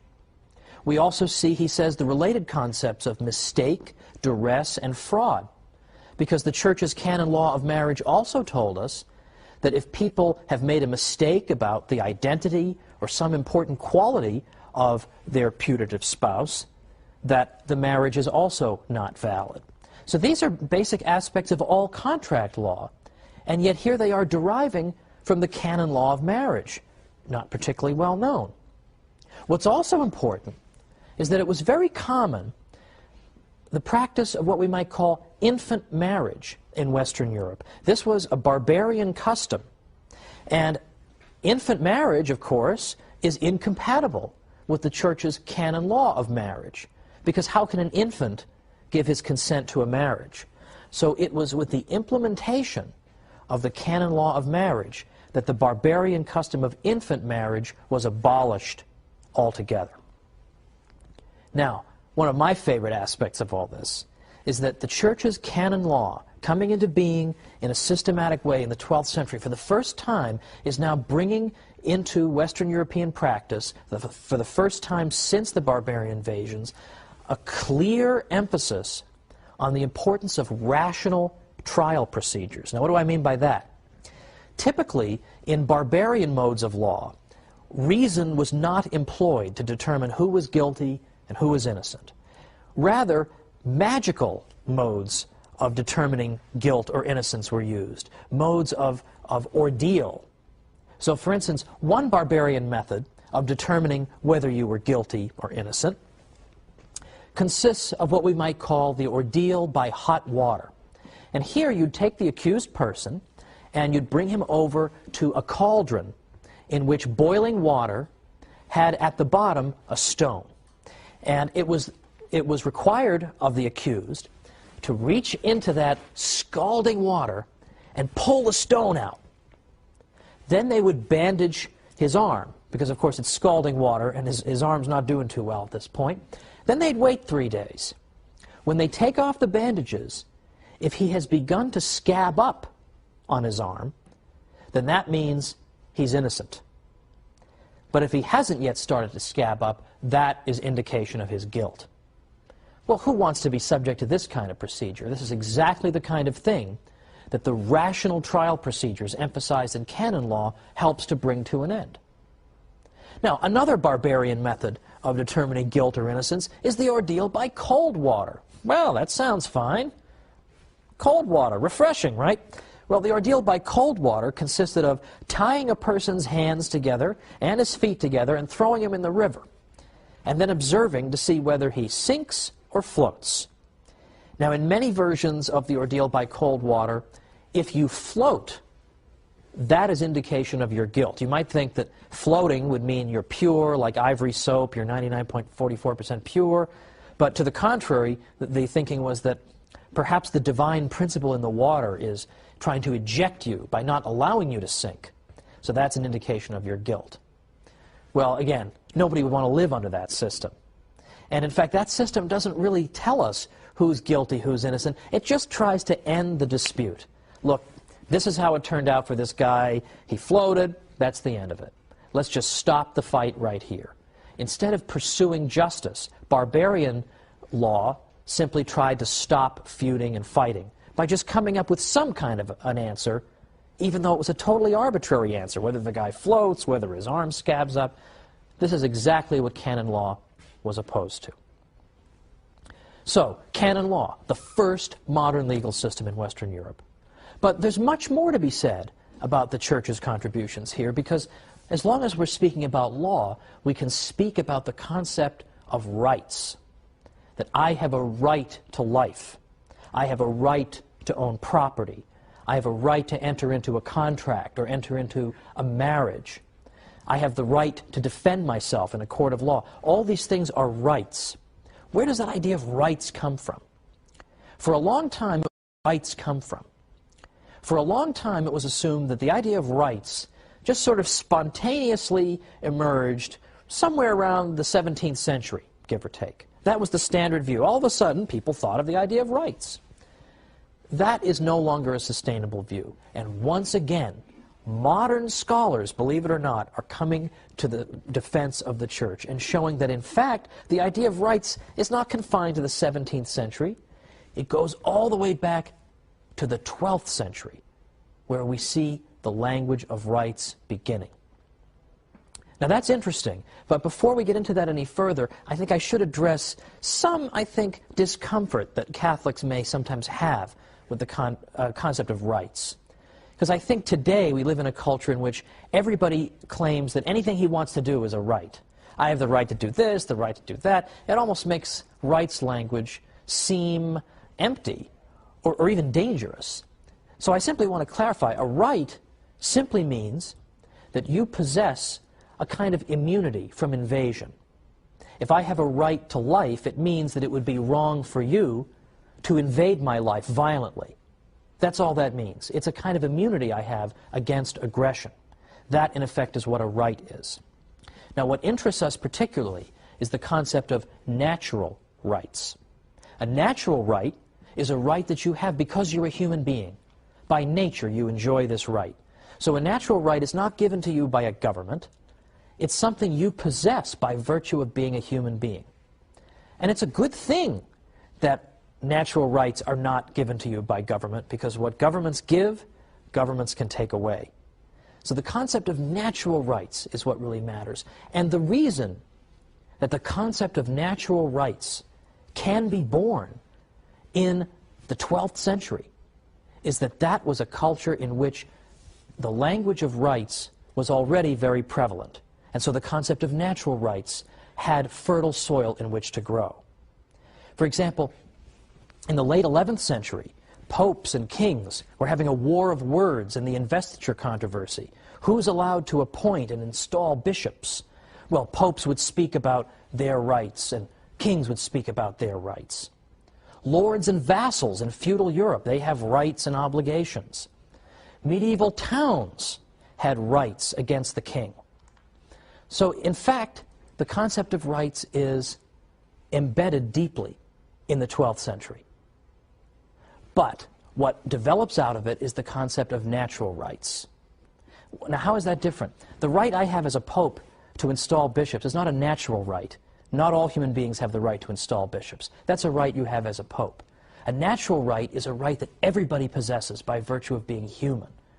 But people who are constantly thinking about rights, the rights of the pope, the rights of the king, the rights of the lords, the rights of the vassals, the rights of the medieval town, well, these are people who are going to start thinking, aren't there just rights that human beings possess because they're human beings? And we start to see from about 1150 to 1300, this crucial period, is where we really begin to see the concept of natural rights blossom. So this came out of the heart of the Church. This wasn't developed by the Church's enemies. The Church was way, way ahead of everybody on the concept of rights. But now let's take this idea and develop it even further, because we're going to be coming back from the break in a minute. We're going to talk more about why natural rights are so important and the Church's role. So come on back and join me.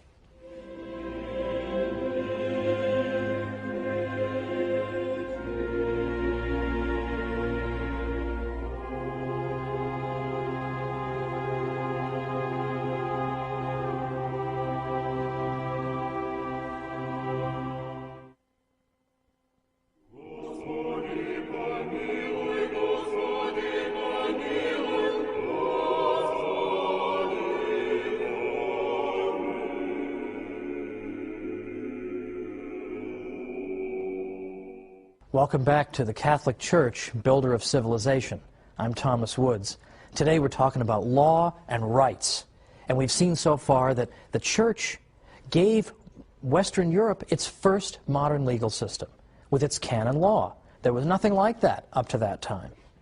And then beyond that, it's the Church and her canon lawyers, her church lawyers, who begin to introduce the concept of natural rights, which means that human beings, simply because they are human beings, are endowed with certain rights. That is to say, they are endowed with certain immunities so that they cannot be invaded or aggressed against in these areas of their lives. Now, just before the break, I emphasized in particular the crucial period from about 1150 to 1300, when you begin to see church lawyers starting to think of all kinds of areas of life as possessing natural rights to them. For example, the right to property, the right to defend yourself in self-defense, and also to defend yourself in a court of law, and so on and on, much, much more as well. All these things were beginning to be viewed as natural rights that trumped the claims of governments. In fact, as recently as Pope Leo XIII's encyclical, Rerum Novarum, Pope Leo XIII said that the right to property is sacred and inviolable. And that, in effect, means that nobody's allowed to interfere with your enjoyment of your property.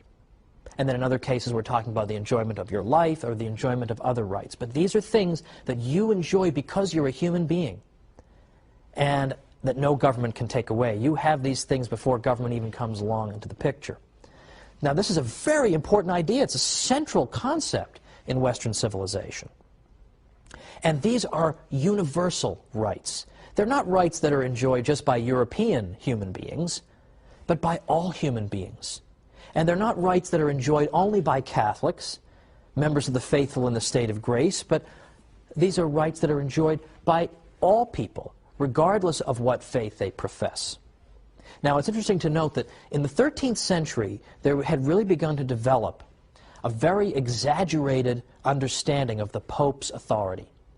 That it was argued that the Pope, because he was the vicar of Christ on earth, in effect owned everything. And individuals enjoyed their possessions only because he allowed them to. And in the 13th century, Pope Innocent IV specifically renounced this view and said no. He said ownership, possession, and jurisdiction can belong to non-Catholics as well. Because the original argument was that the Pope owns everything and he lets Catholics enjoy property, but he has the right to deprive others of property. And Pope Innocent IV said this is complete nonsense. Catholics and non-Catholics alike, regardless of what the Pope believes about them or wants to do, can own their own property, because all rational creatures were intended to have the right to property. So this concept of rights begins to develop over the centuries, beginning with 1150 to 1300, and it reaches its height and its culmination with people we call the late scholastics, people in the 16th and 17th centuries. And in particular, the scholastics who were teaching at Spanish universities, and I mentioned before the University of Salamanca, they taught that not only do Europeans and not only do Catholics have these rights, and not only do non-Europeans and non-Catholics have these rights, but also peoples we've never heard of before. The natives of the New World, we're just meeting for the first time. Those people have the same rights to property and rights to life and rights to self-government that we have in Europe. And that's an astonishing claim, because if you look at the history of the interaction of peoples who are different from each other, you don't really see a whole lot of examples of foreign people saying to each other, oh, you have the same rights I have, because we all have a rational nature, and we're made in the image and likeness of God, and so we're all equal, and we have natural rights. Of course you don't see that. You don't see that at all. But this is the liberating idea that the Catholic Church brings into the world, that people all enjoy these natural rights equally. Now, that's long before John Locke talks about natural rights. He's writing in the late 1600s. This is the 12th century. That's a major contribution by the Catholic Church. Well, finally for today, my last segment involves an aspect of Western law that has been almost completely forgotten, but that thanks to Harold Berman, whose book I earnestly recommend, Law and Revolution, it's been resurrected. And what Berman tells us in his book is that if you look at the history of Western law, it is deeply informed by religious conviction and belief and religious ideas. And he says that if you really want to understand Western law, you have to understand St. Anselm's doctrine of the atonement. Amazing. What does that mean? If I'm going to understand Western law, I have to understand St. Anselm's view of the atonement, of Christ on the cross, and what that all means. Well, as a matter of fact, you do. And I'd like to take the remaining minutes to explain that. First of all, what did St. Anselm, who, as you'll recall, lived until 1109, what did he have to say about the atonement? What on earth does that have to do with Western law and the law of crimes in the West? St. Anselm was interested to answer the question, why did God become man? It's a good question. Why did it happen? Why did God not simply reconcile the human race to himself from heaven, just sending down a declaration directly from heaven? Why does the God-man come into the world? And St. Anselm tried to answer the question in this way, just using rational principles. He said that when human beings introduced sin into the world, they in effect closed off paradise to themselves. Now, God had intended people to enjoy eternal blessedness, but yet they've introduced sin into the world, and so in a certain sense, we can, in some sense, say that we've frustrated God's intention. So how are we going to make this right? St. Anselm says we have violated God. We have, in effect, committed an injustice against God. The scales of justice are out of balance. The order of justice has been torn by our wrongdoing. And that needs to be repaired. And it can't be repaired by God just saying something to us from heaven. It has to be really repaired by somebody. We cannot go on. There can't be any healing, so to speak, until justice has been repaired. How is justice going to be repaired? Well, the human race could be punished, and that could repair the damage. But for the human race to be punished enough to make good what has been done to God, the human race would have to be punished to an unbelievable degree to satisfy God's justice. It's not even clear we could do it. But even if we could somehow satisfy the demands of justice, the fact is that whatever punishment it would take to us to make good what's been wrong, the wrong that's been done to God, whatever punishment it would take would probably also deprive us of eternal blessedness. So God's intention would be frustrated again. So Anselm says, look, justice itself, justice in the abstract, has been assaulted by sin. How are we going to fix that? God could fix it by declaring it fixed, but he shouldn't have to do that. Satisfaction should be made to him. Now, human beings should make satisfaction to God, but they can't. They can't offer him enough that would satisfy such a devastating demolition, in effect, of the demands of justice. So what, in fact, has to happen for this ever to be healed? There has to be a God-man whose sacrifice can be punishment enough to, in effect, heal the rupture of justice. So that is, in effect, in a real nutshell, what St. Anselm has to say about the atonement. He's saying that when wrongdoing occurs, the only way we can make good on it is if there is some punishment meted out that is proportionate to the offense. Now, in the case of sin, the offense is infinite, and the one offended is infinite.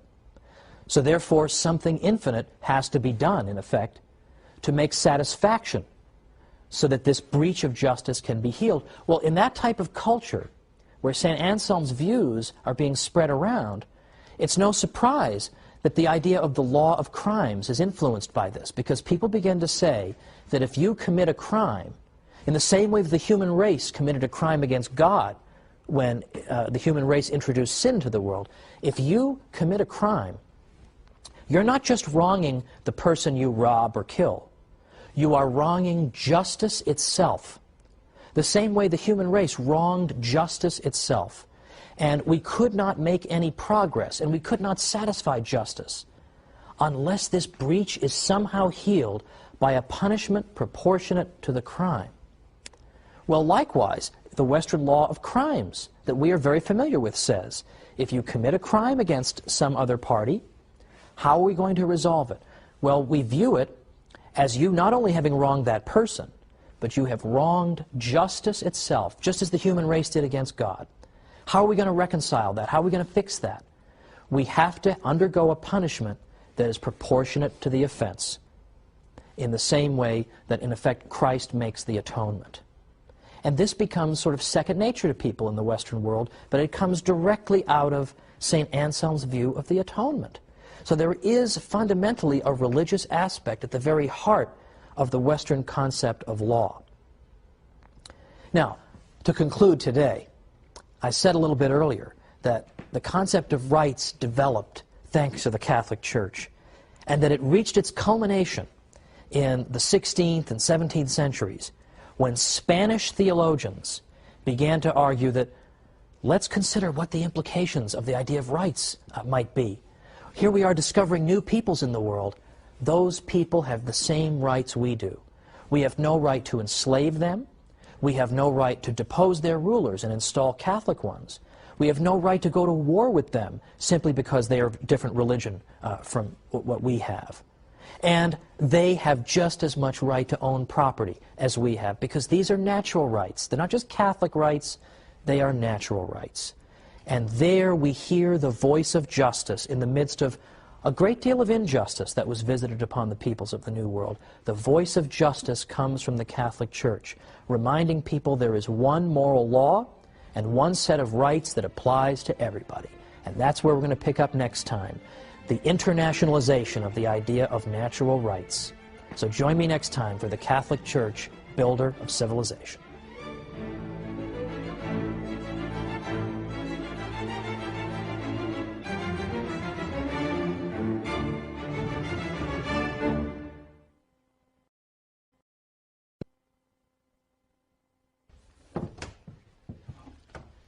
We've heard a great deal over the years about the terrible demographic tragedy that struck the peoples of the New World in the Age of Discovery.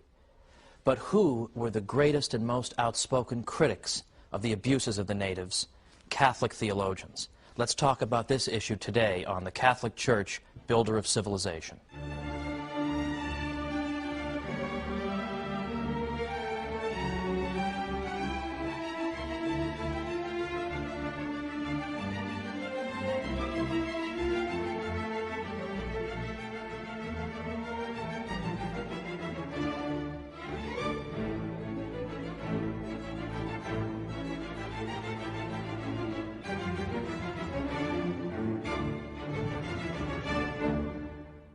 Welcome to the Catholic Church, builder of civilization. I'm Thomas Woods. Last week we talked about the church and law, and for a good portion we talked about the church's role in developing the idea of natural rights. This is a central concept in Western civilization, the idea that simply by virtue of being a human being, I possess certain rights that inhere in my very nature as a rational creature, that I have the right not to be killed, not to be expropriated, have my property taken away. I have these rights by virtue of being human. And I even cited an encyclical that I consider to be sort of recent, 1891 encyclical by Pope Leo XIII, in which he specifically said that the right to property is sacred and inviolable. So nobody can come up with some pretext for violating that. So these are important, liberating ideas in the best sense of the word. Today what we're going to talk about is the extension of this idea of rights to the whole world, and the suggestion that all the peoples of the world enjoy the same fundamental dignity. Because they're made in the image and likeness of God and they have that rational nature, all of us identically share in a dignity that demands the recognition of rights. This is a revolutionary idea. There are not many peoples in the world who have looked around at all the diversity of people in the world and said, let's bestow equal rights on everybody. This is not exactly the most popular idea in the history of mankind, but it came right out of the heart of the Church. Now let's begin by looking at the exact opposite of what the Church teaches. And then we can better appreciate why the Church's message is so revolutionary. And when I look at the exact opposite of what the church teaches, I focus specifically on one of the great villains of political philosophy. In the early 16th century, a fellow named Machiavelli, who wrote an enormous amount, wrote a small book around 1513 called The Prince. When we look at The Prince, we find a totally secular analysis of politics. God is left out of the equation altogether. Morality is left out of the equation altogether. Sound a little bit familiar? That's what modern political life, in effect, has been like. These things are to be banished. Governments have to do what they have to do. And moral principles, will suffer in the process. Now, think about how St. Thomas Aquinas would have answered the question, what is political obligation? Or what is the nature of the state? Or what is the function of the ruler? And he would have thought, well, God's intention in establishing these institutions was, and then he would have gone on from there. Machiavelli has no truck with any of this. He's not interested in God's intention. That has no relevance to him whatsoever. Instead, Machiavelli looks at the state from the point of view of a cold, calculating theoretician. And in effect, what he wants to do is give advice to rulers. If you want to stay in power, you should do these things. And don't be caught up in moral concerns. Am I allowed to do these things? You have to do what you have to do. Because according to Machiavelli, the worst thing that can happen is the collapse of a state. So the state has to be able to do whatever it feels necessary to do to keep itself functioning. Because were it not for the state, we would all revert to a condition of civil war, of all against all, as in a later century Thomas Hobbes suggested. So therefore, the end that we have in mind, that is, keeping the state functioning and preserving the peace, is very important. So the means to that end become okay, whatever means necessary. So his advice to the prince is do what you have to do to maintain yourself in power, even if that means lying and cheating and stealing, and even worse.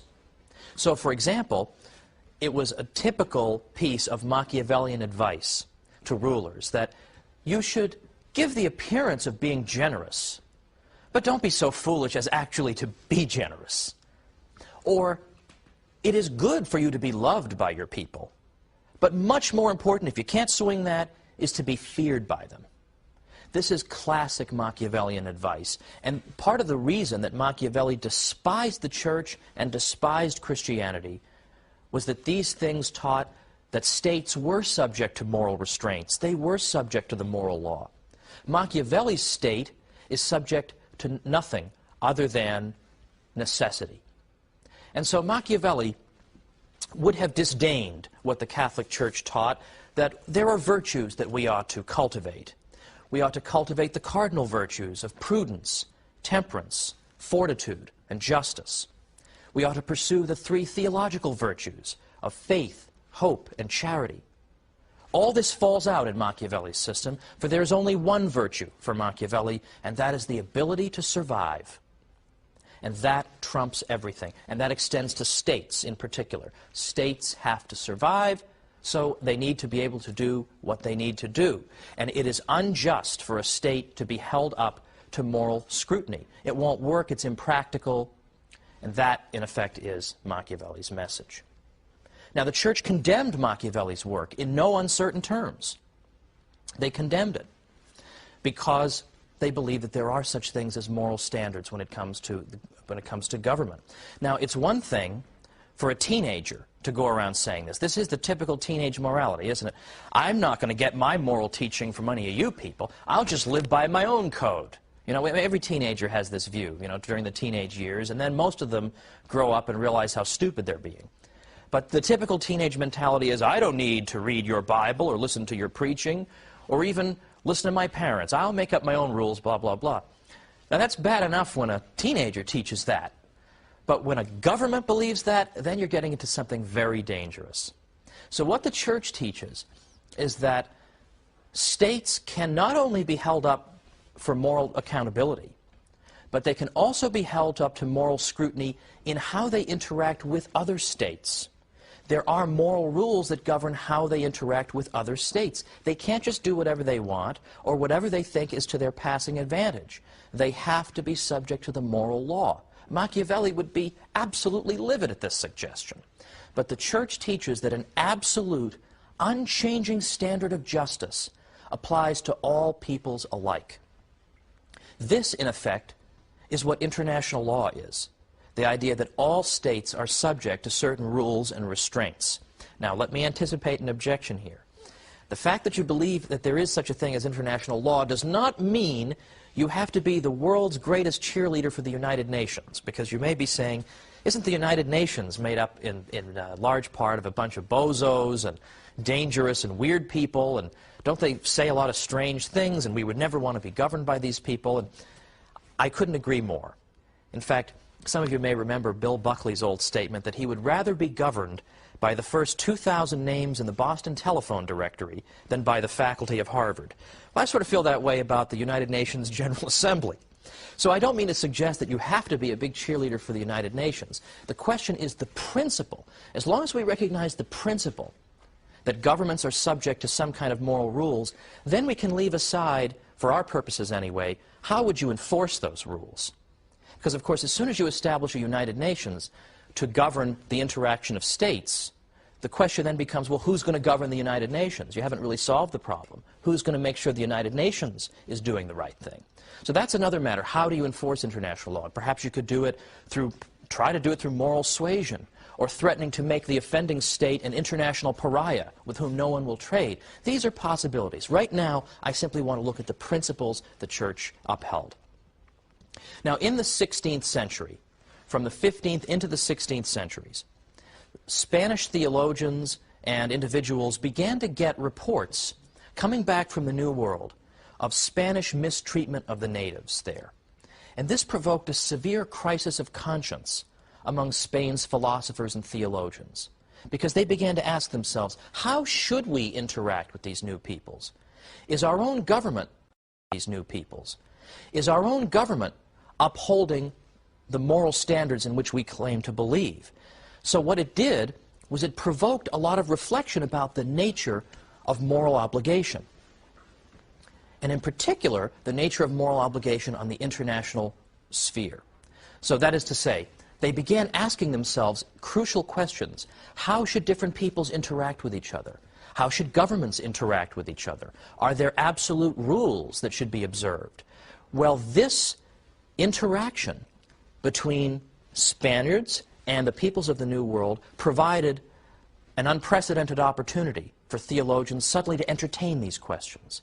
And this is where the idea of international law comes from, as these Spanish theologians are critically evaluating the behavior of their own government.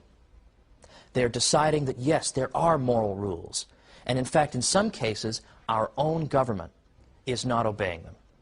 Now, the very fact that there was a crisis of conscience among Spanish theologians is itself significant.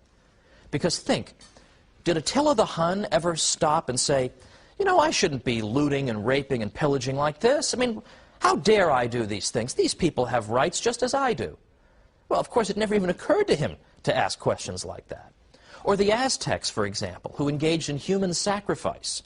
We have absolutely no record of any soul-searching that occurred in Aztec civilization, of people stepping back and impartially evaluating their own society and saying, you know what, maybe we shouldn't be ripping the hearts out of people. You know, maybe this is the wrong thing to do. Maybe this is a barbaric custom. We have absolutely no indication of any such critical tradition there. And yet, within the Catholic Church, when Spanish theologians look at the behavior of their government in the New World, that's exactly what they do. Is they begin asking these questions, and they begin saying, should we behave this way? And are there, in fact, general rules we should observe that apply to all peoples? Attila the Hun didn't believe in rules that apply to all peoples. There were rules that applied to him and rules that applied to everybody else. And that has been the typical way peoples have understood their interaction with the world. We are the good people, everybody else is a barbarian, and we treat them accordingly. So this is an advance of no small significance. Now, we're coming up to the break, but when we come back, we're going to meet a figure of extraordinary importance Father Francisco de Vitoria, who was a professor at the University of Salamanca, to which I have referred many a time. And it was Father Francisco de Vitoria who gave us the very first treatise in history on international law, setting out these principles. So let's come on back and look at that here on the Catholic Church, Builder of Civilization.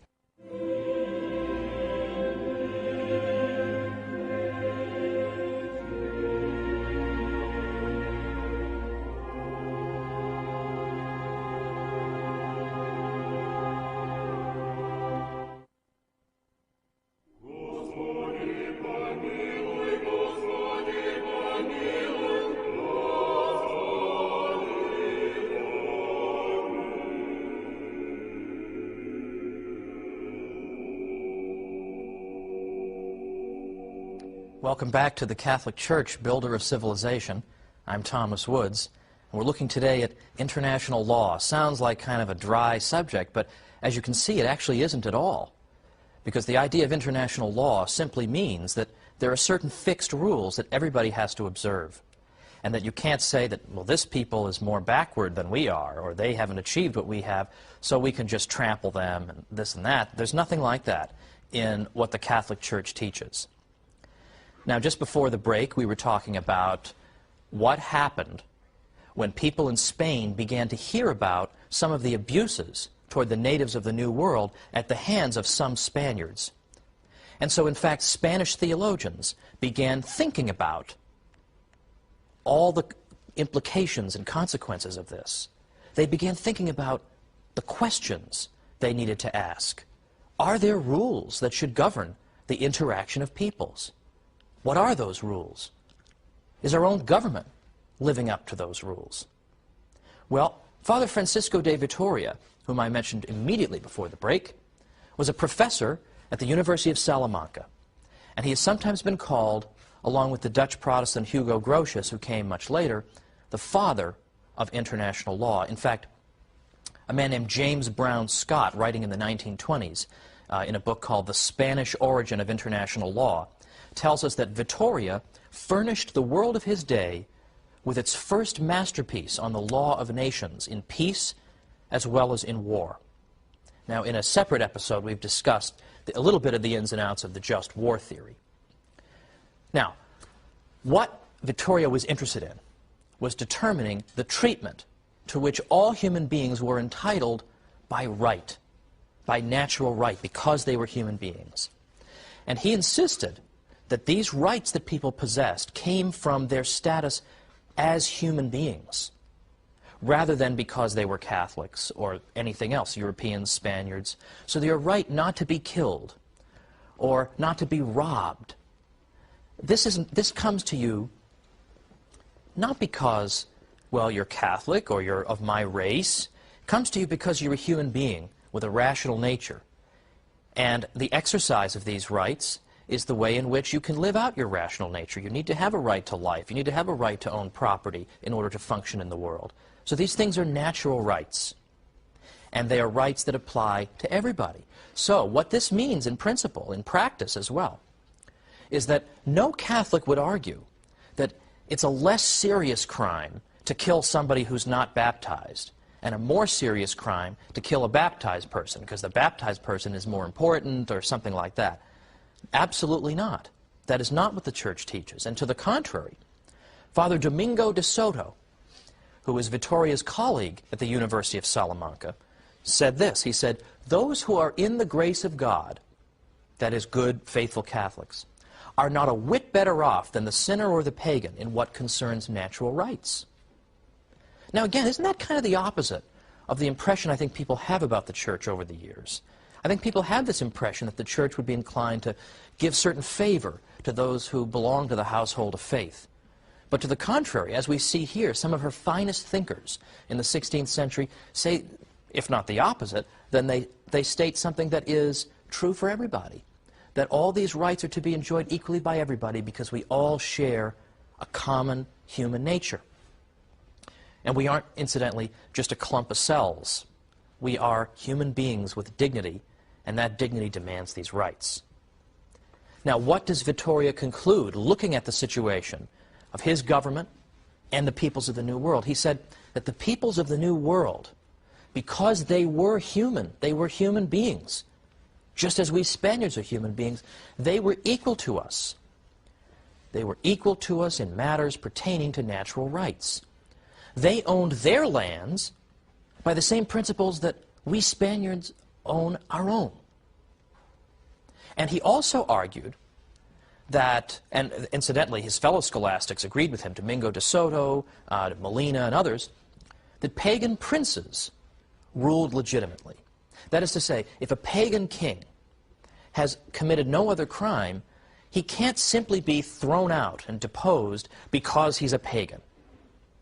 Now, that, too, I think is the opposite of what people think. People would think that the church believes that if a ruler is non-Catholic, they can just go in and throw him out and put a Catholic there.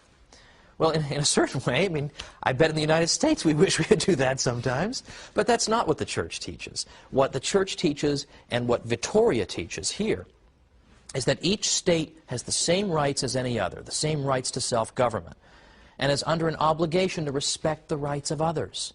So regardless of the religion of the ruler, if that ruler has committed no other crime, nobody has a right to just topple him for no reason other than he's a non-Catholic. You can't simply do that.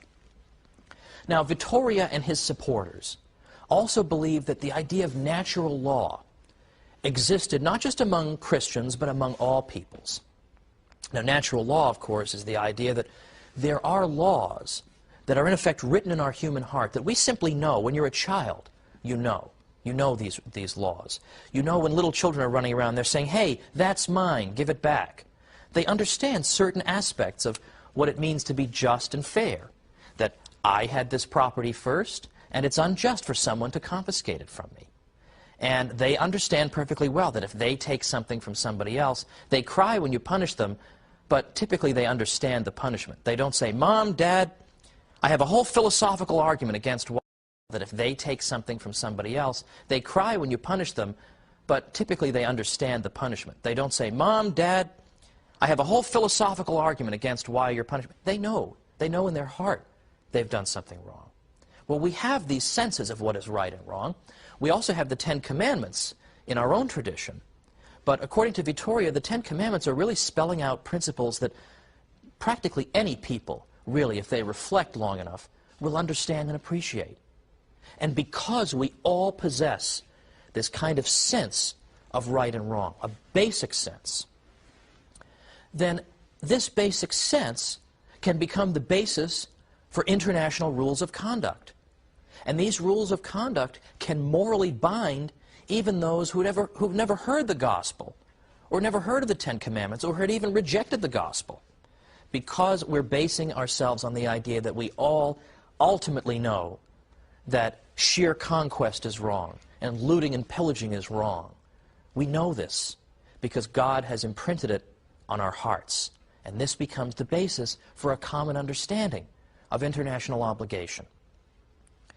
Now, that is to say that peoples, such as the peoples of the New World, were thought to possess this basic sense of right and wrong, summed up in the Ten Commandments and in the Golden Rule, and so we could interact with them on the understanding that they understand these principles, but we have to understand and live according to them too. So what this means is that in the 16th century, Spanish theologians looked at the behavior of their own civilization. They held it up to critical scrutiny, and they found it wanting. They looked and said, we have failed to live up to the absolute moral standard that binds all people. They proposed that in matters of natural right, the other peoples of the world were their equals, and that the commonwealths, even of pagan peoples, were entitled to the same treatment that the nations of Christian Europe accorded to one another. Now that is something extraordinary in the history of the world. And we in no way wish to make light of what happened to the peoples in the New World, because many of them perished, sometimes in terrible circumstances, oftentimes due to disease, a non-volitional source, sometimes due to overwork. And it was something terrible in some ways, what happened to a great many of these people. But the very fact that the Spaniards could step back and say, my people have failed to live up to an absolute standard is something new in the world. A historian named Louis Hankey wrote a book called The Spanish Struggle for Justice in the Conquest of America. Now that's a strange title, isn't it? But what he's talking about is precisely what we've seen here. The Spanish theologians attempt to devise rules that would bind everybody and that would establish justice in the world. And their ability, the Spaniards' ability to look objectively at these foreign peoples and recognize their common humanity was no small achievement. In fact, this type of impartiality, this ability to look at the peoples of the world and be willing to apply the same rules to other peoples that you apply to your own, and that you would abide by the same rules that you expect others to abide by. This impartiality is not exactly embedded in every civilization. In fact, we need look no further, for example, than the American Indian cultures, which, for whatever their merits, did not possess the ability to look impartially at the world and hold themselves up to a common moral standard. The Harvard historian Samuel Eliot Morison said that the Indians of the same region or language group did not even have a common name for themselves, and that each tribe called itself something like "we the people" and referred to its neighbors by a word that meant the barbarians or sons of she-dog or something equally insulting. Well, if that's your view, that you are the people and everybody else are the barbarians or sons of the she-dog, how are you going to be able to come up with impartial rules governing both you and the barbarians? It's not going to happen. So the idea of an international order of states, some large, some small, of varying levels of civilization and refinement, operating on a principle of equality, one toward the other, this could not have found fertile ground amid that kind of narrow chauvinism, a kind of chauvinism that has been all too prevalent in the history of the world. So it's thanks to the Catholic conception of the fundamental unity of the human race that we're able to think in terms of universal principles governing all peoples. So when we criticize Spanish excesses in the New World, therefore, it's largely thanks to the moral tools provided by the Catholic theologians of Spain itself that we're able to do so. The Peruvian poet Mario Vargas Llosa, when he spoke about these Spanish critics of their own government's policy, he said this: "They fought against their fellow men and against the policies of their own country in the name of a moral principle that to them was higher than any principle of nation or state. This self-determination, this capacity for criticism of your own civilization could not have been possible among the Incas or any of the other pre-Hispanic cultures. In these cultures, as in the other great civilizations of history foreign to the West, the individual could not morally question the social organism of which he was a part." Well, let's conclude now by saying that we have seen that, in theory, the Catholic Church has set up and established and defended these universal moral principles. And perhaps they have been observed in the breach at times, but these are the principles. And the additional principle, of course, is that there's to be no forced conversion. That's in canon law. All these things are Catholic principles. What we're going to see next time is an aspect of modern history that's often been forgotten, when anti-Catholic or atheistic states in effect establish the opposite principle, that people have the opposite of rights because they're Catholic. Because they're Catholic, they can be imprisoned or tortured or killed. And we are once again going to see this glorious witness of Catholics in the face of devastation. Join me for the Catholic Church, Builder of Civilization.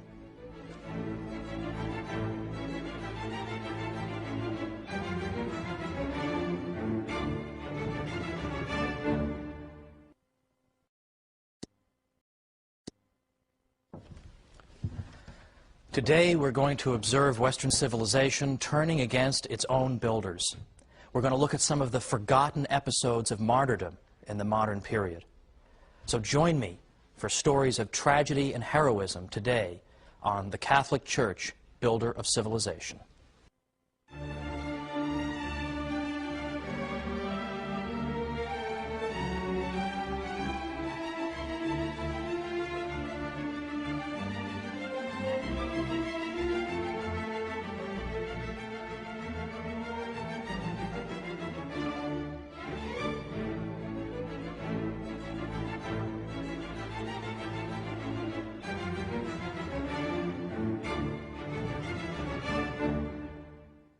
Welcome to the Catholic Church, builder of civilization.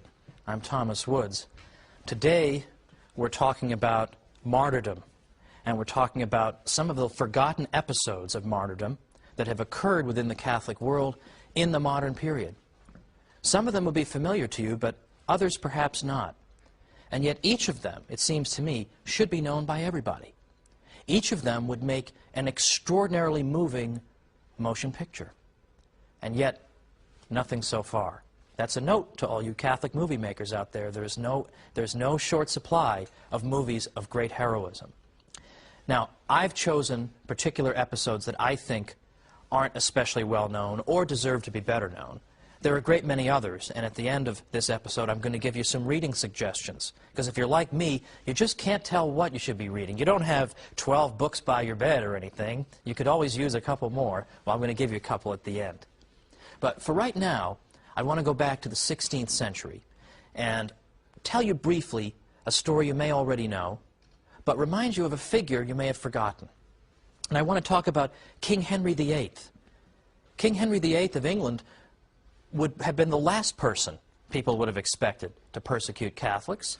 After all, he wrote a book in defense of the Seven Sacraments in 1521 against Martin Luther. He had no sympathy for Martin Luther whatsoever. Now, I'm not going to go through the story of his annulment and his various marriages, because then we'd be here for a whole other series. But for now, we'll simply say that King Henry VIII wanted to annul his marriage, marry another woman, and the Pope did not approve it. But he did it anyway. And in fact, he took the church in England and broke it away from the church around the world and declared that from now on, in the mid-1530s, that he, the King of England, would be the head of the Catholic Church in England. So the universality of the church around the world was threatened by, in effect, this self-imposed act of schism. So what happened after that? Well, of course, there were people who objected to this. What right do you have to do this? Is the annulment of your marriage valid?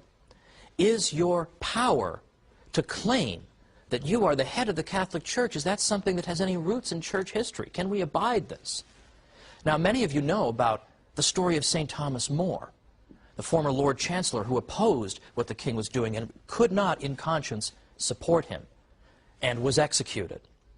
Now, St. Thomas More, in the year 2000, was declared by Pope John Paul II to be the patron saint of politicians, which I thought was a particularly mischievous move, meaning that politicians should, in effect, be so committed to their consciences and to the truth as to be willing to make the ultimate sacrifice for them.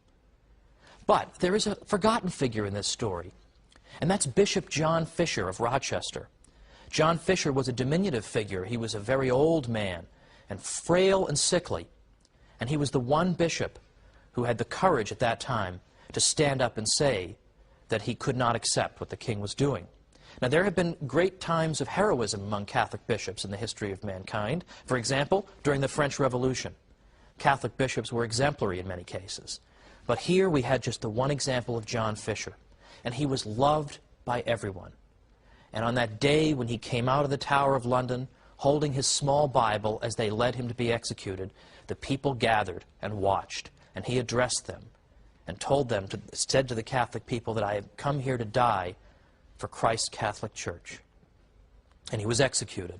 But my favorite part of this is a popular story that followed thereafter, because his head, Bishop John Fisher's head, was placed on a pike and placed along with the heads of some monks who had also resisted the king on London Bridge.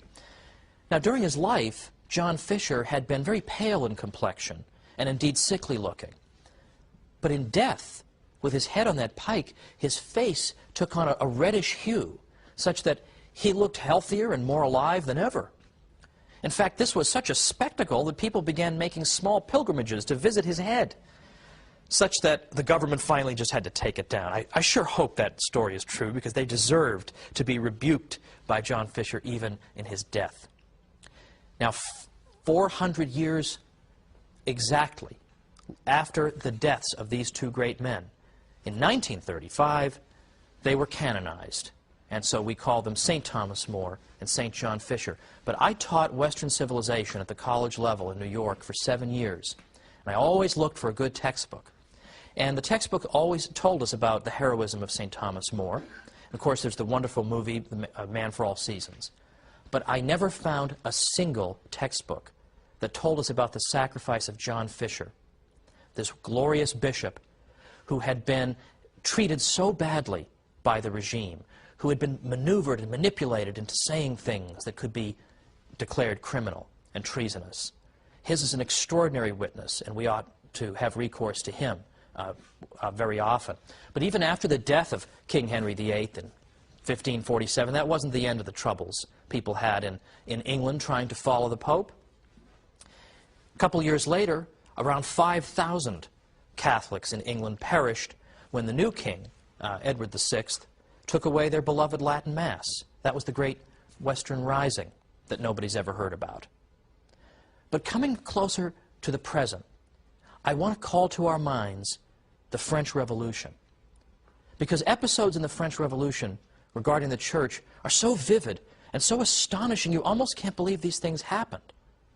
In fact, most people don't even know about these events.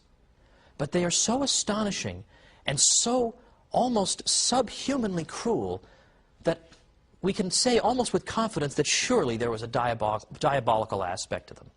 The French Revolution began in 1789, and within a year, and indeed 2 years, the church found that her property was nationalized, which is a nice way of saying ripped away from her by the government. Priests were required to take oaths of loyalty to the new government. Not all did so, understandably. Monasteries were suppressed. And by the way, they were suppressed on the grounds of religious freedom. So in the name of religious freedom, you cannot be free to be a monk. So you go figure that out.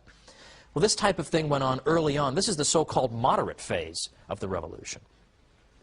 But as time went on, the revolution grew more and more explicitly anti-Catholic. In fact, by 1793, things had grown almost hysterically worse. 1793 to 1794, it's there that we see what became known as the Reign of Terror. And here, if you were a Catholic and were outspoken about it in some way, you could be in trouble just for that. You could be called a fanatic because you were found praying the rosary, or because you had sheltered a priest who had refused to take that oath of loyalty. There were terrible crimes carried out against ordinary Catholics, young men, sick and healthy, women and men together, children, all subject to the same terrible crimes. For example, the drownings at Nantes. Thousands of Catholics perished in the drownings at Nantes, which consisted of taking people in boats out into the River Loire, and then the tormentors in the boats would jump to other boats, and before doing so, they would open up holes in the initial boat so that the boat would sink and the people on it would drown. The man who carried this out, Jean-Baptiste Carrier, said, "Never have I had so much amusement as in seeing the last grimaces of priests as they die." Beyond the drownings at Nantes, we have the shootings at Angers. We have the martyrs who are called the martyrs of Avrillé, 100 of whom were beatified by Pope John Paul II, and many favors have been won through their intercession. But there, the martyrs of Avrillé were marched to some ditches that had been dug, and it was decided that the way to deal with these unruly Catholics was to line them up against the ditches and to shoot them all so that they would fall into the ditches and perish. Many females fall into the ditches and perish. Many female religious went to their deaths in this way, singing songs to the Lord as they did so, and forgiving their captors and tormentors. In the midst of all this, there was also the de-Christianization campaign. De-Christianization campaign in France. Now, what did that consist of? During the fanaticism of de-Christianization, a new calendar was introduced. Because, of course, if we want to de-Christianize the country, we certainly can't have a calendar dated from the life of Christ. So instead, we're going to date our calendar from the year we killed our king. That'll be the year 1. And the week became 10 days long, not 7. So it became impossible for the Catholic people, after a time, to know what day was Sunday.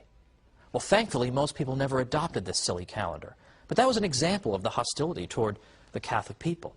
But beyond just that, bizarre ceremonies were carried out. Statues of saints were guillotined.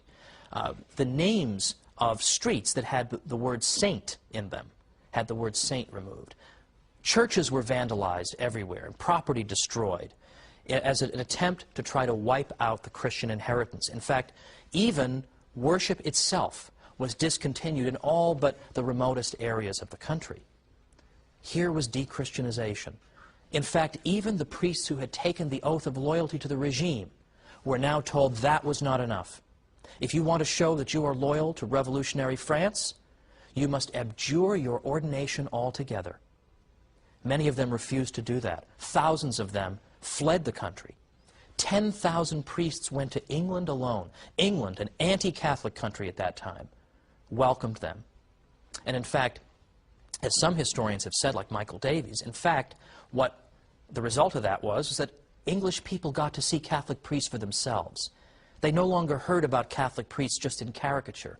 They met these men for themselves and saw how heroic they were and what they were able to do. And it astonished them how great these men were. And this experience they had meeting all these Catholic priests went a long way in the 19th century toward lifting the restrictions against Catholicism in that country.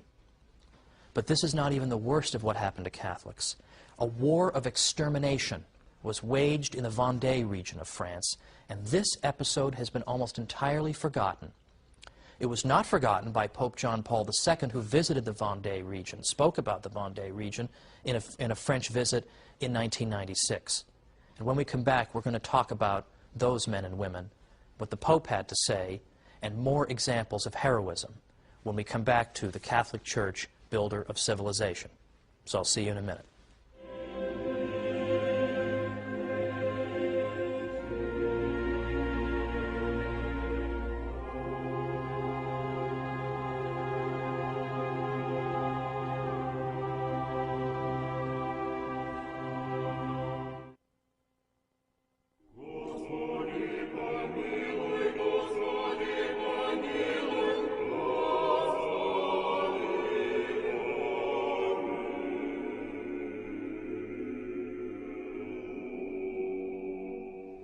Welcome back to the Catholic Church, builder of civilization.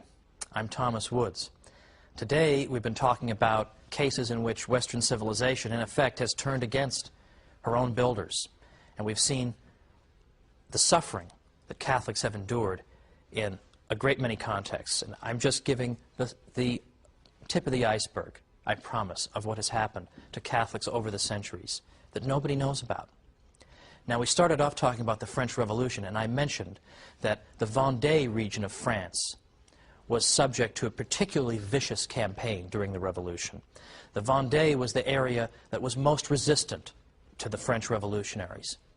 And orders were given to go into the Vendée and exterminate these people. Every single person who was moving should be killed. People should be bayoneted and hacked to bits. They were ordered to do that. But the people of Vendée stood up and resisted the best they could. And when Pope John Paul II was in France in 1996, he was there, incidentally, to observe the 1500th anniversary of the baptism of Clovis, who was the Frankish king who accepted Christian baptism and thus bestowed upon France the title of the eldest daughter of the Church. The Pope was there to commemorate that. But he spoke about the particular sacrifice of the people in the Vendée. And he said, "You who were born in the land of the Vendée are the heirs of men and women who were courageous enough to remain faithful to the Church of Jesus Christ at a time when her freedom and independence were threatened. In the numerous acts of witness that have come down to us, it is moving to see that the people of the Vendée remained attached to their parishes and their priests in spite of the cruelty of persecution."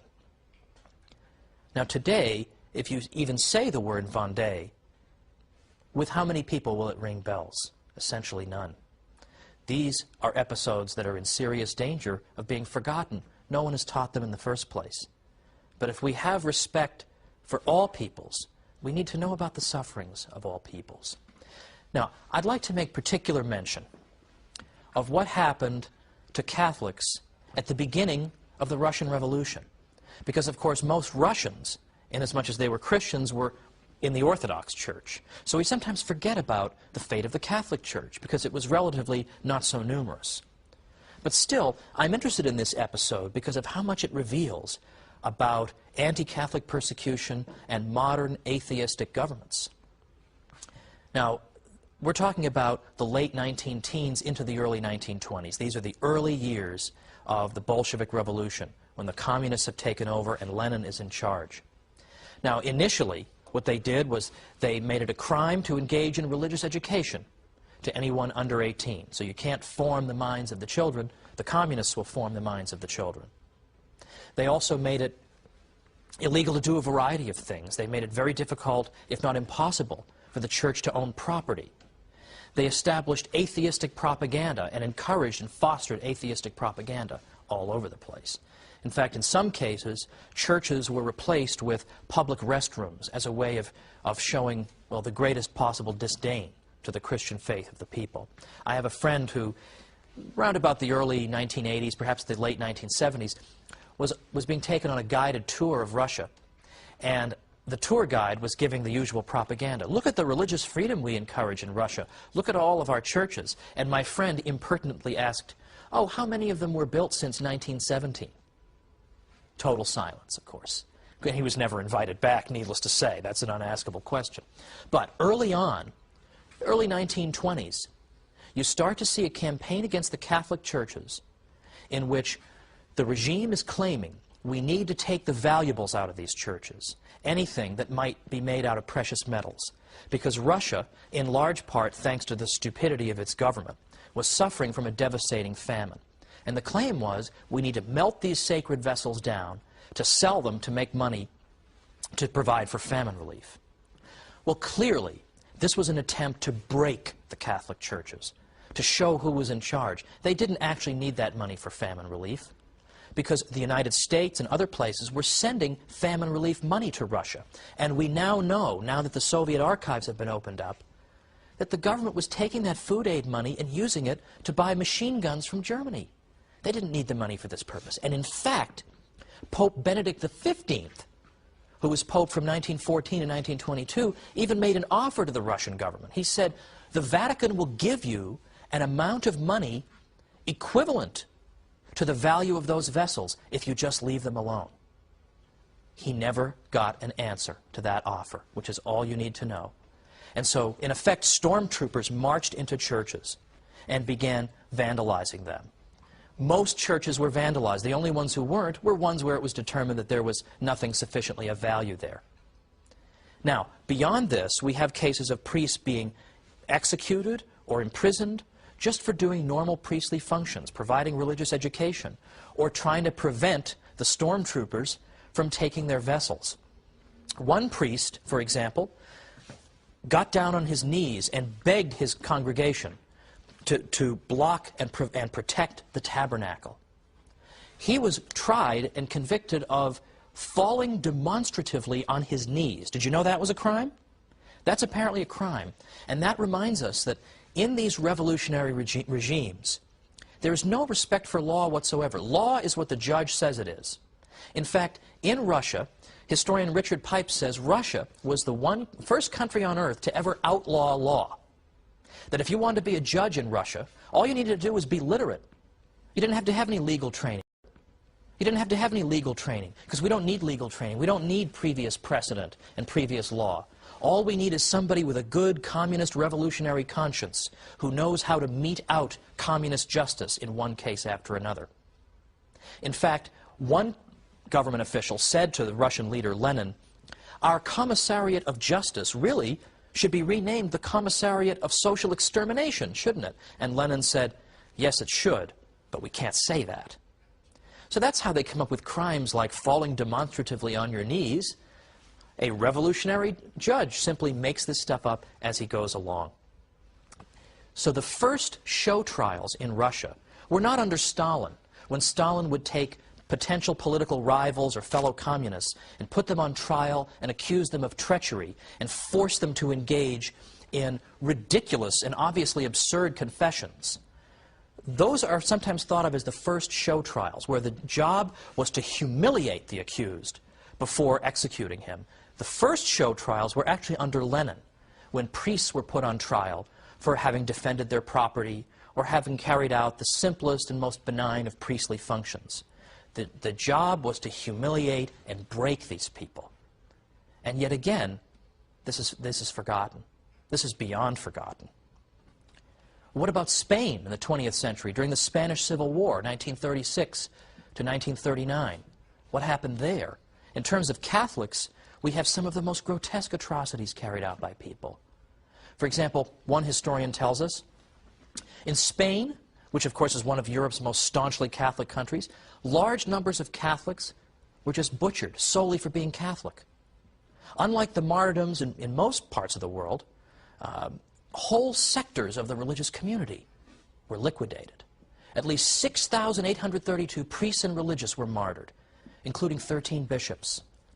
In the 20th century, probably no country witnessed so much bloodshed among its clergy. Another source, an incalculable number of laypersons were killed because of their religious associations, either as well-known churchgoers, members of fraternal and charitable religious organizations, or as the fathers, mothers, brothers, sisters, and friends of clerics. Some were killed because they professed their faith by wearing some outward symbol of belief, perhaps a religious medal or a scapular. Some were killed for acts of charity, for granting refuge to clerics attempting to escape this terrible fury. It is impossible to determine the number of these laypersons who were slain for their faith. And nor was the anti-clericalism limited to killing. Thousands of churches were burned, religious objects were profaned, nuns' tombs were opened, and the petrified mummies displayed to ridicule, and religious ceremonies were burlesqued. Indeed, practically any imaginable anti-clerical act was not only possible, but likely. And still another writer tells us, as they entered a village, that is, in effect, anti-Catholic stormtroopers, you may as well call them, their first object of attack was the church. There, the communists and their henchmen would round up the priests and religious, as well as anyone who protested, wreak all kinds of destruction and sacrilege, and then pour round after round of ammunition into the tabernacle of the parish church. Now, unfortunately, my friends, we could go on and on. We could talk about the sacrifices Catholics made under the terrible Nazi regime, about the thousands of priests interned at Dachau. We could talk about the sufferings in Mexico. There's so much we can talk about because there were sufferings all over the world in the 20th century. In Africa, all over the world, people perished because of their faith. Now, unfortunately, this is largely a forgotten story. The Black Book of Communism does tell a lot of the atrocities of the communists, and that is a very important thing because people, in effect, don't seem to care or have forgotten about these crimes. But that book doesn't really give us the information we might want about people who died specifically because they were Catholics and not just because they were anti-communist. So the book I would recommend is a book by Robert Royal, called Catholic Martyrs of the 20th Century. Catholic Martyrs of the 20th Century. And he gives a history of what happened in the 20th century around the world. And he says that in terms of people we can clearly identify as having specifically died for the faith, it's in the hundreds of thousands. We can't forget those people. And these are people who gave the same witness as those people in the early centuries who helped their own persecutors. These are people who, when they died, they forgave these people and they blessed them. That's why Tertullian said that the blood of the martyrs is the seed of Christians, because people are so moved by their testimony. Pope John Paul II quoted the words of Christ, "Blessed are you when they insult you and persecute you and utter all kinds of evil against you falsely on my account. Rejoice and be glad, for your reward is great in heaven." And the Pope said, how well these words of Christ fit the countless witnesses to the faith in the last century, insulted and persecuted, but never broken by the power of evil. Where hatred seemed to corrupt the whole of life, leaving no escape from its logic, they proved that love is stronger than death. Within terrible systems of oppression which disfigured man, in places of pain, amid the hardest of privations, through senseless marches, exposed to cold and hunger, tortured, suffering in so many ways, they loudly proclaimed their loyalty to Christ crucified and risen. Countless numbers refused to yield to the cult of the false gods of the 20th century and were sacrificed by communism, Nazism, by the idolatry of state or race. Many others fell in the course of ethnic or tribal wars because they had rejected a way of thinking foreign to the gospel of Christ. Some went to their death because, like the Good Shepherd, they decided to remain with their people despite intimidation. On every continent and throughout the entire 20th century, there have been those who preferred to die rather than betray the mission which was theirs. And they did so in the Spirit of Christ. But their stories have been forgotten. We need to remember them, because these stories can inspire, and they in fact can move people to conversion. Well, next time, we're going to wrap up our series and look at what the church has done for the West and how we can tell more people about it. So join me next time. Thanks.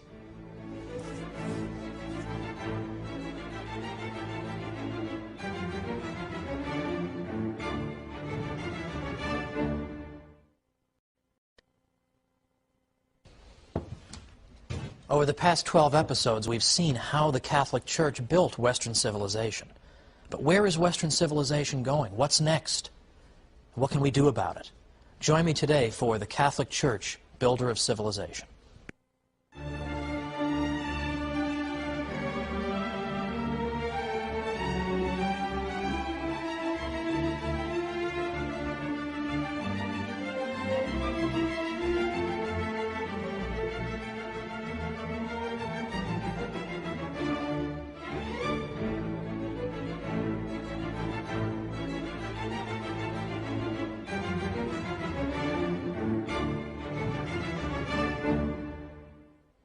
Welcome to the Catholic Church, Builder of Civilization.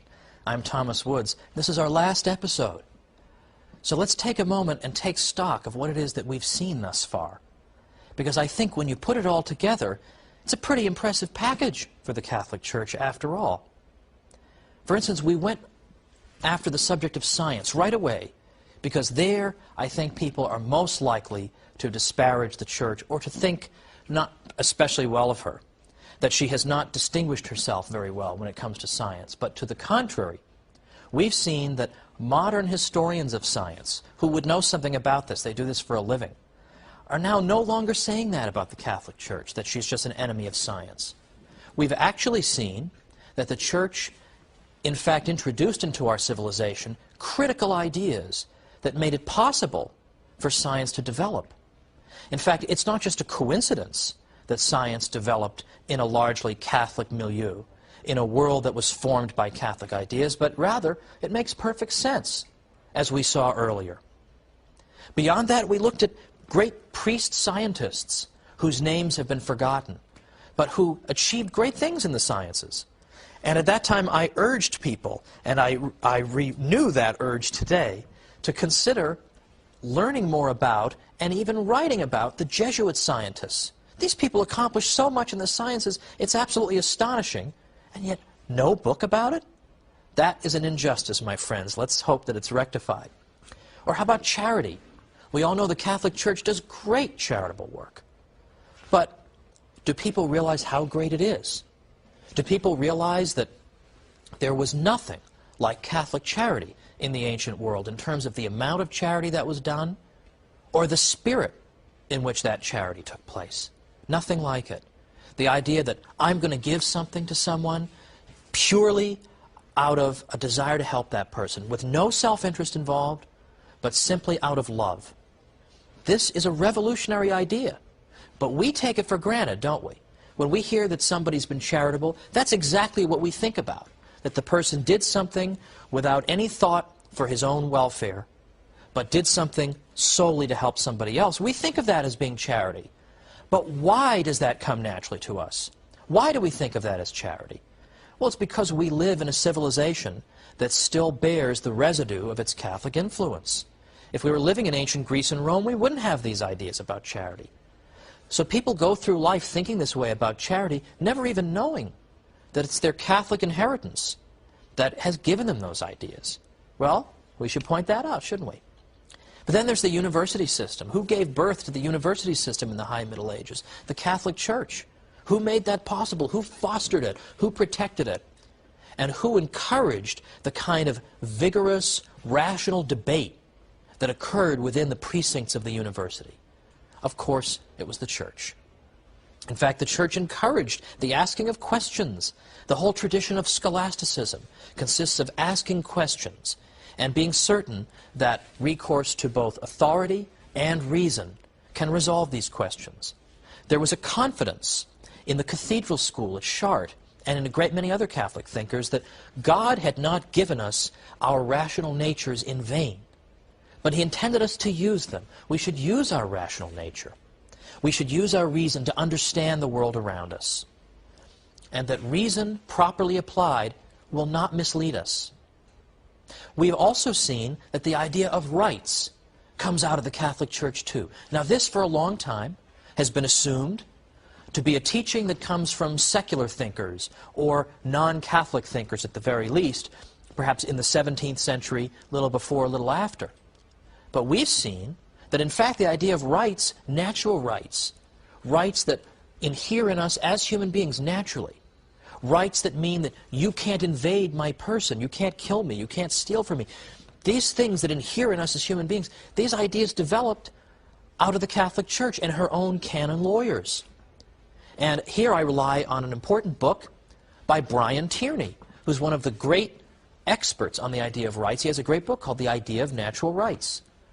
And it's there where you see the most systematic refutation of the idea that rights just came out of nowhere in the 17th century. He shows that they came out of the heart of the Church. Now, we've also seen that international law comes out of the Catholic Church too. International law, which is closely related to the idea of rights, comes out of the Catholic Church. Because international law says that some countries don't have more rights than others, but that each state has an equal dignity, regardless of whether the ruler of that state is Catholic or non-Catholic. If his only crime, so to speak, is being non-Catholic, you can't just depose him for that, because his state has dignity and the right of self-government, just the way as any Catholic state would have, or state populated by Catholics. So international law, the idea there's an absolute moral standard that governs the interaction of states. Where does this come from? It comes from the Catholic Church with Francisco de Vitoria and Francisco Suarez and de Soto and all these other thinkers. Even law itself, law domestically, is indebted to the Catholic Church because the canon law was the first modern legal system in Europe. Because for the first time, church law was brought together systematically and presented in a coherent whole, where all contradictions that might have existed have been reconciled. That's what modern states in Western Europe did when they were developing their own legal systems. They used the model of canon law as to how you go about doing that. Now, in our first episode, I made brief mention of the study of economics. Now, economics really is an interesting science, so I don't want to hear any objections to economics. But economics is often thought to have emerged in the 18th century. In the 18th century, sort of deistic thinkers, or thinkers who certainly weren't Catholic, just suddenly came up with the idea of economics, just kind of poured out of their heads. But in fact, that's not what historians today are saying.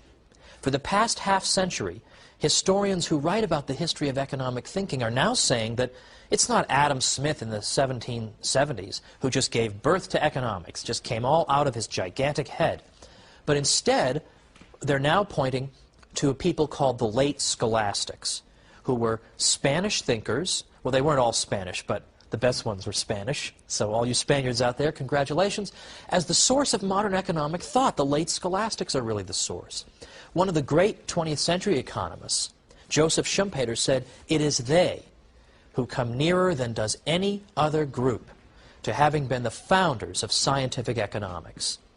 And there's been much scholarship written about this ever since Schumpeter wrote in the 1950s. Modern historians of science have continued to uncover the critical and important insights into economic thought of these people.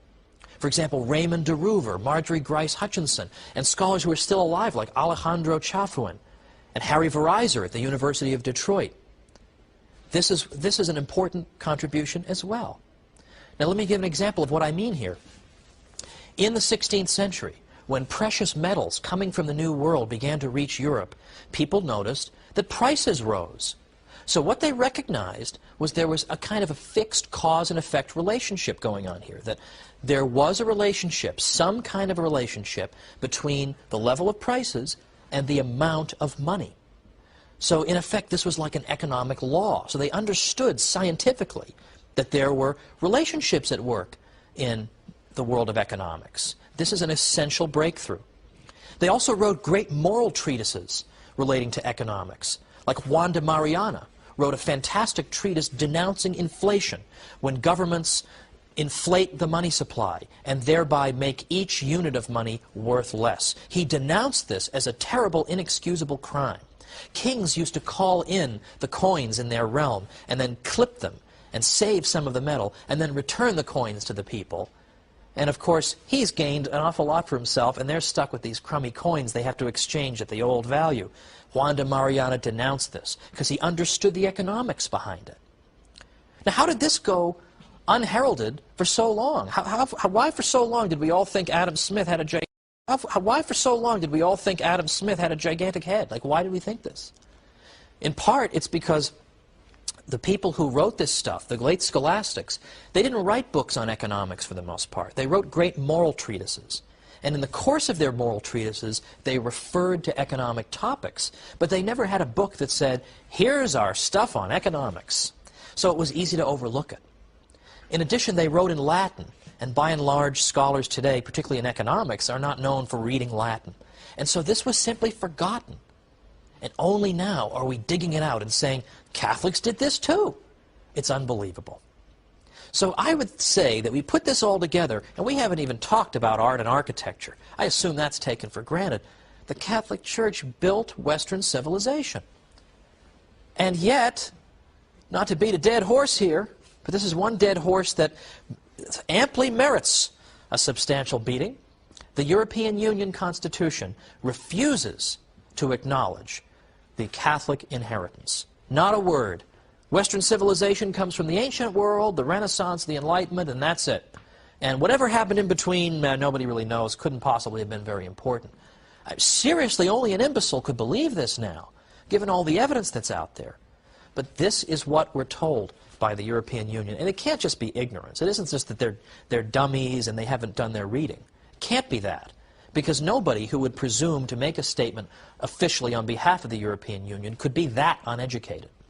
It's frankly because of hostility toward the Church. There is a hostility toward the Church. We all know it.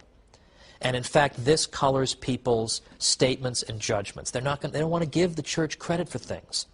My own theory is that one of the reasons a lot of secular intellectuals despise the Church is that the Church, in effect, reproaches them for their immoral lifestyles. They don't like being told they're not supposed to do this and that, and every time they see the Church, it's a reproach to them. And so therefore they have to wipe it out, they have to destroy it, they have to ignore it. But we refuse to go away, don't we? We refuse to go away. Well, after the break, we're going to talk about the state of Western civilization right now. Look around at the art world a little bit, the state of things, and see what, if anything, we can do about this. And what can we do to take this knowledge and spread it out there to the world? I wrote a book called How the Catholic Church Built Western Civilization, because I hoped it could help to spread this knowledge among the general population. Let's see what else we can try to do to make people aware of what an extraordinary treasure the world has in the Catholic Church. Supernaturally, yes, but even on a natural level, all the glorious things she's done. How do we spread that around? Let's talk about that after the break, and we'll see you in just a minute.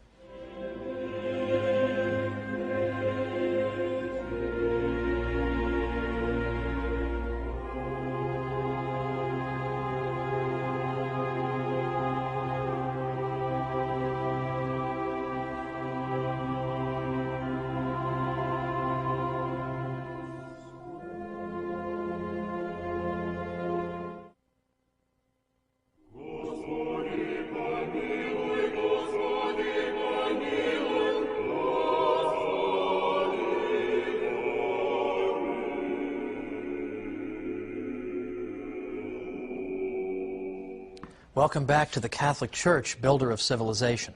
I'm Thomas Woods. Today we're sort of summing things up and then looking forward. We're looking at things the Church has done in the past and then thinking about what are we going to do in the future? What are we going to do to redeem Western civilization? Build it back up again to where it belongs. Now, I think if you were to take a quick glance, for example, at the world of art today, it's probably not fair to say all of modern art is just a complete disaster. I don't think anyone would really say that. However, I think we can say that there seems to be a relationship between a civilization's view as to whether there really is a transcendent, there's something that is beyond our experience, and a civilization that doesn't believe that believes in materialism. Materialism in this sense doesn't mean greed, it means believing that matter is all there is. If something isn't physical, then it doesn't exist. That's what materialism teaches. And it seems to me fairly obvious that the type of art you would see in those different types of civilizations would differ from each other. And this is a point that Jude Doherty made. He's the Dean Emeritus of the School of Philosophy at the Catholic University of America. And he's made this point. He asked the question, could a great Gothic cathedral, or indeed Gothic architecture in general, could that have been built in a materialistic culture? And likewise, could some of the hideous things that we see around us all the time, what Doherty calls Lego set architecture, we're surrounded by everywhere, would that have been built in an age and a culture that believed in the transcendent? When you, in effect, when you believe in materialism, what you're saying is that there is no meaning to life. If all there is matter, if matter is just dead, it has no purposes, then there is no meaning to anything if there's no transcendent. And if you really believe that life has no meaning, it would be a miracle if that belief weren't in fact reflected in your art. And we see that. Of course, we see that everywhere. Now, I suppose it's shooting fish in a barrel to criticize some of the excesses of modern art, so I'm not going to do that. There's a little bit of that in my book, and you can find that all over the place. But I do remember walking into my classroom back in the years when I was a professor in New York, and I had a newspaper article, and I said to them, this is a Western Civ course, I said, ladies and gentlemen, I want to update you on the state of Western civilization. And I read to them this news item. And it was a news item about the Turner Prize exhibition in England. It was a prestigious art prize. And one of the exhibits was called The Lights Going On and Off. And in this exhibit, the artist, so-called, flicked on and off the lights of the facility. And this produced an interesting effect, apparently. And that was his work of art. I know what you're all thinking. I can flick lights on and off too. I know. I'm thinking the same thing.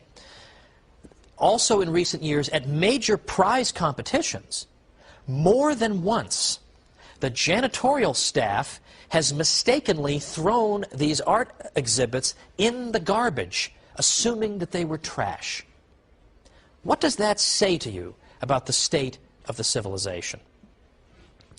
Now, if we Catholics don't defend ourselves, as I said at the beginning, nobody's going to do it for us. We've got a glorious civilization behind us. We've produced some extraordinary art that is admired by people all over the world. Now, it's true, though, that we're not Catholics because we produced great art. We're not Catholics because the Church helped to foster the university, or because the Church encouraged the sciences. These are all wonderful things. That's not why we're Catholic. But there are a couple of benefits that come from knowing this information. And the first one is that a lot of people do believe a lot of negative things about the Church, don't they? A lot of people believe these negative things. So if we can show them that they're mistaken, that in fact a lot of these misconceptions are exactly that. They're just misconceptions without historical foundation, we will have struck down an obstacle to their conversion. So it is important to know this knowledge, even if it's not the reason that we're Catholics. It will help us when we interact with people who have deeply embedded prejudices. But remember, nobody's going to defend ourselves if we don't defend us. We have to defend ourselves. We have to be prepared to tell people these things when they come up and say the Church has been nothing but a blight. We have to have an answer for that, because they're not going to have the answer. We need to give them that answer. But secondly, these things help to confirm our own faith. And what I mean by that is that we should expect Christ's Church to bear such wonderful temporal fruits. Because if the Church really is what she claims to be, she's the bride of Christ, she's a divine institution, then naturally we would expect her to bear great supernatural fruits in the form of grace and the sacraments. But we should also expect her to bear great temporal fruits. And when we in fact confirm that, and we see that, it helps to confirm our faith, doesn't it? It helps to confirm our faith.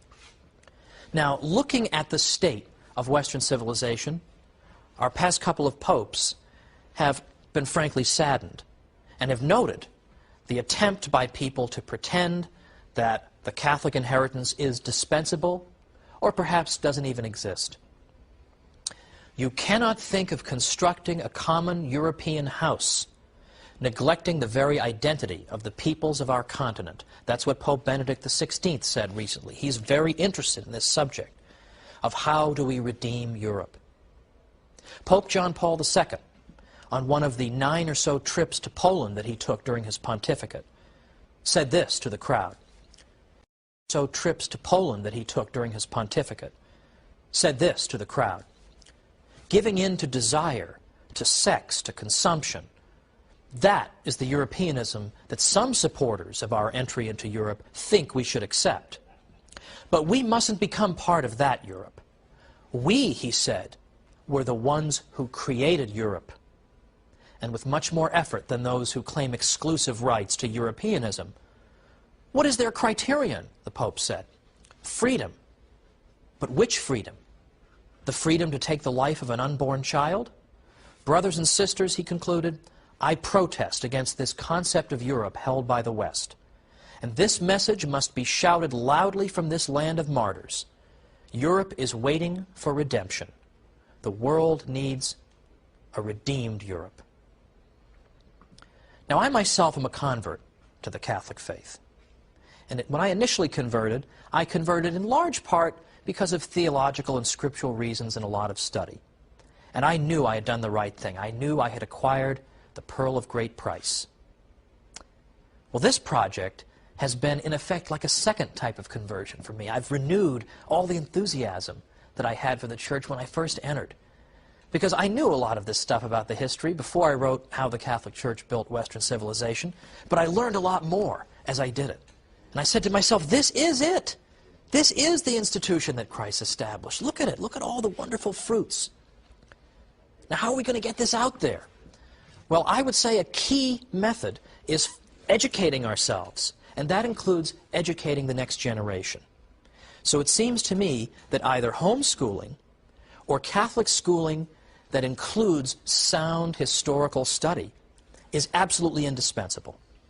Because let's be honest, a lot of people in the world are not particularly knowledgeable about the stuff we've covered here. So it only takes 2 or 3 really well thought out sentences to knock over their whole case. So if we got our kids ready so that when they go out there and they find themselves fighting against anti-Catholic propaganda, if they're ready to meet it on its own terms, people are going to be stunned. They're not going to know what to say because nobody's got a good historical foundation. But disproportionately, I believe that students who are being homeschooled, even though they're a minority, they will still disproportionately, out of proportion to their numbers, be numbered among the educated people of our world to come. And they will be ready for the usual claims made against the church. That's essential. We're all set to get started homeschooling our kids. I can't wait to do it. But in the case of my own conversion, you know, I remember, if I may be pardoned this personal conclusion, I remember I was on the verge of converting. And, you know, people wanted to send me books showing me why Protestantism was false and Catholicism was true. And I appreciated that, and that was good. I did want to know those things. I did want to be able to answer the arguments of Luther. But ultimately what happened to me, and the whole story would take a little bit longer, but what happened to me was I reached a point at which I came to the conclusion that I wanted to be a Catholic. I pretty much knew I wanted to be a Catholic. All of a sudden, this fascinating and extraordinary and gigantic institution was just staring me in the face. 2,000 years of tradition staring me in the face. And even then, I knew some of her achievements in Western civilization as well. And frankly, I know I shouldn't put it quite this way, but I want to be honest, I just suddenly felt stupid. I just thought that all this time, I've had this institution, and all its glorious benefits, and all the wonderful things she's done, and all her beauty staring me in the face, and I haven't immediately rushed to embrace her. Frankly, I just felt stupid. I didn't really need books showing me why I had been wrong before. I knew there'd be time enough to study all the ins and outs. I just wanted to learn the faith. Just teach me the faith. Show me what the church teaches. That's what I want. I read Father Hardon's Great Catechism. I just absorbed it, and I said, yes, this is what I've been thirsting for. And I bring this up because I have a friend who contacted me not long ago, and he's having second thoughts. He's a Protestant, and he's thinking maybe he wants to become a Catholic. And my first instinct was, let me send him all these books showing him why he's wrong to be a Protestant. And I realized, you know what? He's going through just what I went through at that time. He just feels like kind of a doofus, that all this time he's neglected the pearl of great price that's staring him right in the face. This great institution, the most beautiful institution in the world. So instead, I just sent him books that explain the faith. Here is what it is. That is what converts people.